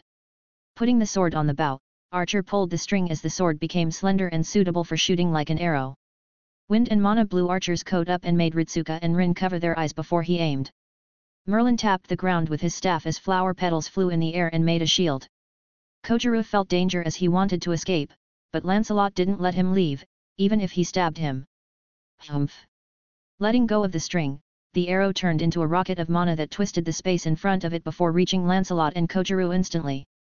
Behind the gate, Medea, who was busy with the ritual, sensed her traps being activated. The quick change in battle made her worried about Shinji, but she still checked. She didn't find anything until she felt another mana source from the gate. Even Medusa and Sakura felt it. Boom. Without any warning, the gate was blown away by a raging explosion. The impact made Medea deploy her shield spells and Medusa to protect Sakura before two shadows flew from the impact. Kojiro and Lancelot were shot like missiles towards the room as they hit the walls before stopping. Sigh. This is really unfortunate. Kojiro sighed without losing his cool before he turned into light particles and vanished. Lancelot, who took most of the hit, said with a weak voice before his already frail spirit core lost its power. Turning into light particles, Lancelot exited the war, leaving Medea, Sakura, and Medusa wide-eyed. Is this a double kill? Magnificent work, Archer-kun. A voice appeared from the blow gate before several figures appeared. Ah, although your illusions are strong, it isn't enough to finish the job. Another voice was heard as the figures finally became clear. Merlin and Archer walked in the front followed by Rin and Ritsuka, who witnessed the unhonorable double kill. Now, can I ask you to leave that ritual and give me that scabbard? Merlin looked at the ritual and saw Avalon stabbed in the middle of it. Those useless bunch! Medea said with anger as two servants lost without even injuring the enemy. Sakura looked at a figure behind Archer as she lowered her eyes before they became firm. Sakura! Rin spotted her sister as she couldn't help but scream. Hello, Tosaka. Rin. Sakura said those words calmly while standing up from the ritual and Medusa followed her. Sakura! Rin saw Sakura's eyes as she didn't know what to say. Although she had a feeling in her heart, she didn't want to be her sister's enemy. She knew after joining the Holy Grail War, they'll become enemies because these are the ways of Magi, especially between the three families. However, she thought they at least won't fight to the death, but after looking at Sakura's eyes, Rin realized that may not be possible, which left her in a dilemma. Glancing at his master, Archer took a step forward and projected his blade while Medusa grabbed her chain blade. Ritsuka sighed while looking at Rin's situation before he looked at Merlin, who was still watching the show. She wanted to ask him something, but then, she noticed that her hand passed through his robe. Asterisk rumble.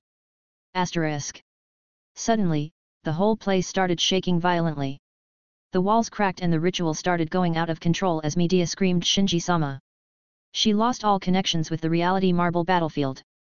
Her observation magecraft all have been shattered and worst, her connection with Shinji vanished suddenly. This almost made her lose the strength to stand up. Brother! Sakura snapped when Medea screamed, however, no one waited for them to be ready. Archer, who saw the chance, charged immediately with his blades towards Sakura, which made Rin pale, but Medusa blocked him. He didn't stop as he continued to aim at Sakura while attacking Medusa. Whenever Medusa tried to counterattack, Archer would just aim at the panicking Sakura, which left her helpless and at a big disadvantage. Archer! Even if she saw his plan, Rin couldn't help it, but she clenched her teeth. However, without any warning, flower petals started flying around the place before Medea felt that she lost control over her ritual. No matter how skillful the Magus is, panic and unexpected situations are very deadly things. A clear voice appeared from the ritual as Merlin grabbed Avalon and stabbed his staff on the ground. The other him near Ritsuka turned into flower petals and vanished. You! How dare you! Medea, who was still thinking about Shinji, flew up in rage after seeing Merlin ruin the ritual. Merlin just shrugged his shoulders at her actions. She can't hurt him in the middle of ritual as he took a breath and said the inner sea of the planet.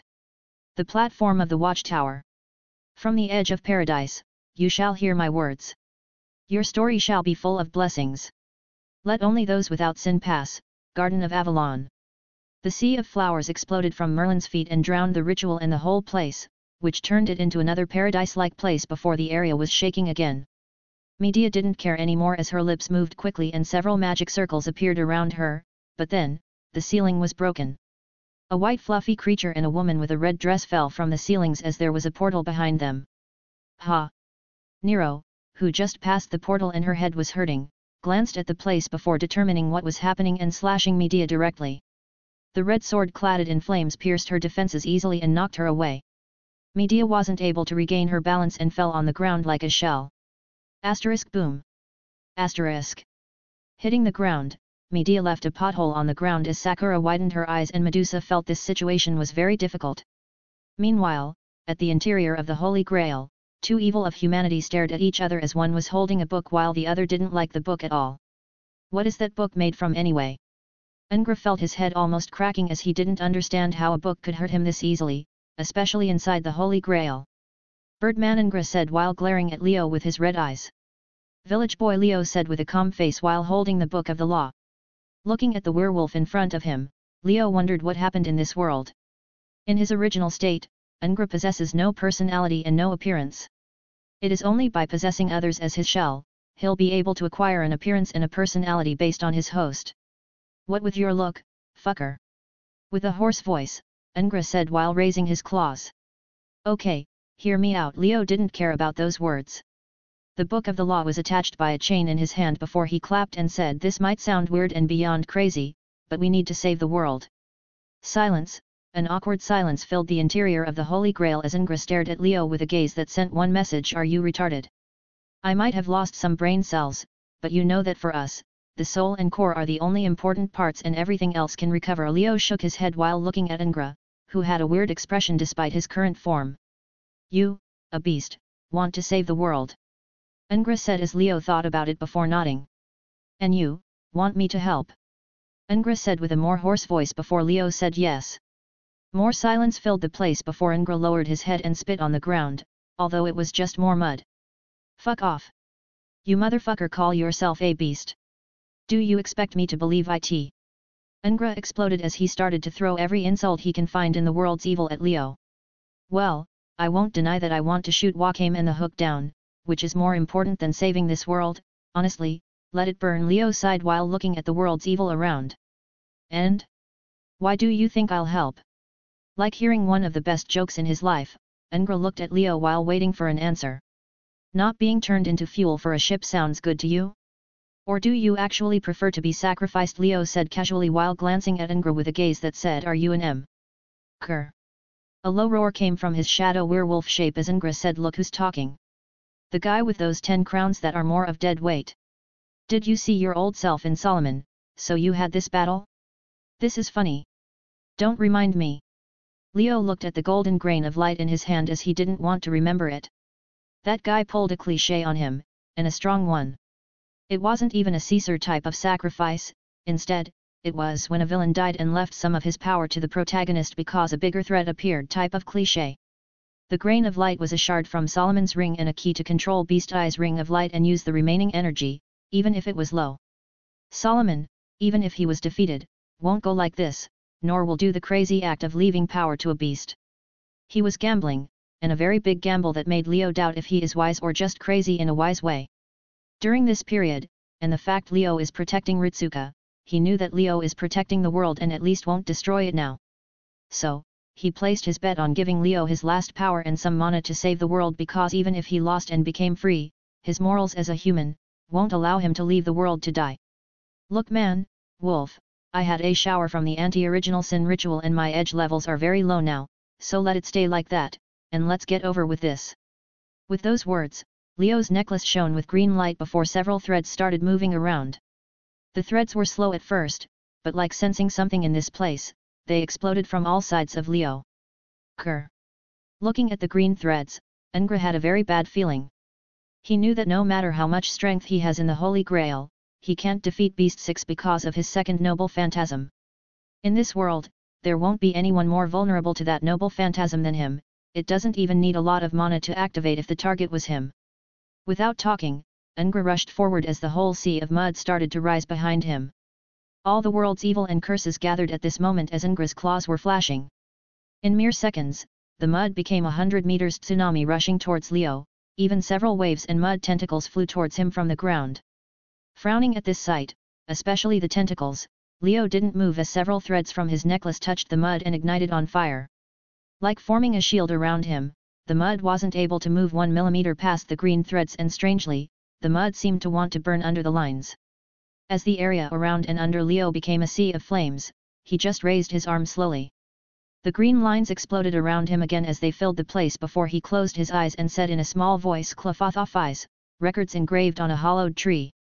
From a deep place beyond the material world, a river of destiny was flowing before a snake made from countless green threads opened its eyes.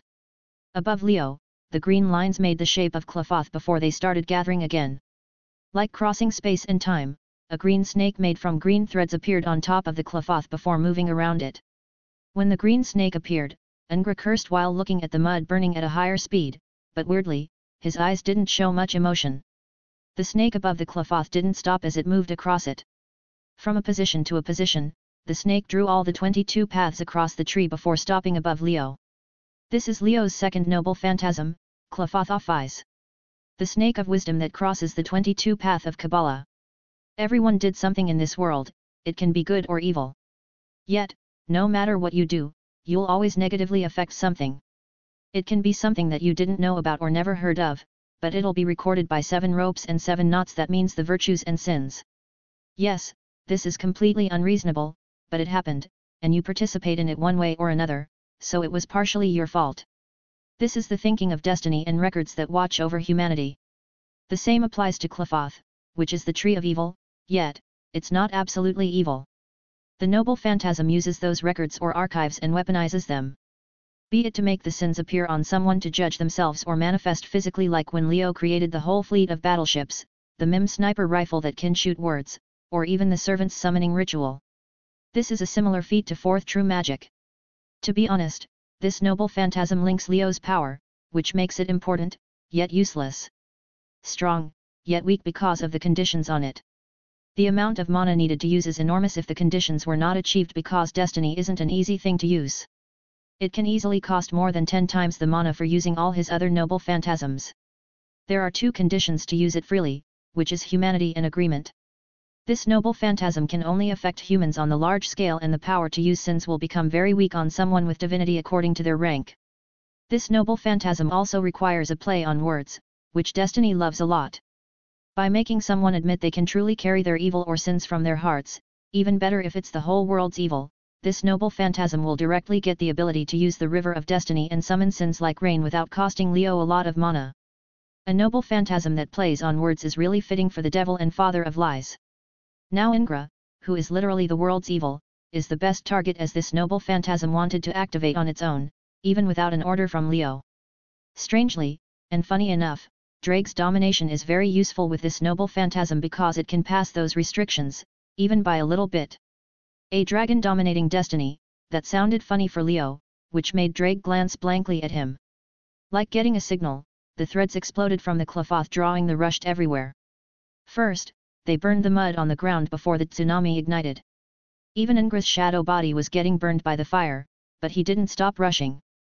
In a few seconds, most of the world's evil became an ocean of flames, but Ingra passed it before he reached Leo and waved his claw. However, he was stopped by several threads that tied him in the air. "You piece of shit!" Ingra said with his hoarse voice that carried hatred, yet it didn't sound that angry this time. "Look who's talking, a being made from black mud." Leo looked at Ingra burning in flames before he said, "I can at least know you want to shoot them down too, no? Tisk. I hope you burn in hell." Ingra clicked his tongue, even if his tone became less and less hateful. He won't lie, he prefers to tear Solomon and especially Shinji into shreds. Solomon might just want to sacrifice him, but Shinji? If Ingra didn't receive his other self from another timeline when the counterforce tried to protect the world, he'll be just a philosopher's stone by now. Only because Shinji didn't want to alarm the counterforce, he didn't come to fight him here or do something big.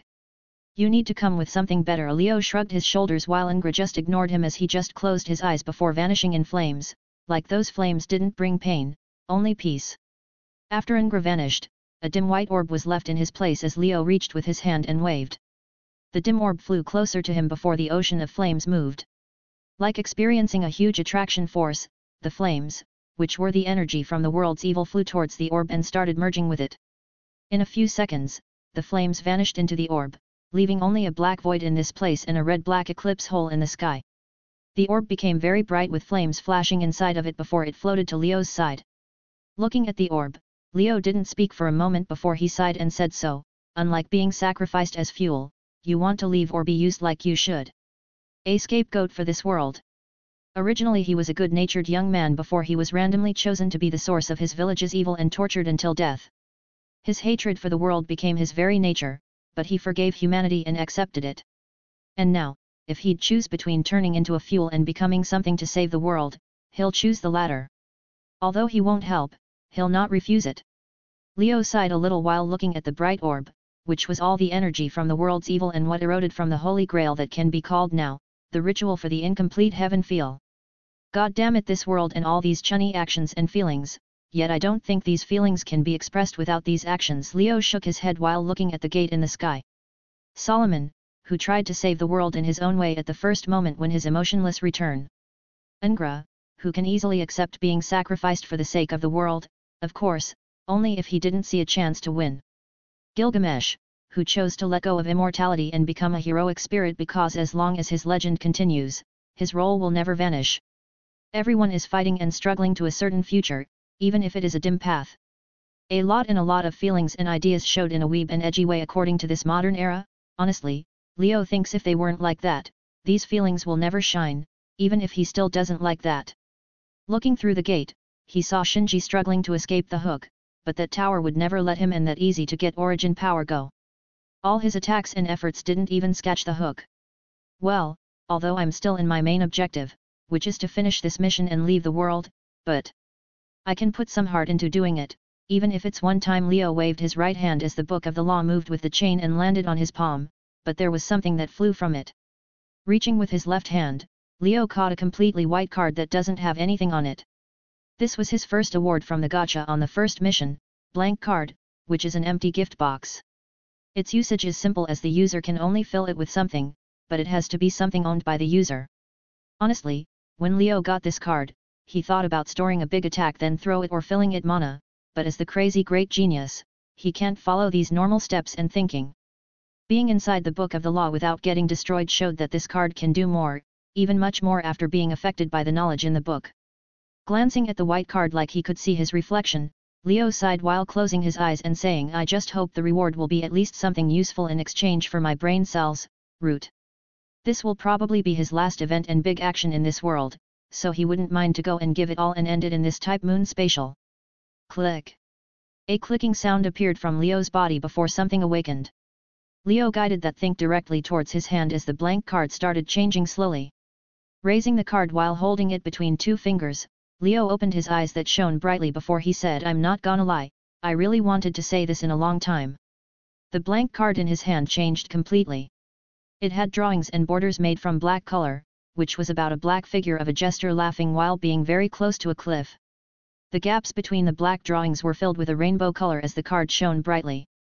However, it didn't end as platinum color flashed on the bottom of the card. A text and a number appeared there, they were the Fool and number 0 flashing with platinum color.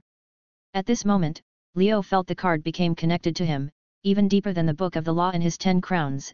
It even became a part of him before he opened his eyes and said, You've just activated my trap card. Under the light from Clefothoff's eyes, Leo waved the card as the Fool Arcana shone brightly in his hand. Second Noble Phantasm. Clefothoff's eyes, records engraved on a hollowed tree. Rank, A++. Type, Anti-Sin. Description, the snake of wisdom that crossed the 22 path of Clefothoff. Moving like a spiral of time across the whole river of destiny and keep track of everything that happened. This noble phantasm represents all that humanity has done, be it good or bad, by using the concept of 7 sins and virtues. It has 2 forms, the first one to manifest the sins in a conceptual way from destiny and crush the minds of others, or in its second form, which allows a physical manifestation of sins. However, this noble phantasm requires more mana and effort than all other NP because it need necessary conditions. There are 2 conditions to use it freely, which is humanity and agreement. This noble phantasm can only affect humans on the large scale and the power to use sins will become very weak on someone with divinity according to their rank. Also, it requires the opponent to has admitted that he can carry or hold the evil from his heart with no lying in their words. When the 2 conditions are achieved, the noble phantasm can work easily and won't cost a lot of mana. 192. Type Moon Specale. Asterisk boom. Asterisk asterisk boom. Asterisk asterisk boom. Asterisk. Several beams and attacks of pure energy were flying everywhere. Each attack was holding a very strong energy, so strong and pure than anything in this world, but unfortunately, their target wasn't something regular. The colossal tower stood high and tall in the middle of the reality marble while receiving countless attacks, but no attack was able to leave a scratch on its surface. Even the glowing lines and weird runes didn't flash again, like mocking those weak attacks. Gathering the energy in his hand, Shinji attacked the hook with all his might, but all his attempts were completely useless. Despite the whispers in his head and all the chaotic knowledge, helplessness and despair filled his head more than pain and headache. Completely useless, nothing can work. Shinji didn't need to attack the hook to know this.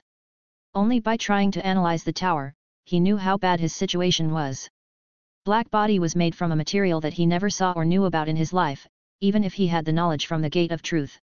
The lines and weird runes' dazzling glow was tearing his already tired brain just by looking at them.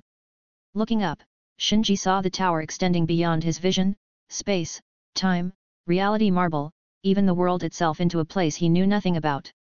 He knew that he can't stay here, even if it meant to abandon this ship, but sadly, the tower didn't let him go from the moment it felt that he had origin power.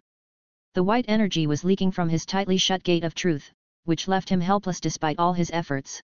Second after a second, sweat was dripping from Shinji's forehead.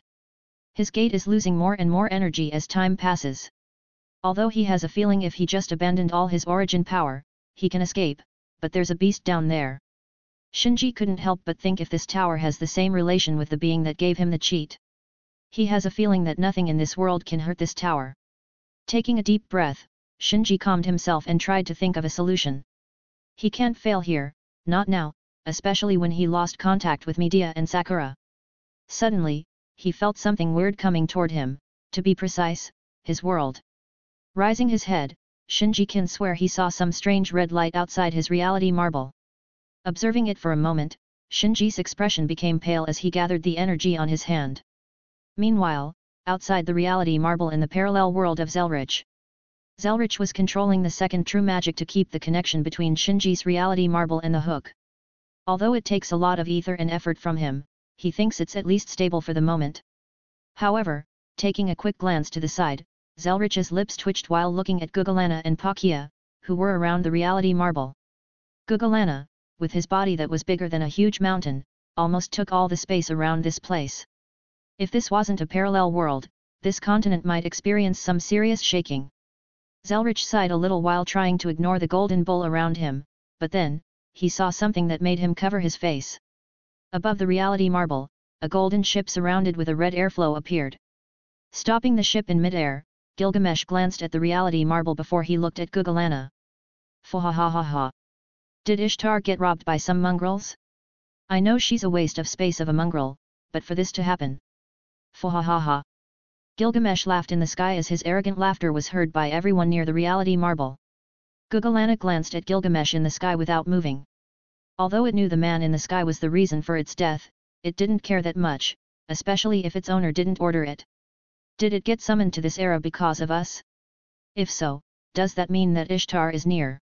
A sound appeared around Gilgamesh, to be precise, the chains around him that appeared from Gob. Is that so? Very well. Gilgamesh grinned madly before he raised Ea to the sky and said if she was here, then let her scram from the king's land immediately. Buzz. A red gleam glowed in the body of the sword before Ea started rotating quickly. It sounded like a roar as it made anyone who heard it think that the sword was angry. The violent red spatial wind confirmed that further as Gilgamesh was unleashing the stored power in the sword from his fight with Leo. Gil, a king needs to consider his people and surroundings. Inkiju, who was in the state of chains, couldn't help it when he saw the power gathering on Ea. After having chains and ship's accident in mid-air, Gilgamesh's ship of light was destroyed by the direct hit from Inkiju as they entered a free fall. But who is Gilgamesh? He just activated Gob and pulled another ship, although it's nowhere near the strength and speed of his last two ships. Using this new ship, he caught Inkiju, who almost left due to his mana and body reaching their limits, and allowed him to possess his own chains of heaven. Inkiju didn't resist, especially when he saw the situation of Gilgamesh. They both didn't have much mana and Gilgamesh seemed to be persistent in keeping Ea in full power for one last hit, so Inkiju, who was going to leave anyway, chose to fight this last time with his friend. Humph. In this situation, you still want to say what the king should do. Gilgamesh repeated his words from his last battle with Inkiju before he smiled and said, although this isn't the bowl of heaven and this is a new era, I can say this is also a worthy to go all out. Inkiju sighed a little, but if he had a body, he'd be smiling as his last mana and power was flowing through the chains towards Ea. Fahahaha. Gilgamesh laughed as he felt Inkiju's power before glancing at the reality marble and charging his sword. He can't see clearly what is happening inside the reality marble, but Leo's mana was there, so he'll just blow everything up with Ea. I mean, it's an anti-world noble phantasm, it's not like he really has to aim. Zelrich looked at Ea in the sky tearing holes in his parallel world as he gave up. Except for keeping the connection between the hook and the reality marble, he doesn't care anymore. Let these idiots kill each other in battle royal or something. Shinji inside the reality marble felt Ea charging power as a black and speechless look appeared in his face. Are you fucking serious? Now? From all the times, it has to be fucking now. His head was spinning quickly while thinking about a solution. Suddenly, he thought about an idea. If Ea was the sword of rupture, then he might be able to separate himself from the tower. Although the risk is huge and he might lose a lot, it's worth it. However, he forgot about something as the dark hole at the bottom of the reality marble stopped releasing curses and malice.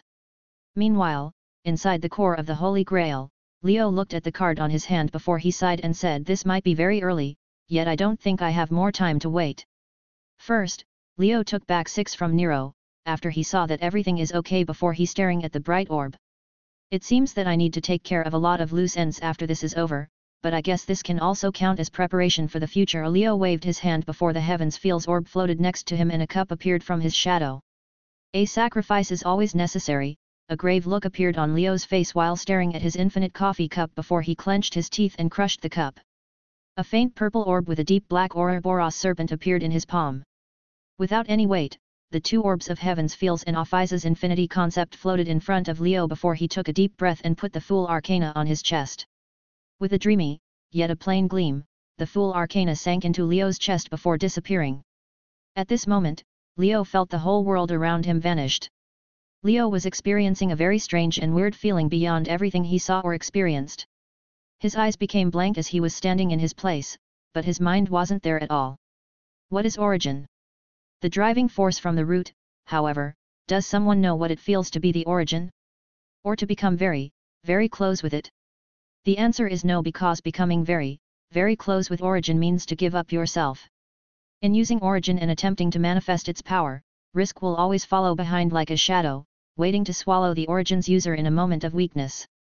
To be honest, knowing that you've origin and using it, is a completely different concept.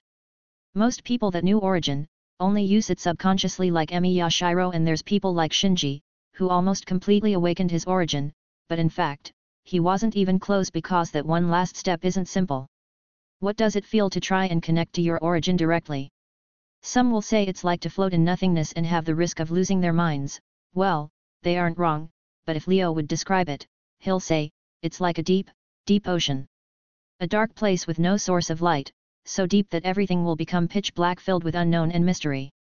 In the depth of this ocean of unknown, Leo was sinking bit by bit, and with it, the pressure was increasing with each centimeter of depth.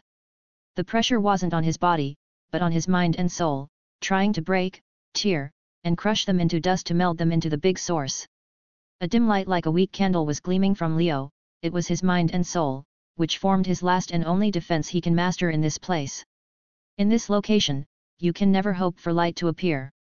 You're abandoned by everything, even the world around you has left, leaving you in a dark void.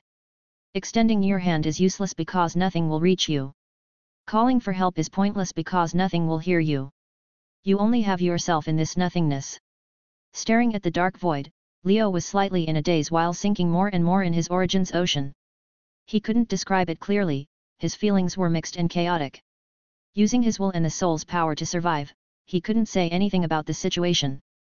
To be honest, unlike those protagonists, Leo knows that his soul is plain and normal. It doesn't have a dazzling glow or profound aura, it's just his regular soul, which was strengthened by his book of law and Kabbalah.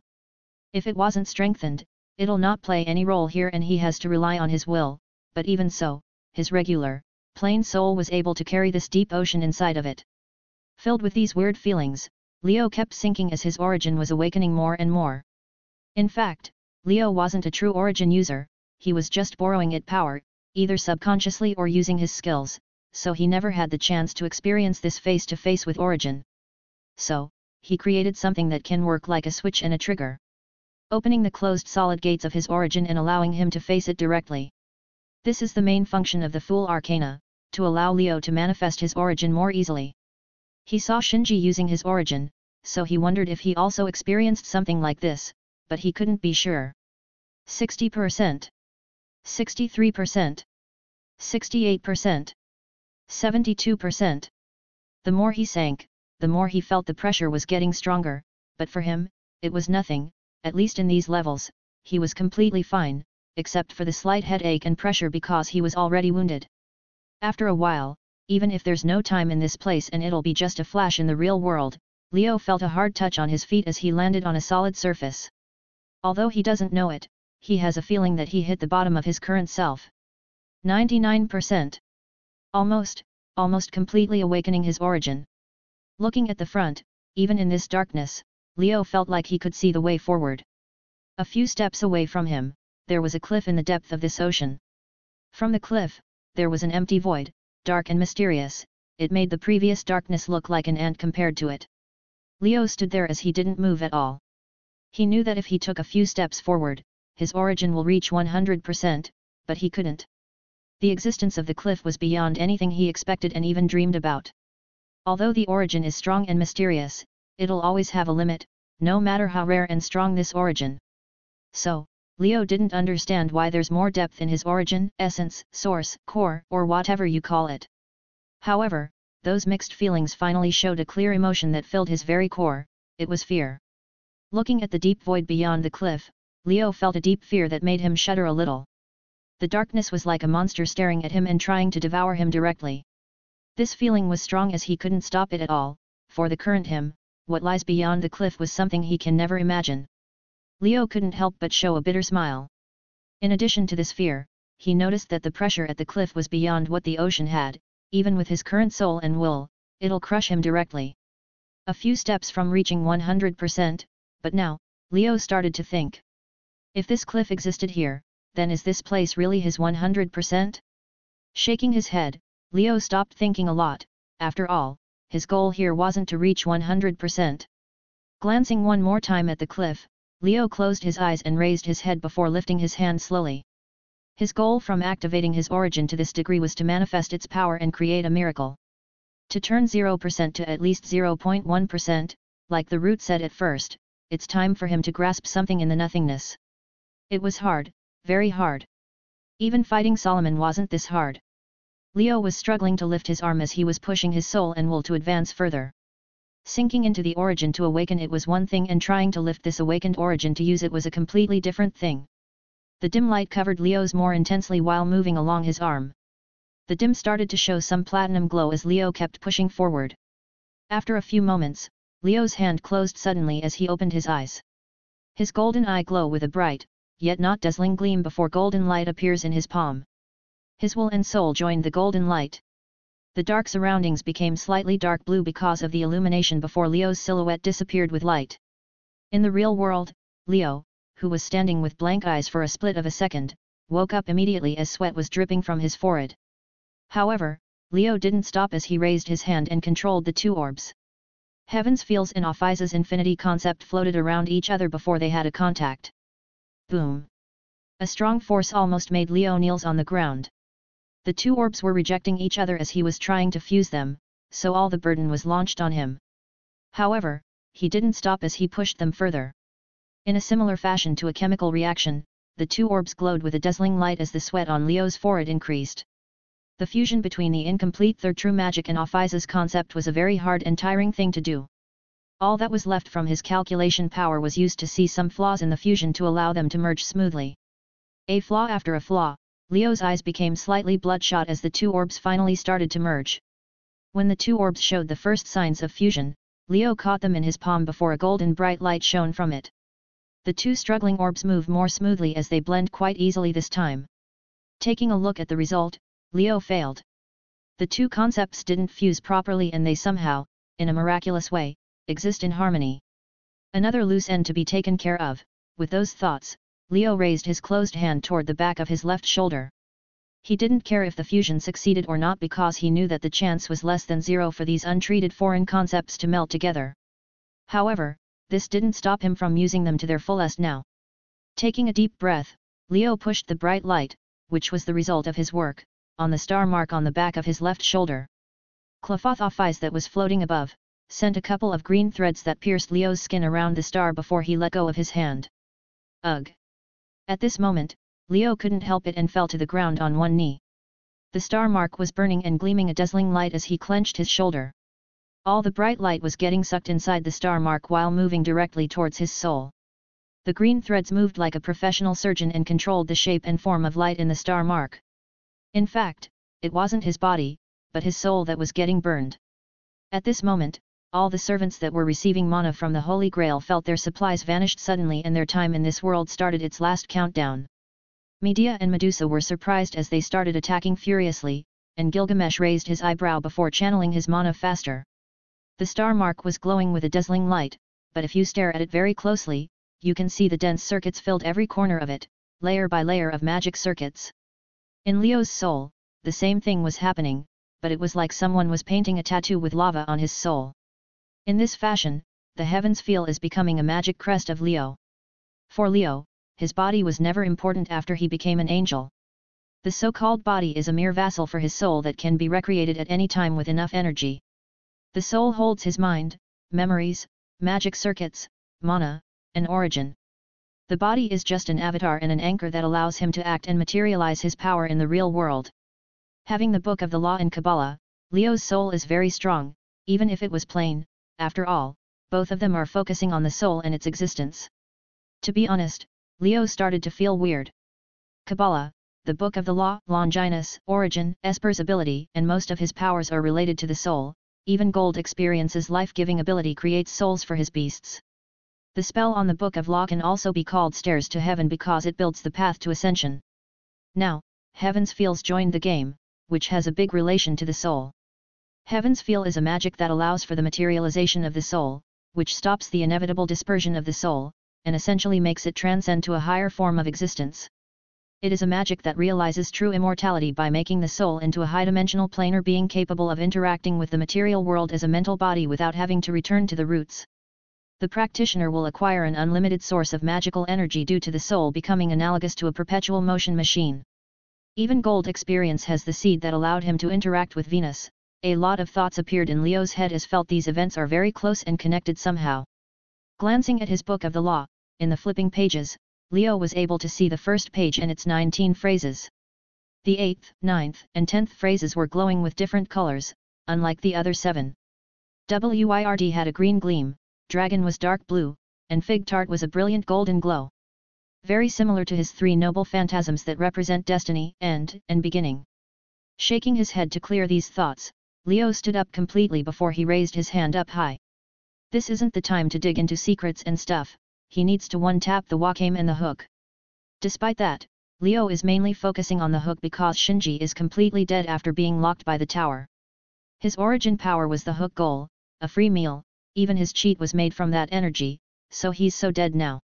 Even if he miraculously escaped, he'll be in a very bad state that Ritsuka can kick his ass, so Leo didn't care much and focused on the bigger problem. Also, he sensed Gilgamesh's EA. Goldie is really a good guy and a role model that everyone should follow. He even told Pakia to not mess with him and protect himself. Asterisk boom. Asterisk. A terrifying amount of mana was rising from Leo's body. His star mark was glowing with a bright white light as he felt some pain. The magic crest is still young and new, it's already painful to use it to channel the mana that was left from the world's evil. Sinking his necklace into the void, the red drawing of Qliphoth appeared behind Leo before his shadow moved. 6, with his 7 heads, emerged from the shadows as all his horns were glowing. Leo clenched his teeth, but his eyes didn't waver. He needs everything he can master, even the tiniest bit of power can't be left if he wants to target the hook. The huge mana was moving through his body as it reached his horns. Crack! The horns were cracked before they turned into fragments and flew towards the Qliphoth behind Leo. 6's horns were the same as they became particles of light and joined the red drawing, which made the dragon's heads retreat. The sinister Qliphoth shone brightly as its 10 spots gleamed with light, like a hollowed tree finally filled with something. Its glow and 10 spots were like a crown behind Leo's head. The 10 crowns were fully liberated. Qliphoth off eyes. With Leo's words, the snake of wisdom turned into a stream of light and fell into his palm. All other green threads joined the snake as they were gathering on Leo's palm. With a wave, Rongominiad appeared in Leo's hand and waved engulfed with the green light before Leo said this time, "Let make you a full transformation weapon, anyway, the Tower of the End isn't available in other worlds." The lance vibrated slightly like it was happy with finally being able to have the ability to go back to its original form, which was a katana. Rongominiad is the weapon of its lord, and it'll become any weapon he wants, but it prefers its first form.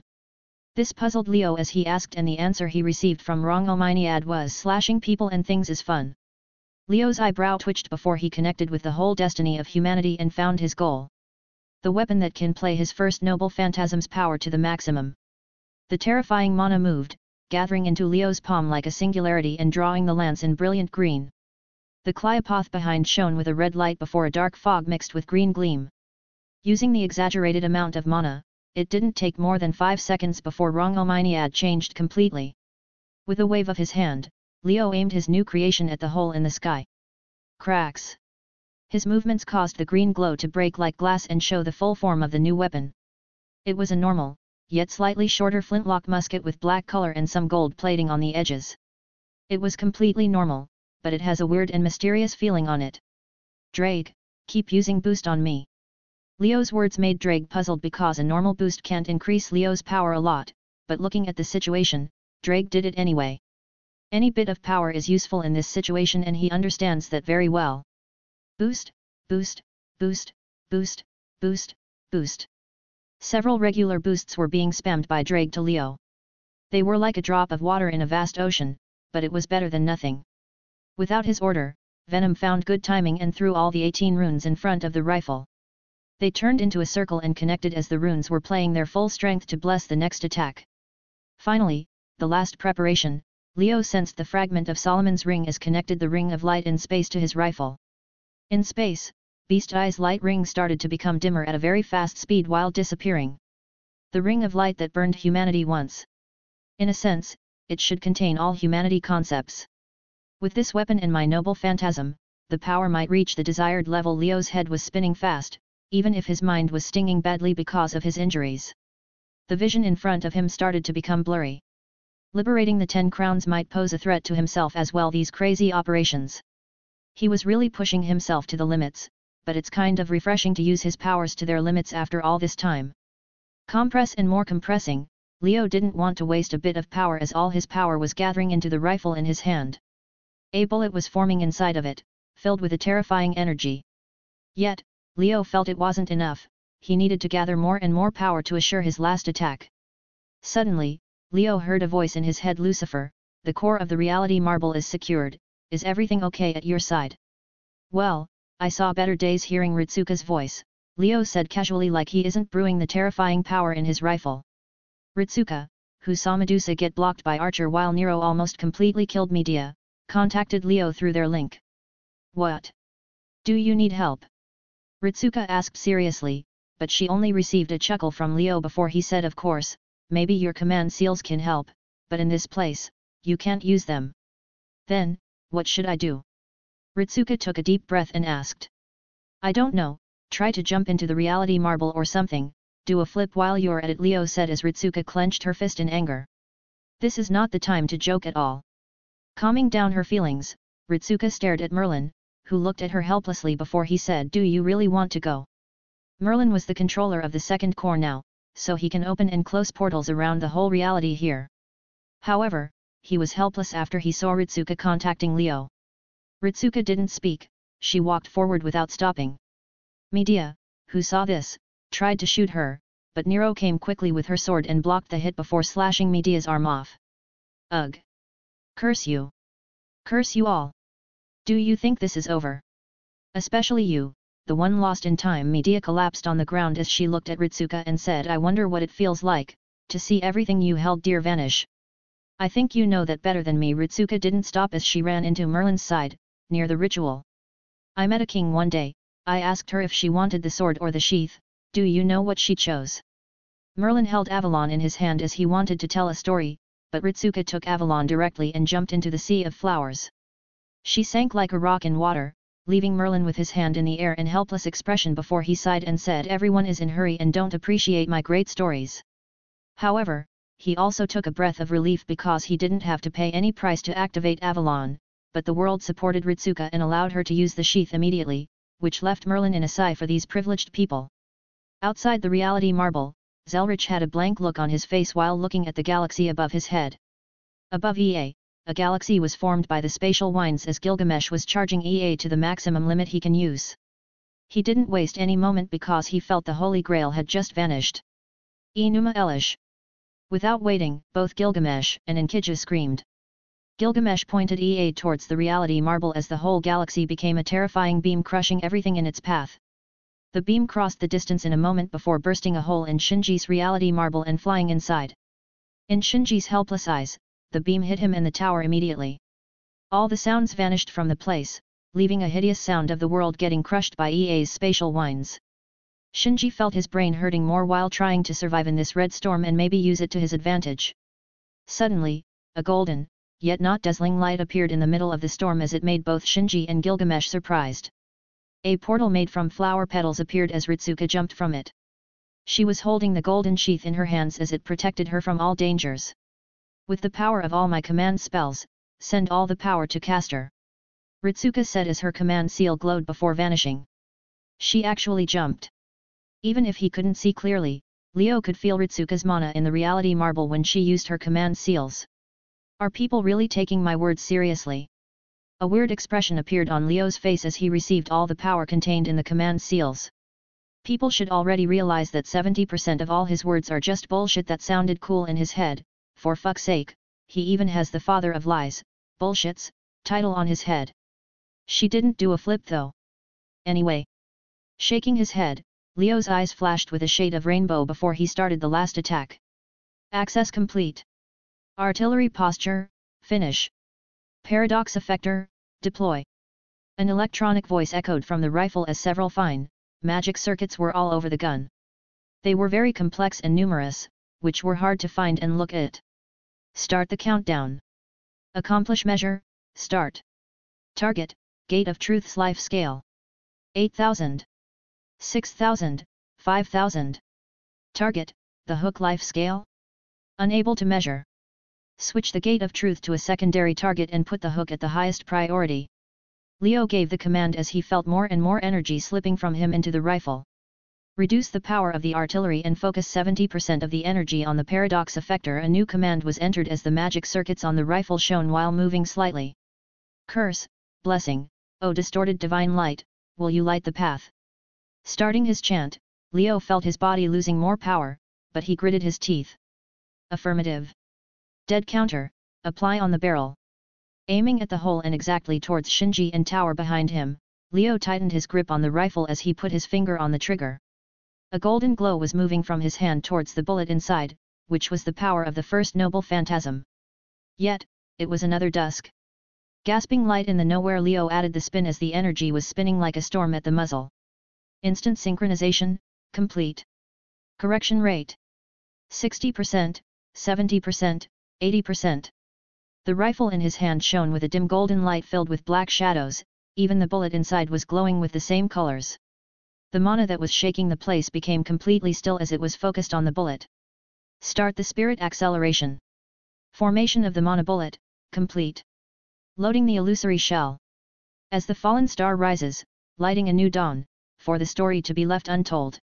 Feeling all his power leaving his body, Leo stared tightly at the hole in the sky. The whole cloth was glowing with its power and 18 runes became a phantom while spinning. In the reality marble, Shinji shuddered as he felt something terrifying locking him down, but he couldn't move at all because of Gilgamesh and the hook. You know? I'm a simple devil, I see an idiot cosplay as God, I shot him down.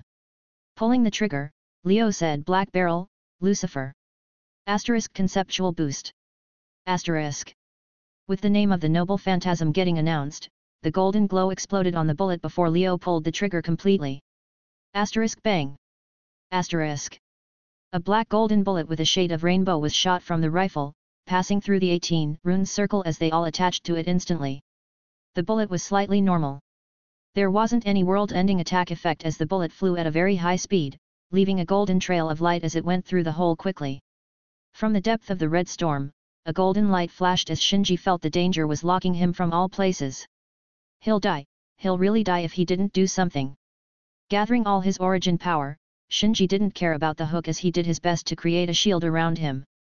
In a blink of an eye, the bullet reached Ritsuka and passed her body without any damage. Ritsuka couldn't help but close her eyes when that happened, but Avalon's light was slightly dim. Luckily, she wasn't the target. Without blinking his eyes, Shinji raised his hand as the bullet arrived. Like nothing can stop it, the bullet that was normal, but containing a terrifying power, passed Shinji's barrier. Raising his hand subconsciously to protect himself, however, the bullet left a golden black flash as Shinji felt his vision was reduced and his head felt numb. Boom! A bullet hole was left in Shinji's hand while the left side of his head exploded with brain matter and blood as the shocked expression was still on his face. The gate of truth wasn't better as the bullet left a large hole on the Kabbalah drawing before the cracks filled it. Boom. The whole gate of truth was broken into fragments, leaving Shinji, who still had the shocked expression on his face, and reached the hook. Without raising any ripples, the bullet sank into the giant tower. Everything calmed down at this moment. The red storm was still blowing, Ritsuka falling, Shinji dying, and Leo lowered his rifle while almost falling on the ground. This is one of Atlas 7 super weapons, Black Barrel. It's a conceptual weapon capable of imposing the notion of limited lifespan into the body of near-immortal creatures to make the immortal creatures killable. This power of imposing and creating paradox is the best way to channel Leo's first noble phantasm because they both have the same function. Holding his name, Lucifer, the first noble phantasm has the power to carry one of his important legends. The stupid and ridiculous idea of equality to God, and the fall of the angel. Gathering all the power from all other noble phantasms, Leo can bless and curse any attack he has to impose the concept of original sin into any divine being, who shouldn't have any sin. This is the most terrifying poison and virus those beings can experience. It's the blessing and curse called humanity. Their authorities will vanish and get smashed, their divine power will go berserk and destroy their bodies, even their minds will experience the humans' feelings and collapse. In simple terms, this bullet will turn them into humans while still being gods, creating a paradox that'll crush their very core. As the morning star, Venus, represents the fall, they will also experience it and become very vulnerable, for even a weak human to kill. Rumble. The whole parallel world was shaking, the colossal hook finally started moving. Rising from the ground, the tower was rising towards the sky, like it was attempting to escape. If you look closely, you can see a golden shade of light on its body where the bullet hit, and it was spreading slowly. The hook with its massive size was pulling everything with it, even the reality itself was getting dragged as Zelrich's parallel world was stretching like rubber. If the hook targets it, the parallel world will be smashed like an ant. Suddenly, and without any warning, a shadow of a sword slash appeared in the air. The slash didn't affect anything, it didn't even move some wind, however, when it reached the hook, it became something completely different. Fear filled everyone in the world, they couldn't help but shudder fiercely when the slash reached the tower. Leo was also shaking, it was more like an instinct rather than true fear. He can clearly see that if the slash hit him, even if he was in his full power, he'll die instantly. The slash passed through the tower easily before vanishing. The world was caught in silence before the hook was split in two. The white liquid origin power was pouring from the tower like this unkillable behemoth was bleeding into death. Finally. It's over. Leo heard a ring from the chat room as he sighed before collapsing on the ground. He almost consumed everything he even had to keep his origin on to make sure he affected the hook. And now, he can see that route, even if it was scary, finally completed the job. The mighty tower was easily shattered before the damage speared to all its corners and exploded into fragments. When that happened, the whole place was drowned in a dazzling light. True title, The Day a God Was Shot Down. First Noble Phantasm, Lucifer. Rank, B. Type, Anti-Divinity. Description. This noble phantasm imposes the original sin on divine beings that supposed to not have any sins. It bless and curse any attack or weapons with the ability to become one of the most scary poisons for divine beings. When it hit the divine being, it'll make a paradox that will crush the whole existence of those beings. However, if the divine being's strength and power was very strong, he can survive. It also require direct contact with the blessed and cursed attack. Current understanding. WIRD means the second noble phantasm, the destiny imposed on all lives in the world, even gods. It comes before the beginning as it planned all the movement in the world. Being one of the stronger types of phenomenons in the existence, those who felt like breaking from it, did they really do that? Maybe they were destined to break from destiny and they jumped from a smaller web to a big one? Who knows? Dragon means the third noble phantasms that represents the end of the world, yet also the end of an angel. The dragons as the symbol of evil and bringer of disasters. Yet, this ending might be more complicated. Fig tart means the first noble phantasms that represents the fall and the beginning, a beginning from one's own hands. For everyone who lived, no one remembers their beginning only after experiencing the end.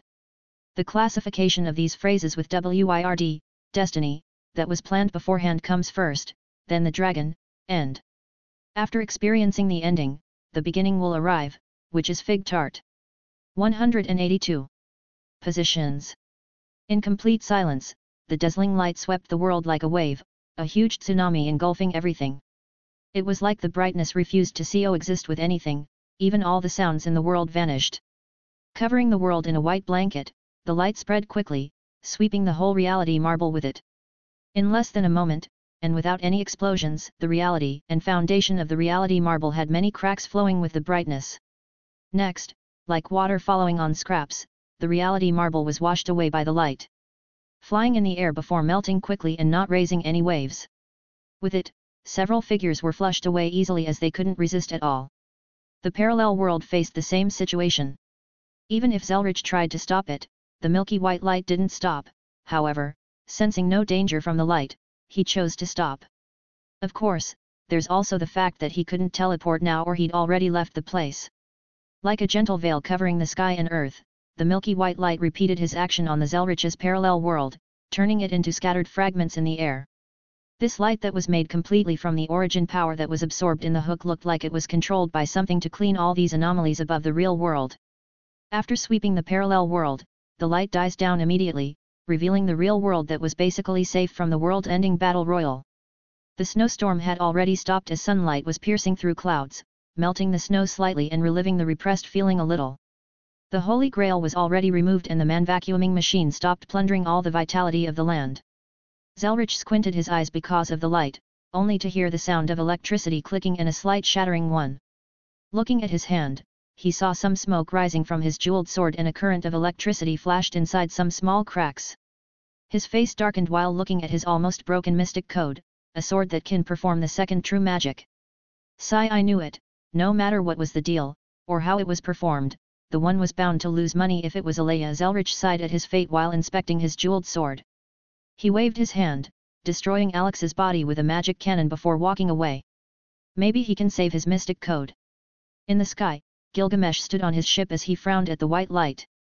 EA's in his hand has already stopped rotating as the mana was very, very low now.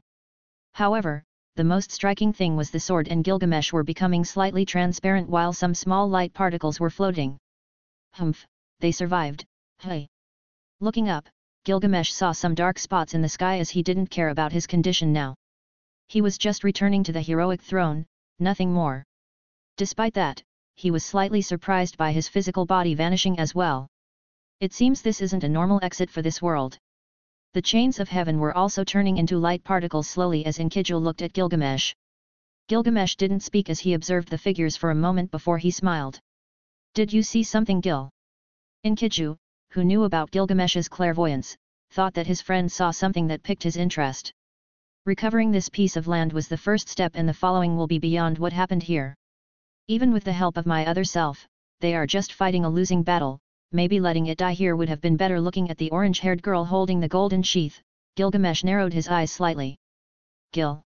Enkidu couldn't help but call his friend's name when he saw his look. However, Gilgamesh grinned as his body was almost vanishing and said, yet, in this new future, away from my eyes, struggle with all your might, maybe your actions will prove to be worthy as an entertainment for the king, ha. Feeling that the last mana vanished and they were about to disappear, Enkidu sighed before he said, Gil. Gilgamesh stopped his laughter as he looked at the chains. You missed. With those words, the chains disappeared as Gilgamesh swore he could see Enkidu smiling. Turning into light particles, Gilgamesh just remembered that he missed with an anti-world noble phantasm. With that, Gilgamesh and Enkidu, who used all their mana and power, have left the war. Slightly higher than Gilgamesh's previous location, several figures were falling from the sky. Hearing the wind whistling around him, Leo had a blank expression while crossing his arms. His hair was blowing with the wind while his body was rotating slowly in space as the world was spinning. The sky and earth were rotating in his vision, yet in these conditions, his face was still expressionless while crossing his arms. In my condition, falling down will probably kill me once. Glancing at the ground, Leo didn't change his expression. He really didn't care if he would fall and die once, like it'll kill him completely. Taking regular damage like this will at most kill his physical body, which isn't all that important. Although recovering the body will take some time and for it to get used to his soul power will take longer, it isn't a big problem. His condition isn't optimistic at all. He didn't have any mana currently and his body was hollowed from strength.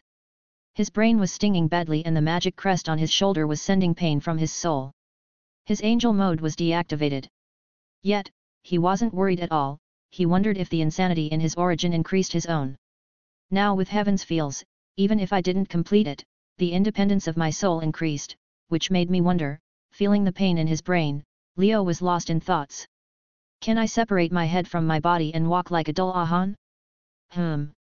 Interesting, very interesting. Leo was asking some important questions, completely ignoring the ground that was getting closer before he heard a scream in the middle of the winds howling.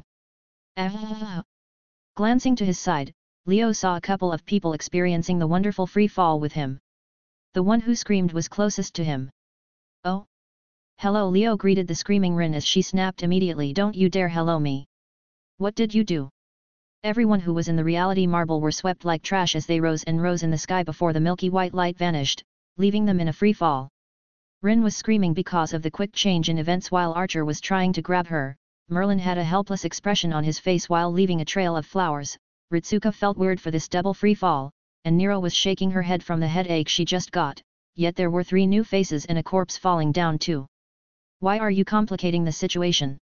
This is nothing, at most, we'll die once, Leo said in a nonchalant manner, which gained a nod from Merlin as a fellow member in the Not Dying If Got Killed club. However, his words ignited Rin's rage further. What do you mean by dying once? We can only live once. With that mindset, you were clearly born in the wrong world. Leo ignored the angry Rin, who was caught by Archer, and he glanced at the 3 new visitors. They were also looking at the corpse with the crushed head, falling faster than everyone. Glancing at the surprise, disbelief, fear, anger, sadness on the face of Medea and Sakura, Leo looked at Ritsuka and Rin before sighed and said this will be either easy or too troublesome. Feeling Leo's eyes, Medusa didn't know why, but she shuddered a little before summoning her horse, Pegasus. Despite feeling that the being in front of her is in a bad condition, her instinct told her to run immediately. She doesn't have time or mana to waste now, at least, she'll send Sakura to safety. During this conversation, the ground was very close, but apparently, only Ritsuka seemed to care. After all, it was a life-threatening situation, right? Glancing at all these reactions, Ritsuka didn't know if she was the weird one or she was too normal for this place. Fu was on Ritsuka's shoulder as he patted her, like telling her to give up on these pointless thoughts. However, with Avalon, she's the equivalent of the strongest meat shield in this world, so she's the least threatened by this situation.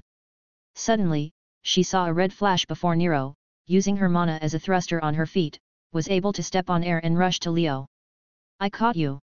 Nero caught Leo in the middle of the air with a hug, which made him stare at her without changing expression and say, you caught me, yay.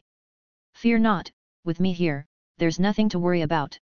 Nero said with a smile while closing her eyes, like preparing for the impact. Nero Leo still has his expressionless face. Tomu. I know you're moved and grateful, however. You don't have to worry about me. Nero hugged Leo tighter. Nero Leo's tone raised slightly. I'm an omnipotent genius and I will sue. Before Nero completed her word, she heard a loud voice. Nero. Opening her eyes, Nero stared at Leo before she noticed that there was no wind blowing. They were floating a few meters above the ground and their bodies had a pink aura that defied the gravity and momentum of the fall. Medusa and Pegasus were frozen by the pink aura before ripples appeared in space. Pakia passed through the ripples and controlled his power, lowering everyone slowly to the ground, even Medusa and Pegasus, who were frozen in space. Ah!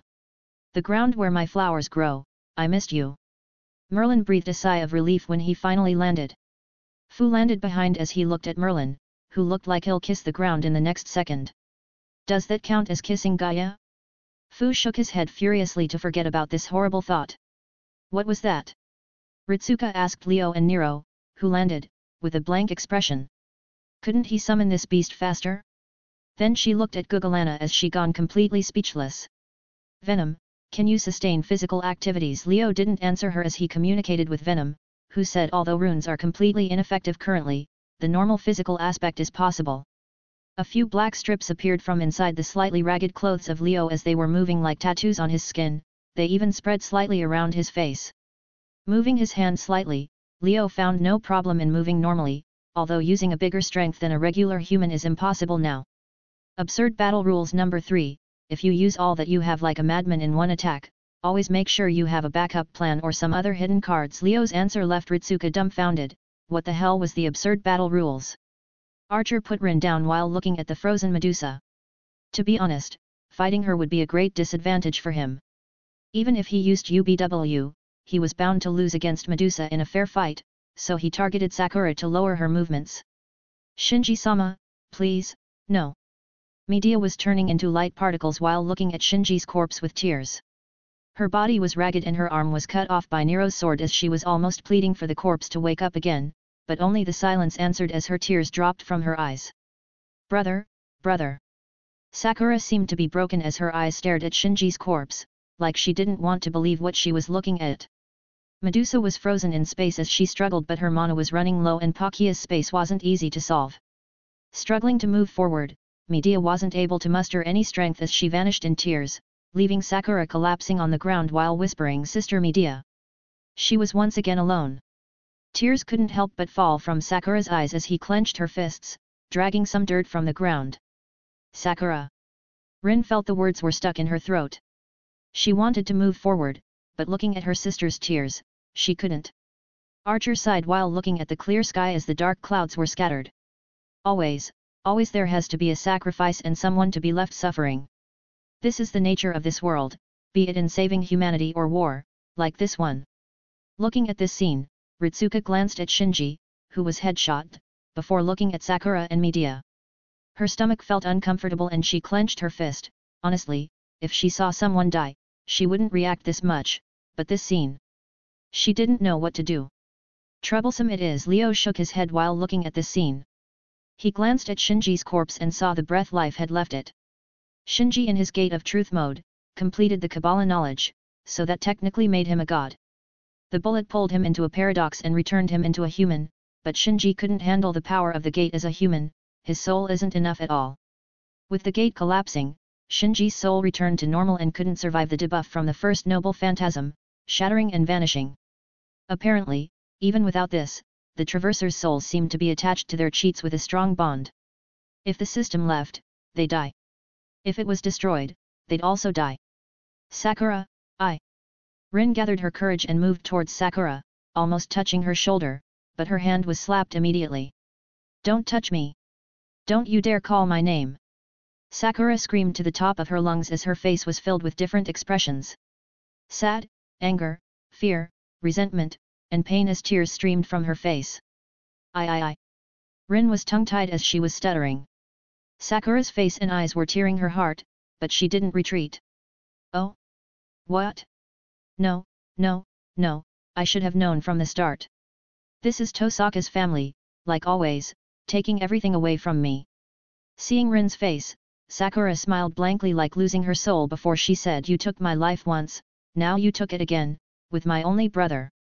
But Rin tried to say something before Sakura screamed, "You're not my sister. I have one sister and her name is Medea.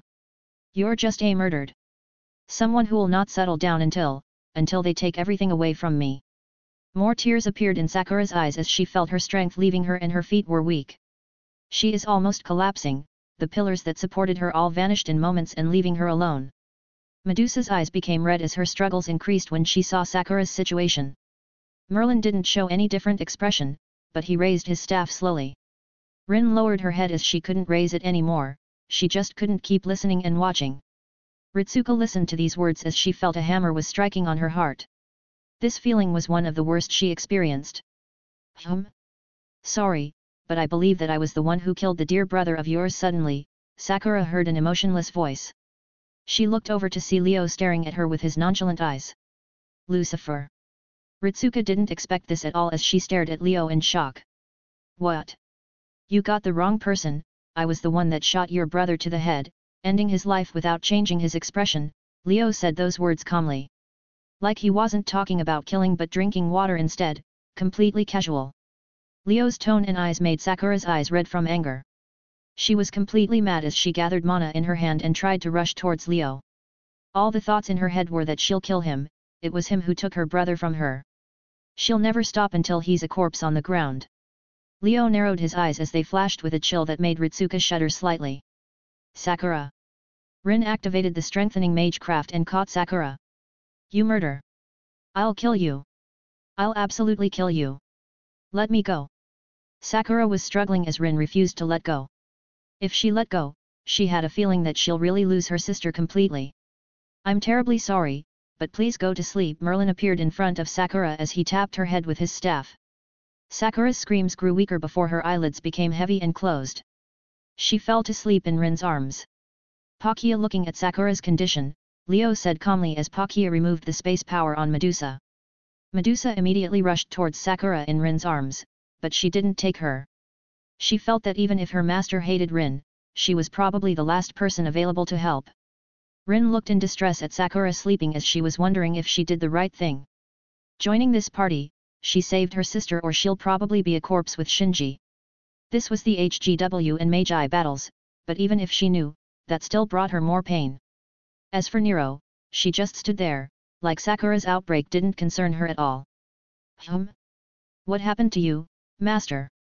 Leo noticed Ritsuka's gaze as he looked at her eyes directly and said, are you shocked to see the reaction from the loved ones of the dead? This reaction is normal and very predictable. Don't tell me you thought of taking a life without thinking of receiving something like this one day. Leo lifted his eyebrow as his calm look made Ritsuka bite her lip. She knew this tone. These days, she found that Leo has several tones in his talk. This one, when he says master in a funny way, it means that he found this boring and he's just waiting to see her reaction. Just now. Were you planning on killing her? Ritsuka stared directly into Leo's eyes while waiting for an answer. Without any hesitation, Leo said his answer normally as Ritsuka took a deep breath and asked Nero, can I ask you the same?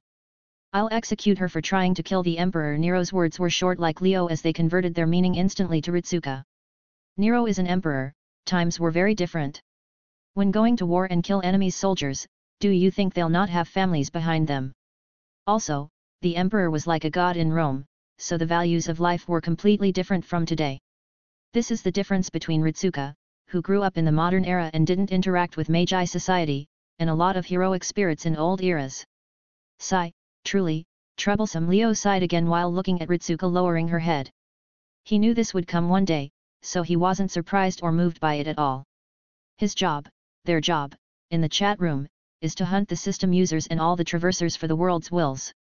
The chat room isn't a bunch of good guys nor evil. Their job and mission are completely clear and they already choose their position. Leo is clear of this and became clearer after the first time the chat room was introduced. Also, who said the world's will side is good or bad? The outer gods are bad? Naive. There isn't a bad or good sides here. Both sides will absolutely have their reasons despite being vague. Even the chat room classifies them as enemies, not as absolute evil. People change, people varieties, it's impossible for all these traverses or even a large number of them to be the so-called evil according to humans' understanding. There will be good and even very good traversers. They'll have friends, allies, even families, yet their job as hunters was to clear their existence from the world. It doesn't matter if they were good or bad, they had to be eliminated because every action they take, be it justice or evil, will bring a negative impact on the world. Some will talk about coexist and finding a friendly solution. For what? A war that who knew when it started in the multiverse and now you want to find peace? Will outer gods stop? No, they need origin power. Will the world's will stop? No, they won't let outer gods suck their origin power like vampires. There's definitely hatred after all this time, even the outer gods might have it too. For traversers like Shinji, who escaped the control of the outer god, is there a solution? Maybe, but even if it existed, who can be sure that he really escaped the control or he's just dancing on the palm of the outer god all the time? These problems aren't Leo's concern at all. He'll just go with what was told in the mission and finish it. He'll avoid all the chance to form any sort of friendship with outer god's agents, so he can focus without an emotional chain. For this reason, he chose to take these types of missions at the start for Kazuma and Misaka. Currently, they just met the so-called bad guys, so the effect wasn't a lot, but if they were to meet a scene like this with Sakura or bigger than it with the need to kill a very good guy, will they do it? Or will they freeze in their places? Fujimaru Ritsuka, you are not a good guy, neither a bad one. Something like good and bad is very unstable and might never exist, especially if your path was to save humanity and your dear people. Shaking his head, Leo glanced at Shinji's corpse. Then, what? If the path you're talking about is like this, is it really worth it? Ritsuko was unwilling as she looked at the ground. Leo shook his head before his expression became serious and said, they say the evil is subjective and some say it's not, and people should be aware of what evil and good in this era. He, let's assume this is correct. Does it also apply to other eras? Different species? It doesn't even apply to this era, there's magi and dead apostles. Did you finally realize it? Master of Chaldea, your stage isn't a mere era, but the whole timelines, even places that were never seen in history, and your true enemy isn't your opponents. It's humanity itself. Logic and virtues imposed in a certain era will become pointless. Leo chuckled a little before he said, the path of humans' salvation isn't an easy one and it has just started. What will follow is beyond what you saw here. At that time, you'll be the one to make the choice, so before you sympathize with others, know your position first. Even if I can see that you knew your position clearly from that jump. Leo's words were like an arrow on Ritsuka's heart because she couldn't deny them. He was right. When she jumped, she was thinking about Mashu, Romani, and everyone in Chaldea. That was her goal, the true reason for fighting. She didn't give any thought to whether someone might suffer from her action, and even if she did, she won't hesitate. Like Leo said, this is her position. Archer felt like he's sighing a lot. If this was his younger self, he'll be the first to shoot him, but looking at others experiencing it, honestly, he didn't react much, but it left a bad taste in his mouth. Ha, now, let's stop. Look at the bright side, everyone is safe and sound. Merlin came with a dry laugh as he tried to ease the atmosphere, but even he knew that this was hard. He doesn't know these feelings Ritsuka is experiencing, he isn't human enough to know, so the best he could do was try to switch attention. Rin raised her head and looked at this as she also sighed. This reminds her of some young and new magi, who weren't affected by the supernatural world situation. Oh? It seems something interesting is happening here. A voice appeared from the side as Zelrich was walking slowly. Didn't you run away? Leo lifted his eyebrow while looking at the old magician before he noticed the huge Gugalana. Believe me, I really want to leave, but the deal forces me to check on the situation, Zelrich said before he looked at Shinji's corpse and waved his hand. Ripples appeared in space before the corpse disappeared. Zelrich stroked his beard and said, you were going to destroy it anyway, so let me do that more effectively. Doing charity now. Leo didn't care about Zelrich's moves as he looked at Gugalana and said, hey, big guy, do you want to go with me or return to your owner? Gugalana lowered its head to stare at Leo while thinking slightly.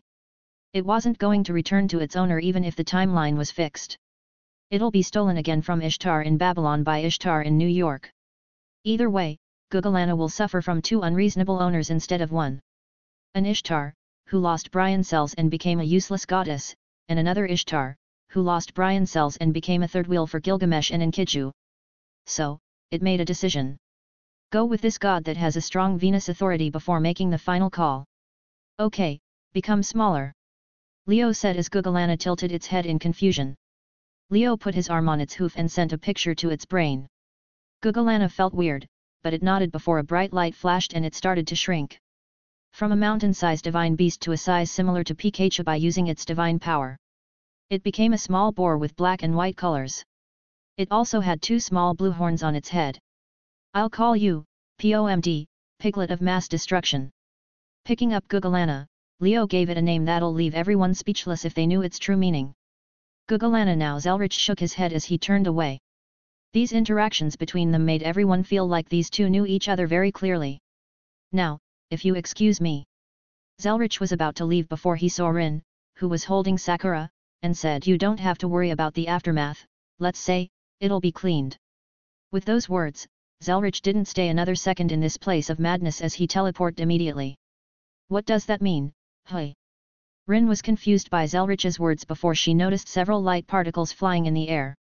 They appeared from everyone and everything, even she was turning into light particles, which alarmed her greatly. What is going on? Ritsuka was surprised before she felt her hands were light. Avalon turned into light and disappeared with the wind. Ever heard of the hard reset button? Let's say, the world has pushed it, you can also count it as your wish from the Holy Grail. Leo looked at some light particles on his hands. Although this timeline could be destroyed and start from scratch, it isn't cost-effective, so the world will use this place as the starting point and draw the other timelines. And for that to happen, it'll be moved back to the ideal form, which means eliminating all the anomalies.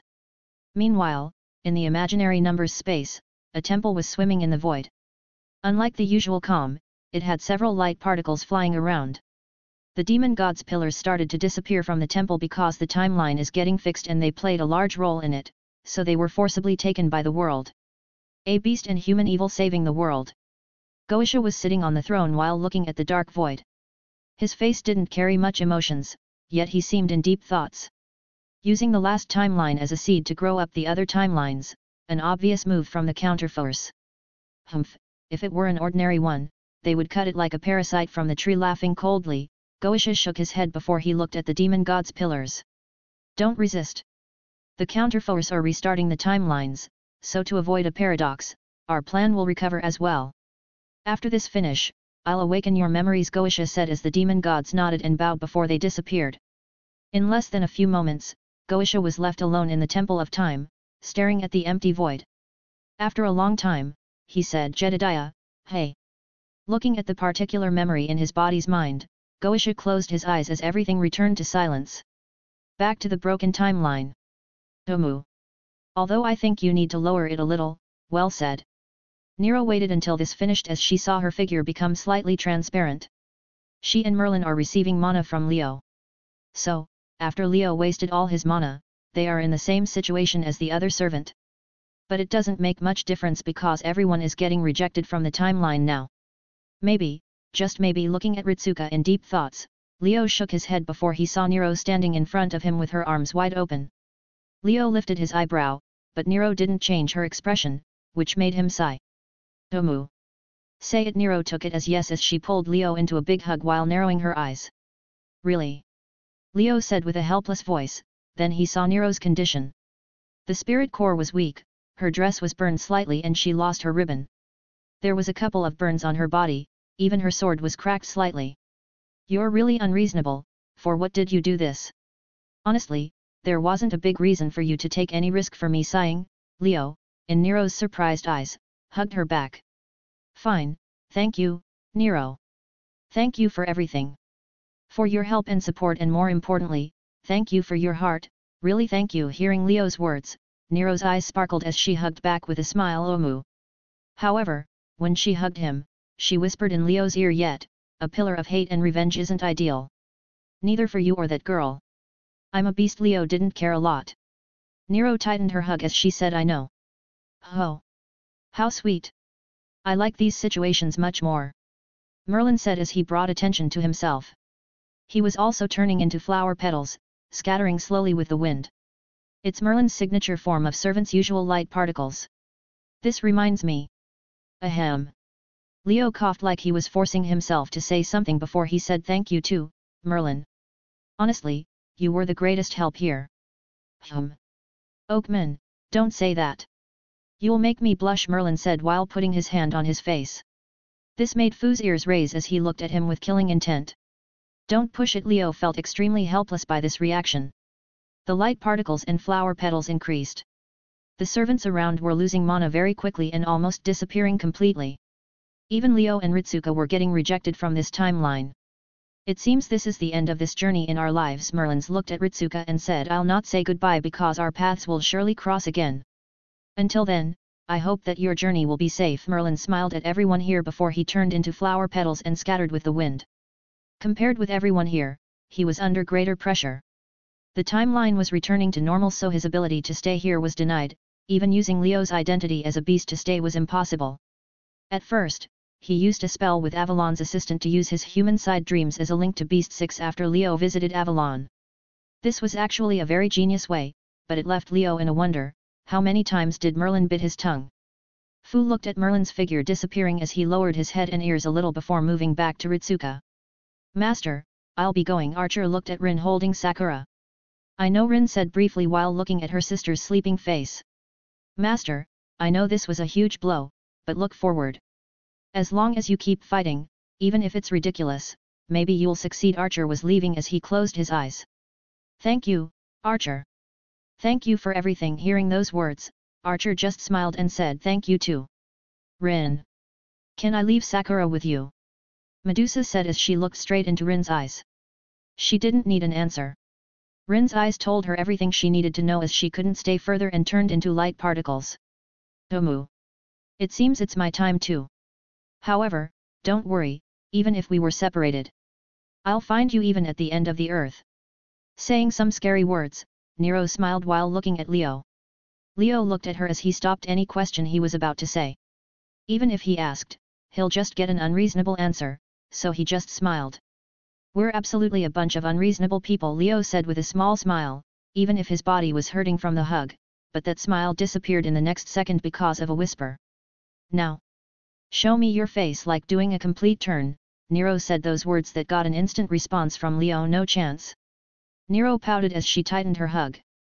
Leo felt his already hurt body was screaming for mercy.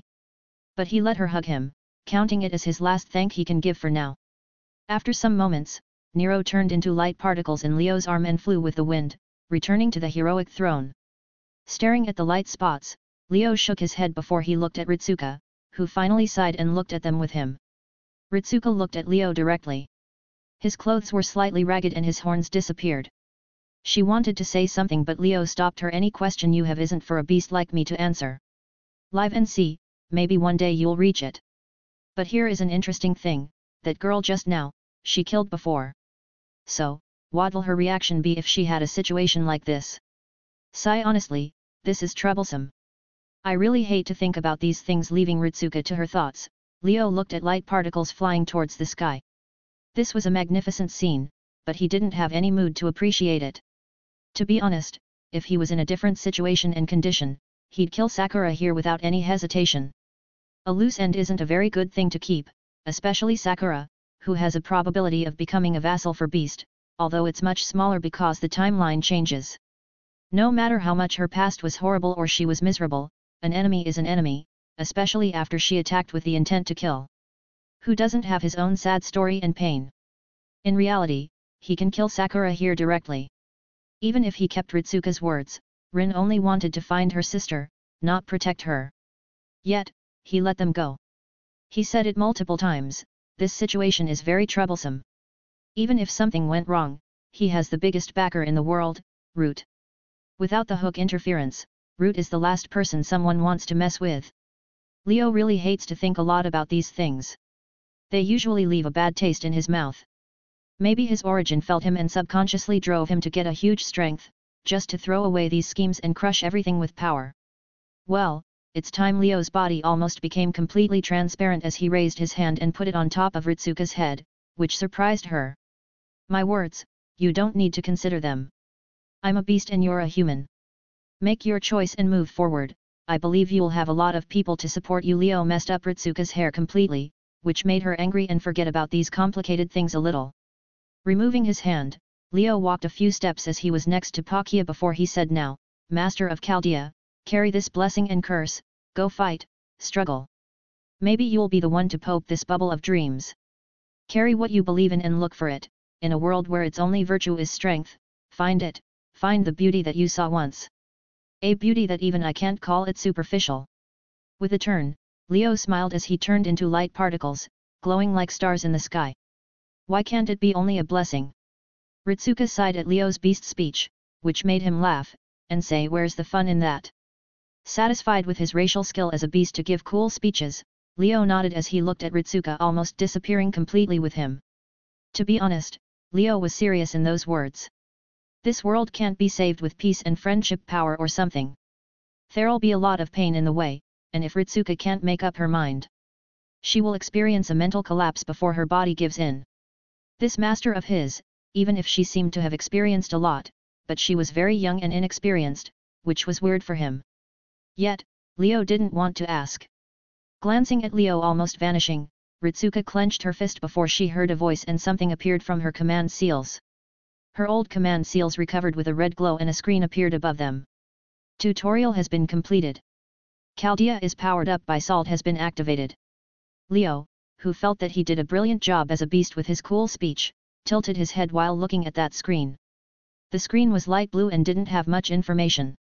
There were a couple of icons at the bottom, which were, summon, formation, and others were hidden. In less than a second, his face became pale. He knew this, deep in his nightmares, the gates of salt opened up. Nanny da fuck. Saying the first thing in his mind, Leo and all his beasts turned into particles of light and vanished with the wind. Beast 6, has left the war, like he saw his biggest nightmare.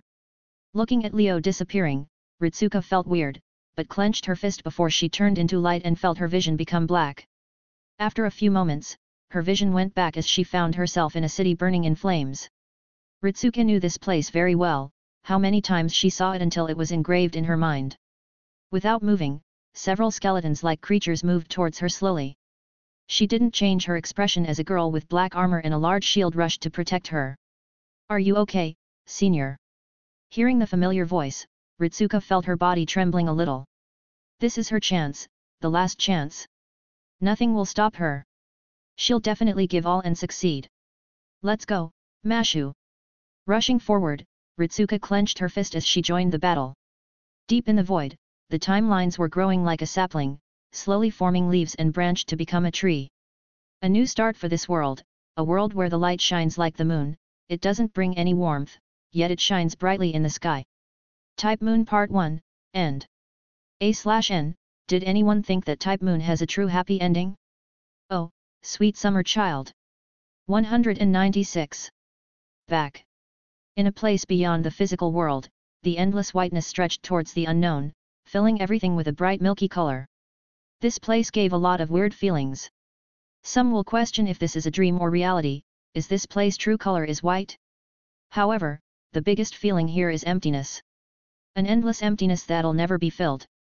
In this white landscape, a person appeared here as he fell directly on the ground. Although his fall didn't produce any sound, the pain was there, but he didn't care about falling on his face. He was pale and trembling a little. Standing up slowly, he held his hurting head as his eyes were shaking. It was like he saw all the horrors of the world at the same time and was forced to memorize them for eternity. After a few seconds, Leo calmed down a little as he was whispering, "No, I'm still safe. There's hope. I shouldn't be a normal servant in Gacha. My condition should be like Goisha, a completely unavailable servant in Gacha." Those whispers felt like a helpless comfort, but Leo looked better. Unavailable in what? A woman in a white kimono was standing next to Leo as she asked. Without knowing when, the place changed as petals were falling from the sky and the witness on the ground was gleaming with a faint gold. Actually, Root appeared earlier, but she stood there watching Leo having a breakdown. Leo turned to look at Root. His eyes were empty like he gave up on life and died on the inside at the same time before he said, You doomed us all." Root tilted her head. Although she guessed Leo's breakdown reason, why did she doom herself and all of them? Why? If you wanted to destroy the world, why didn't you just summon a beast? Or all of the beasts for a battle royal? Now, the world will burn in flames, no it'll be tortured. Even if it begged for mercy. We, the beasts, are heroes, even our actions will be fucking righteousness compared to that thing. Saying all those words quickly, Leo was almost having another breakdown when thinking about the future. Root was still standing there, blinking her eyes in confusion. However, Leo didn't care about her confusion. He was still thinking about the seed of the absolute evil he just witnessed. Yes, absolute evil.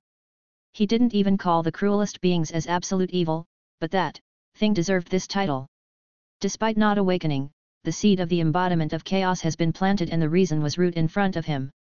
"I know your fears, but be more logical. Ritsuka is just a normal girl, dragged into this because of my plot. Root, like a teacher, said those words calmly. "Yes, I know, but because of that, I'm more scared. How could a normal person exist in your world? We all should have some loose screws." Leo took a deep breath before he said seriously, "The more normal she looks, the more I'm scared of what'll be hidden." Leo, calm yourself. You're really exaggerating it now. At the end of the day, you saw Ritsuka and spent time with her, even if it wasn't a lot, it was sufficient for you to understand her. Root was frowning a little because of Leo's remarks. She never felt so offended by something completely true. Leo stopped as he sighed. Honestly, he felt helpless before he said, "Yeah, maybe I'm exaggerating. How could it be for something like the embodiment of chaos Ritsuka to exist? I guess that manga is just a joke." Leo smiled at his silly thoughts. "Yeah, how could something ridiculous like that exist? It's not like there are infinite possibilities." Leo solidified in his place before he looked at Root. Root lowered her eyes to the side and turned her head away a little, like she didn't want to meet Leo's gaze before she said, "Parallel worlds and infinite possibilities. Scared angels' noises. Leo stood in his place with a pale face before he opened his mouth and screamed, but his screams were like whispers in a weird language. Root blinked at Leo, who lost his control and screamed in angelic before he calmed down. I see, I see. Leo nodded before he stood in his place normally, but for Root, his original pale face from his injuries became white like a paper. Ahem, let's talk about this later. Root cleared her throat before she put her hands on Leo's shoulders and said, I want to congratulate you for your splendid performance. We need more people like you, driving a space armada to fight in a magical-based place. Root patted Leo's shoulders like she was satisfied with the aerial battle with Gilgamesh more than saving the world.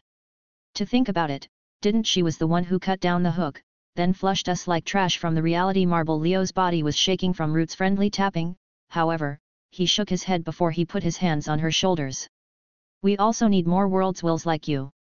Leo tapped Root's on the shoulders exactly like she did before and said smart, strong, and capable. You're really an ideal world's will. Root stopped as she stared at Leo. She was confused, but she wasn't moved at all because she can feel it. This guy is scheming for something. What do you want? Root looked at Leo in the eyes and asked. Root, how could you say this? I want something? Did you really think I'll praise you because I want something? I disappointed, to think I was that kind of person in your eyes. Leo closed his eyes like he suffered a major blow, but Root's eyes became blank as she said, yes, you are.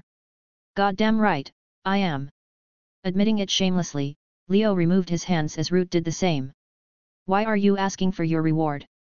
Just wait for it in the chat room. Shaking her head, Root asked. No offense, but the currency called points can't help me at all.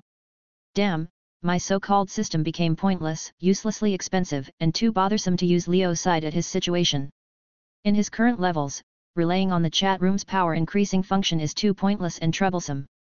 Just the traveling function is far more enough for Leo to pull some shenanigans with other worlds' powers. So, these days, he didn't even bother to check on the shop or strengthening function after he saw more than 9 zeros next to his Esper's ability. Root's eyes narrowed as they flashed. It seems that the chat room needs some boost that'll make this angel eat his words. After all, she was one of the makers of the chat room and has pride in her creation. Leo felt a chill before he saw Root's eyes flashing, however, she just smiled and said, I see, then do you want me to heal you? Will that cost me from the reward? Leo felt it was more than good to be true, after all, he knew his current condition. Smiling brightly, like a flower blooming, Root said no, but who made you have almost no points? Cough. I don't want to make it hard for you after all this time, after all, you're a world's will that I, Satan, respect.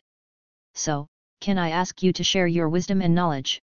Leo coughed as he looked very honest in his words. However, this time, Root was really confused and said, do you want me to connect you to the Akashic? However, she quickly denied that because Leo already rejected being connected to the huge database of this world. No, no, no. It appears that you can make systems, share this wisdom with us mortals. Leo shook his head before he said those words with a bright smile. Rejected Root looked at him with a blank look before she said, and don't ask again. This knowledge can't be understood or used by you at all. Also, you're not mortal. All of us mortals compare to you. Leo nodded his head while sighing. His look made Root's eyebrow twitch. Then, to avoid the black keys and gotcha, can I ask for another type of knowledge? Leo looked like he made some sort of a decision before looking at his right hand, which had a slight burn on it. Root looked at Leo's right hand before her pupil shrank and said, you want that knowledge? Yeah, there's no use now.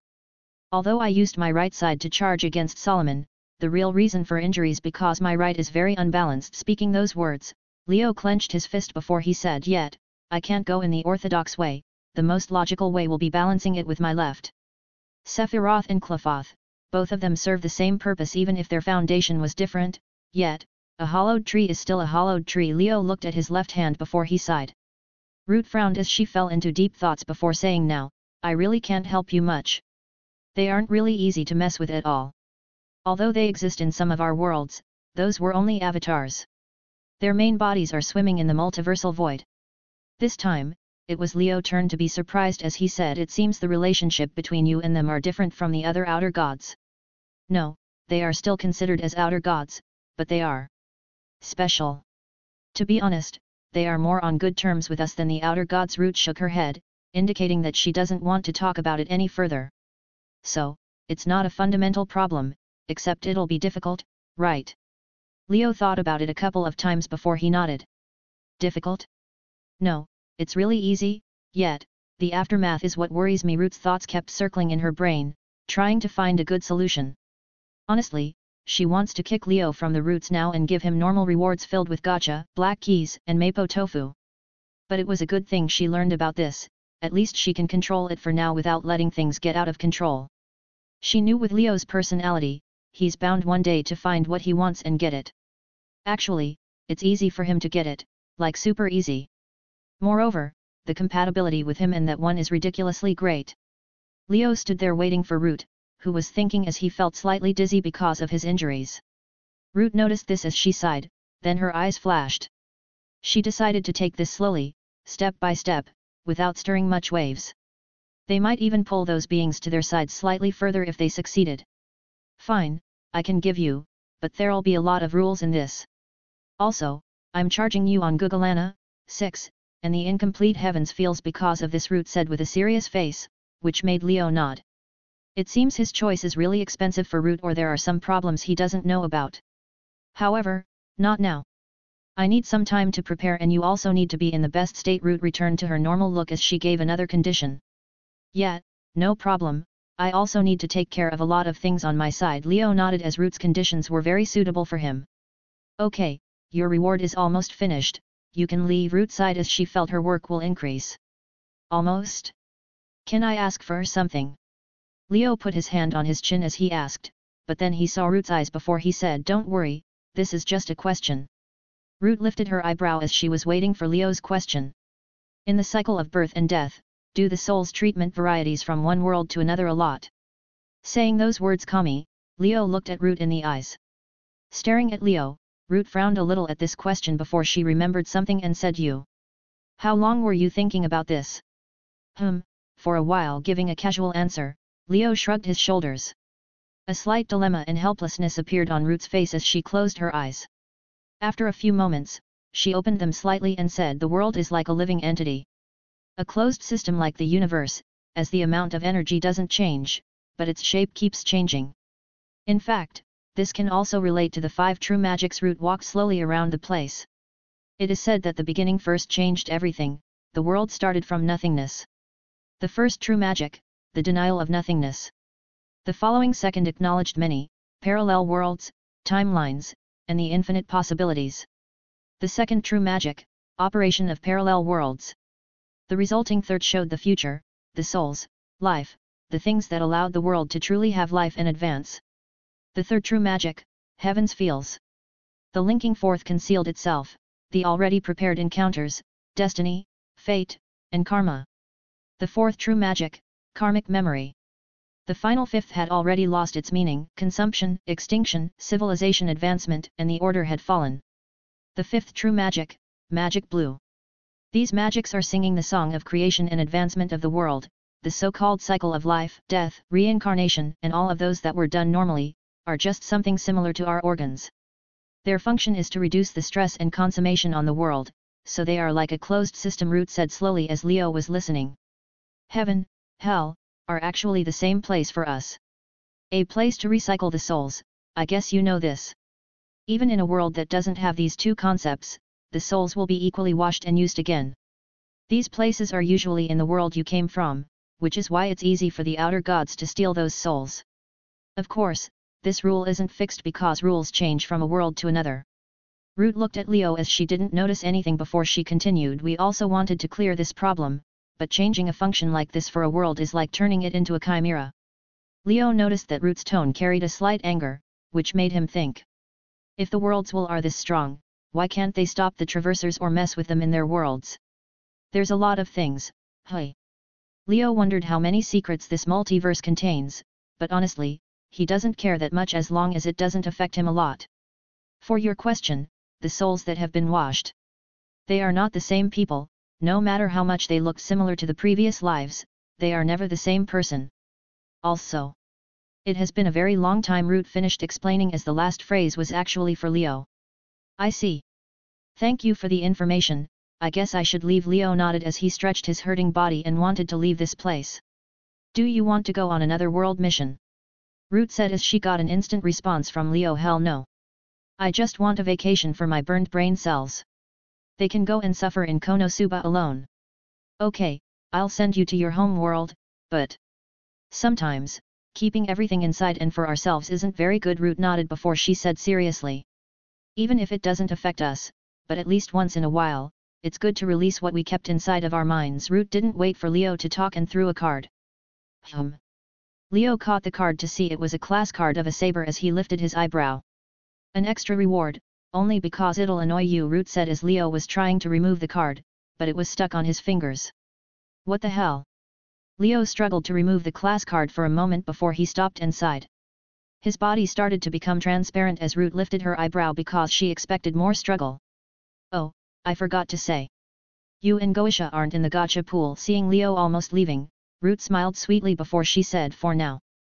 With those words, Leo, with his eyes that gave up on life, left Type Moon's world as Root sighed. To think the actual heaven was in a place far deeper than hell. Shaking her head, Root also left the place. She has a lot of things to do and the extra work is the worst, especially if it involves those tentacles gods. Meanwhile, a world filled with angels, fallen angels, devils, and dragons. In a normal house, in a normal city. A bright light flashed inside of one of the rooms before a young man fell on the bed. Glancing with his empty eyes that lost all hope in life, Leo recognized this place as his room. The world around started moving again after Leo landed, which means the world will release the time-stopping effect. Leo felt the DXD's world will have a heart for changing his landing location from the dimensional gap to here, but he doesn't care about anything for now. He'll die, a horrible one on top of that. Not a real death, but a mental death. GOOOOSE became a Gundam. I wonder what'll happen to me?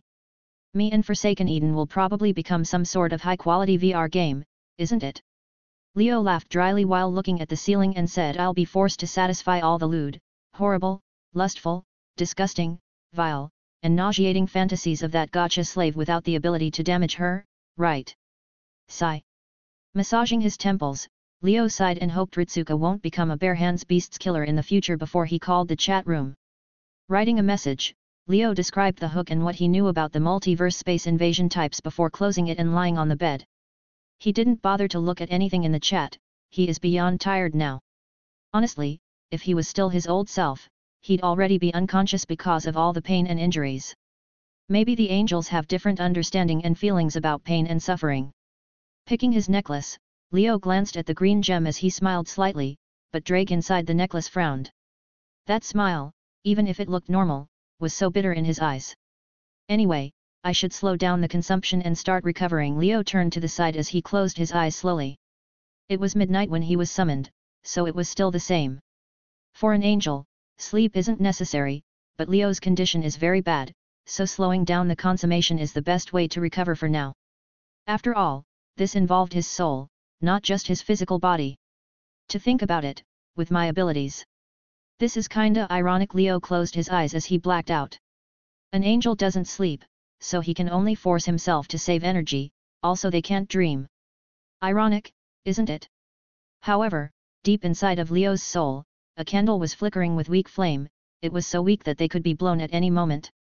Struggling for a few seconds, the sparks died down and everything was filled with darkness. A/N, so, I focused on this part, hey. Now, the focus will be on Konosuba's side. 138. Konosuba side part 3. The sun was shining in the clear blue sky in a simple town. The weather was very nice with a few clouds and a light breeze. On such a day, the town was very lively. Wagons were moving, merchants selling and buying in the market, people working, and adventurers performing their quests. A wagon was moving slowly in the road, leaving trails on the ground before passing a couple of kids playing around. After it departed, a young man walked in the street. He had a smile on his face as he raised his hand and blocked the sunlight, but that didn't bother his smile. Hello, I'm Kazuma. It has been 11 days since the mission in my world started. The young man resumed walking with the same smile, but for some reason, his smile didn't look normal. There were a lot of things during this period, honestly, I never thought my life would be like this. At first, I was chosen as a brave hero, to bring peace and defeat the demon lord by the assistance of the goddess Aquasama. The more he walked, the deeper was Kazuma's smile. Then, I became the counter-guardians of the worlds, fighting against the alien invasions with a bunch of great friends and teammates. Kazuma's speed slowed down as his smile stopped being kind. Some kids on the streets pointed at him while feeling weird. Although there are some difficulties, we'll be able to pass them together. Demon Lord? Alien invasions? We'll defeat them all and nothing will stop us. Raising his head, Kazuma looked at the sky with his eyes filled with hope and a smile on his face. Before. Don't you fucking joke with me. Kazuma screamed as he lowered his head and raised his arms. His expression was like someone who had a breakdown. His screams attracted all the attention of the people around. Some were whispering while pointing at him, while others looked at him like a retard and felt sorry for him. Great friends, my ass. Nothing will stop us, ha. Actually, that one is correct, because we'll stop ourselves. You don't have to worry, our dear future enemies, we got you fucking covered. Taking deep breaths, Kazuma remembered all that happened in this period as he felt that his mental health won't support this. Actually, at first, the situation wasn't all that bad. Although there were problems here and there, it was normal considering this group. But then, it went from 0 to 100 real quick. It started with an earthquake. Old man Whitebeard finally gathered 1,500 points and bought a power compatibility card for this world as he registered into the guild. Although Kazuma doubted if he used the adventurer card or even knew the name of his class, he didn't care. The old man actually wanted to make his own guild, the Whitebeard Guild. In the face of the whole kingdom. What is this? Rebellion and government overthrowing arc? Why don't you go and overthrow your own government? Kazuma felt his headache increase. However, he managed to save the situation by asking very nicely. Whitebeard sighed slightly with disappointment. Yet, Kazuma felt this was a temporary solution, as Whitebeard didn't forget about the idea, he was just considering Kazuma's condition. Then, another surprise happened. The old man decided to take a mission and forgot about the damn frogs. Even if left suddenly without telling anyone, it was just some mountain bears, nothing to worry about, as Kazuma almost teared up a little. However, 4 days before today, a mountain crumbled into rubble as the screams of agony echoed in the sky. The dying screams of a dragon. Now, Kazuma wants to ask. How could a mission to hunt mountain bears become a dragon slaying? He didn't get any answer as Whitebeard came back with the earth dragon's head on his naginata. However, Whitebeard's expression was normal, or rather disappointed, as he left the reward and went outside the town. To fight the frogs, he said as his scary eyes flashed. Although the dragon was interesting with his earth ability, he couldn't add up to half of a frog. Whyy. They are just some goddamn frogs. Why are you so obsessed with them? Aren't you a sea emperor or something? Where's your goddamn dignity? Does it have to be frogs? Kazuma walked again as he covered his face. People let him pass while looking with pity, like feeling sorry for his state. It didn't end there. To everyone's surprise, that mountain had a mine operated by the kingdom. Although because some demon's army attacks, the mine is abandoned, for now, it's still the property of the kingdom, as the dragon slaying reward was taken by the kingdom, exactly when Kazuma tried to cheer himself up with the money. Whitebeard seemed to care about defeating the frogs more than rewards, so Kazuma was left with tears of joy that he didn't get in more debts. The second source of the problem was a team that Kazuma loves to call, the Four Pain in the Ass. The team is made from 2 terrorists, a Pikachu, and a bunch of useless water. After some turns, Megaman joined Kazuma's party, mainly because no one else wanted to join. Kaguya finally revealed some of her demonic nature and asked Megaman to teach her the explosion magic.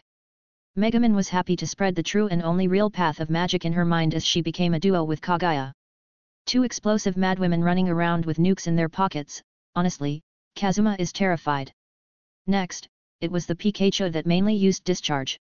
Actually, it was quite normal. Then it became a whole different story when Misaka got the fighter job, and so, Pikachu gained the fighting attribute. Kazuma doesn't want to talk about how a little girl that focused on the brain's powers had more physical states than him at first, so he focused on the important things, which were lightning punches and kicks, literally. Especially high kicks, a lot of high kicks.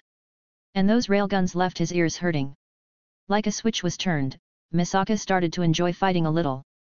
Especially when Kaguya pointed out the flaw in her railgun, which was that the enemy won't leave her a chance to toss the coin in the air. However, railgun? Isn't that just plasma at the end? Whatever you say, Super Brain Computer Level 5. Kazuma sighed as he left the street and went in a certain direction. Yet, safety shorts, who is wearing those these days anyway? Kazuma shook his head as he sighed. No matter what Misaka did, even if her first railgun destroyed a lot of windows because of the sonic boom, she was the smallest problem. These days, Kazuma has been saving money as Aqua wasted it all on booze and liquor. No matter how much she cried or bugged, he didn't give her one heiress. So, guess what happens? She went to the nearest shop and convinced the shop owner that Kazuma, bought those liquors. Against the unreasonable Aqua, the shop owner was too lazy to argue as he put the new debt on Kazuma's head. Let's say this accident ended with a goddess getting her head squeezed and forced to overwork despite all her resistance. Kazuma felt like collapsing, as he wanted to call for the reinforcements, even if they didn't find the true culprit.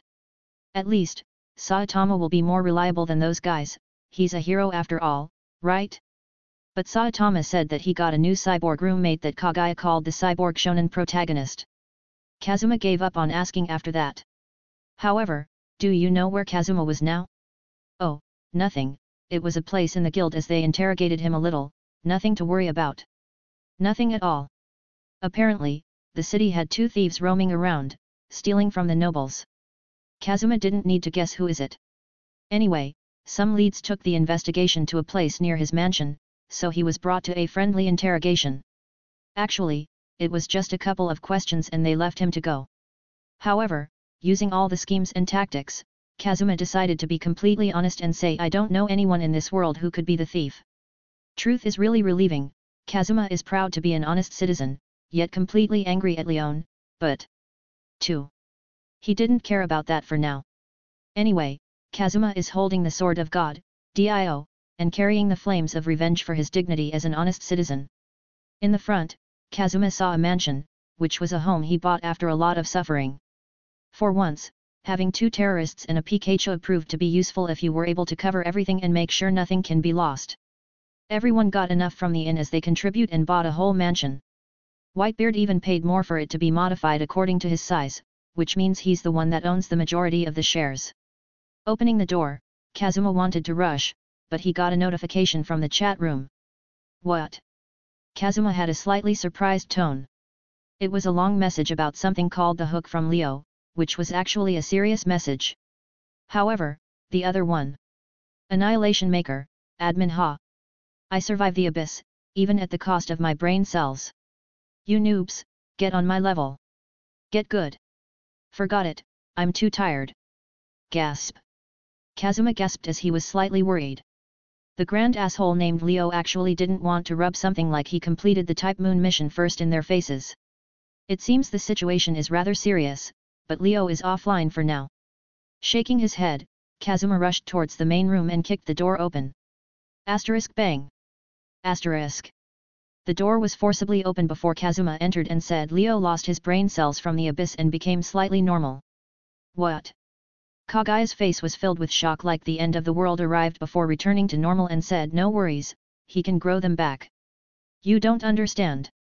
Look at the messages, Kazuma insisted as Kagaya looked at the messages before her face became pale. Damn it, we lost another one. Kagaya slammed her hand on the table with a grave look on her face. Misaka and Megaman stared at this exchange with a blank face. Even Megaman, that didn't understand anything, felt this was ridiculous. Wait, another one? Kazuma asked as Kagaya covered her face and pointed at Misaka.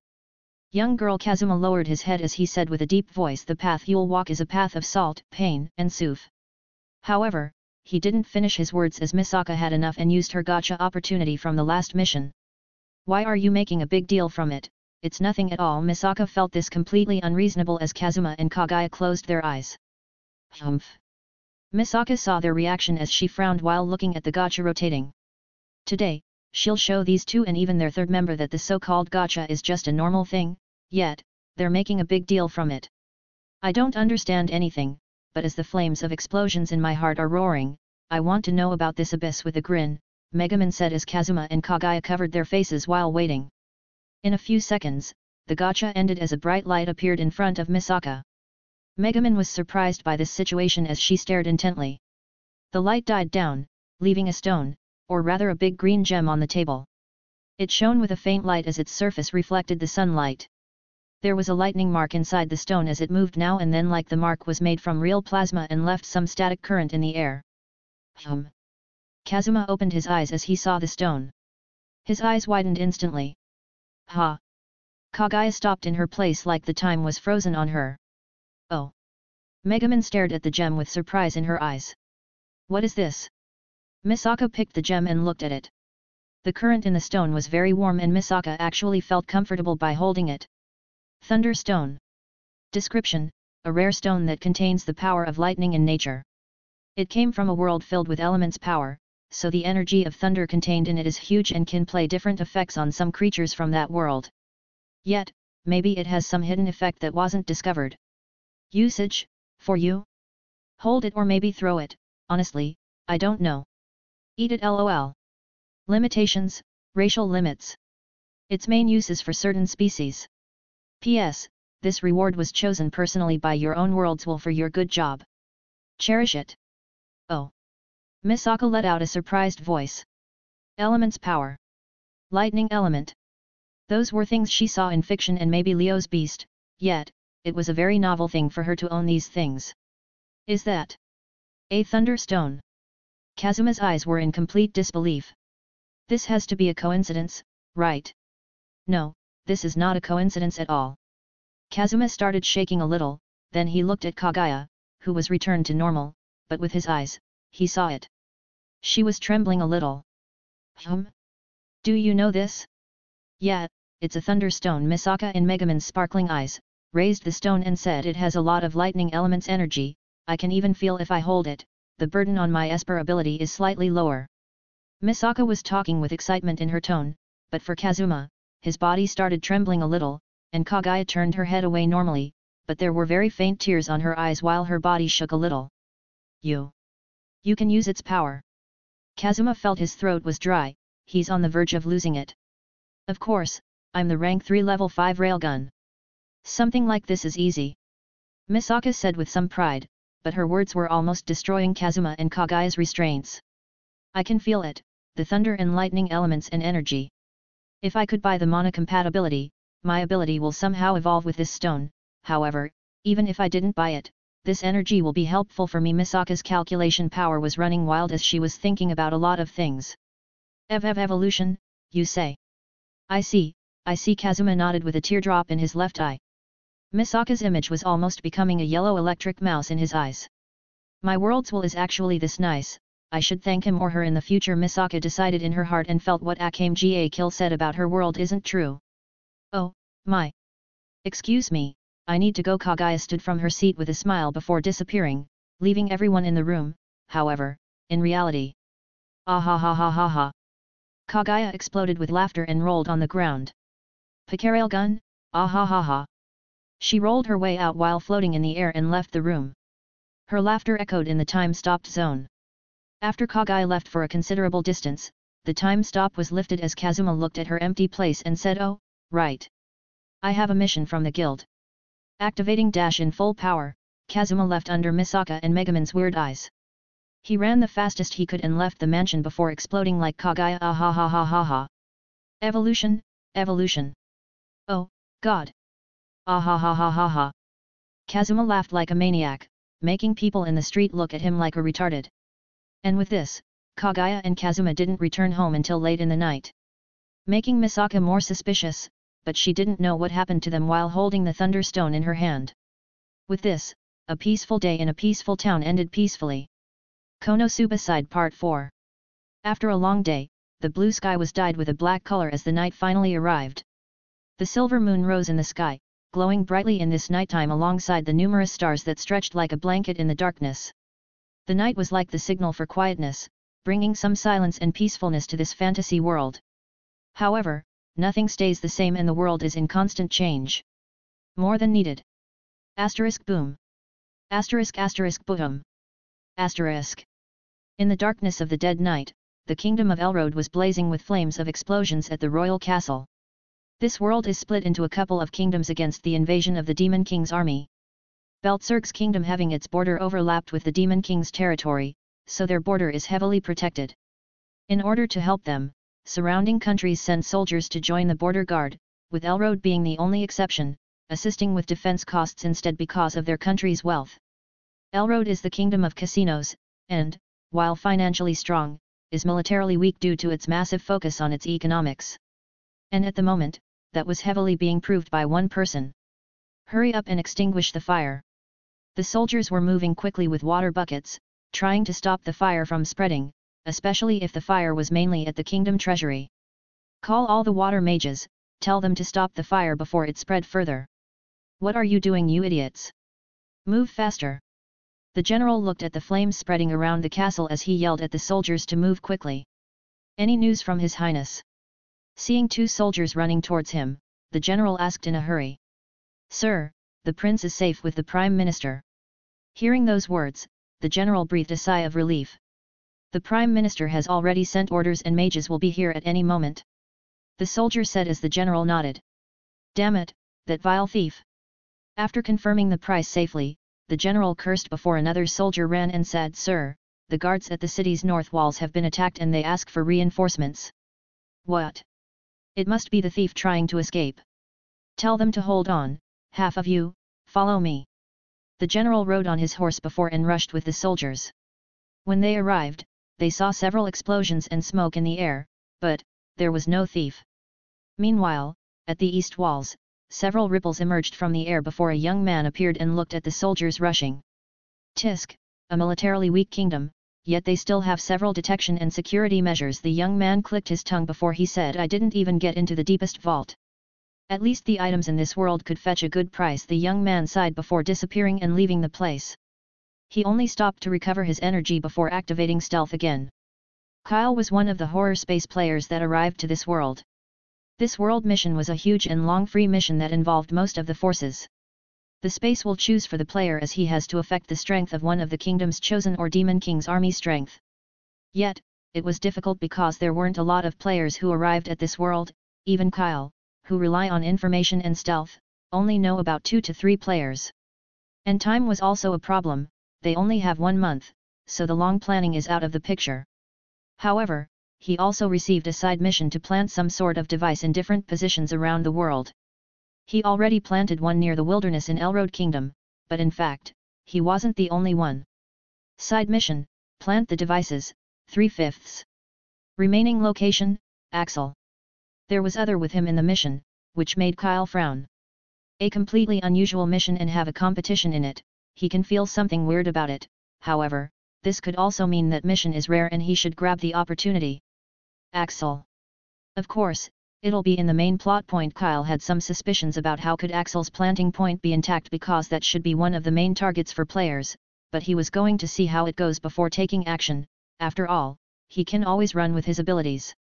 Although Kyle is absolutely confident in his abilities of stealth and presence concealment, he didn't dare to take this world lightly because his guild master told him some secrets.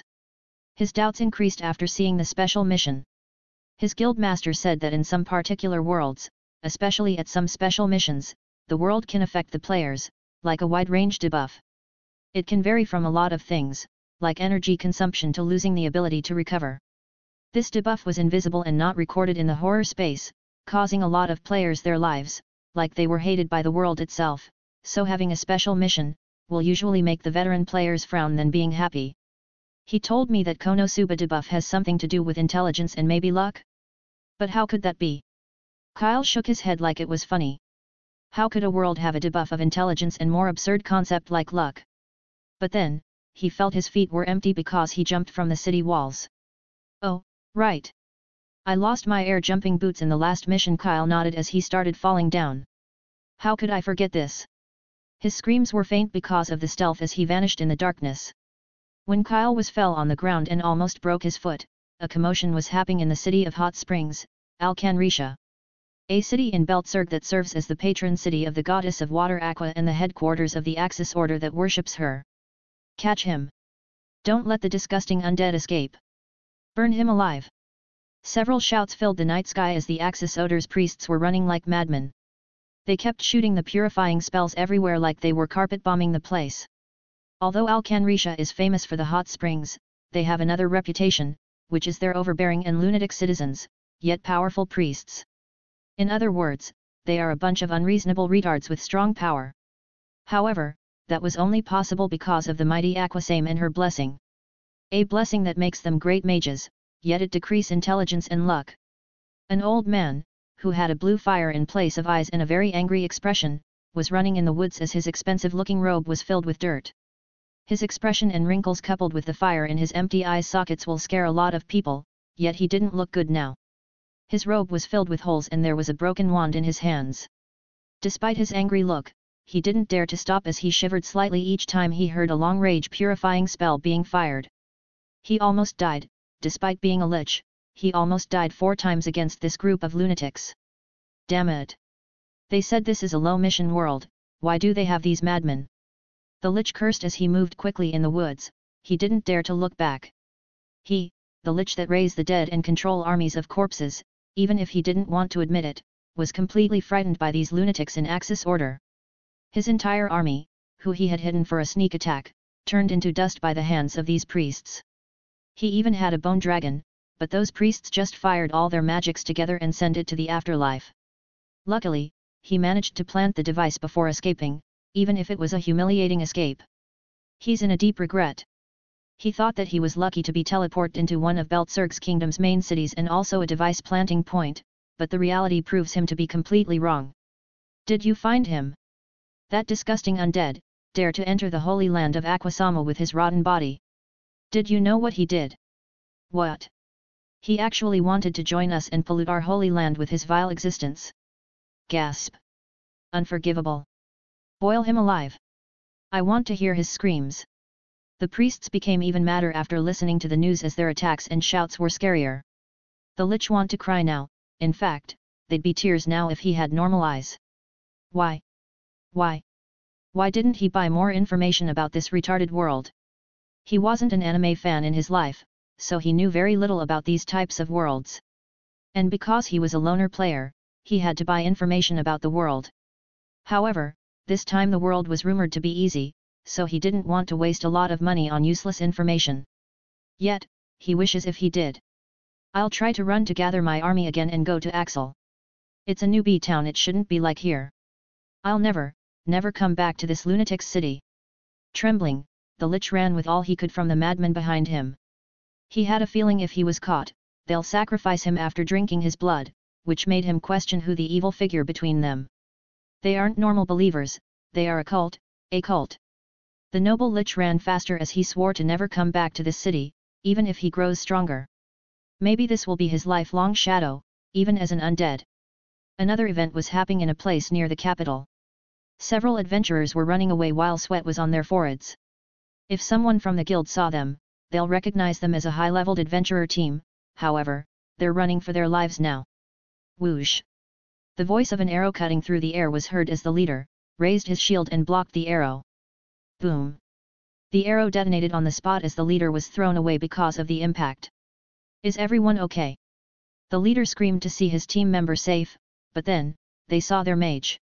The mage had an arrow pierced his head, his body quickly lost strength before falling down with a thud sound. Damn it! You coward! Come and fight me if you dare!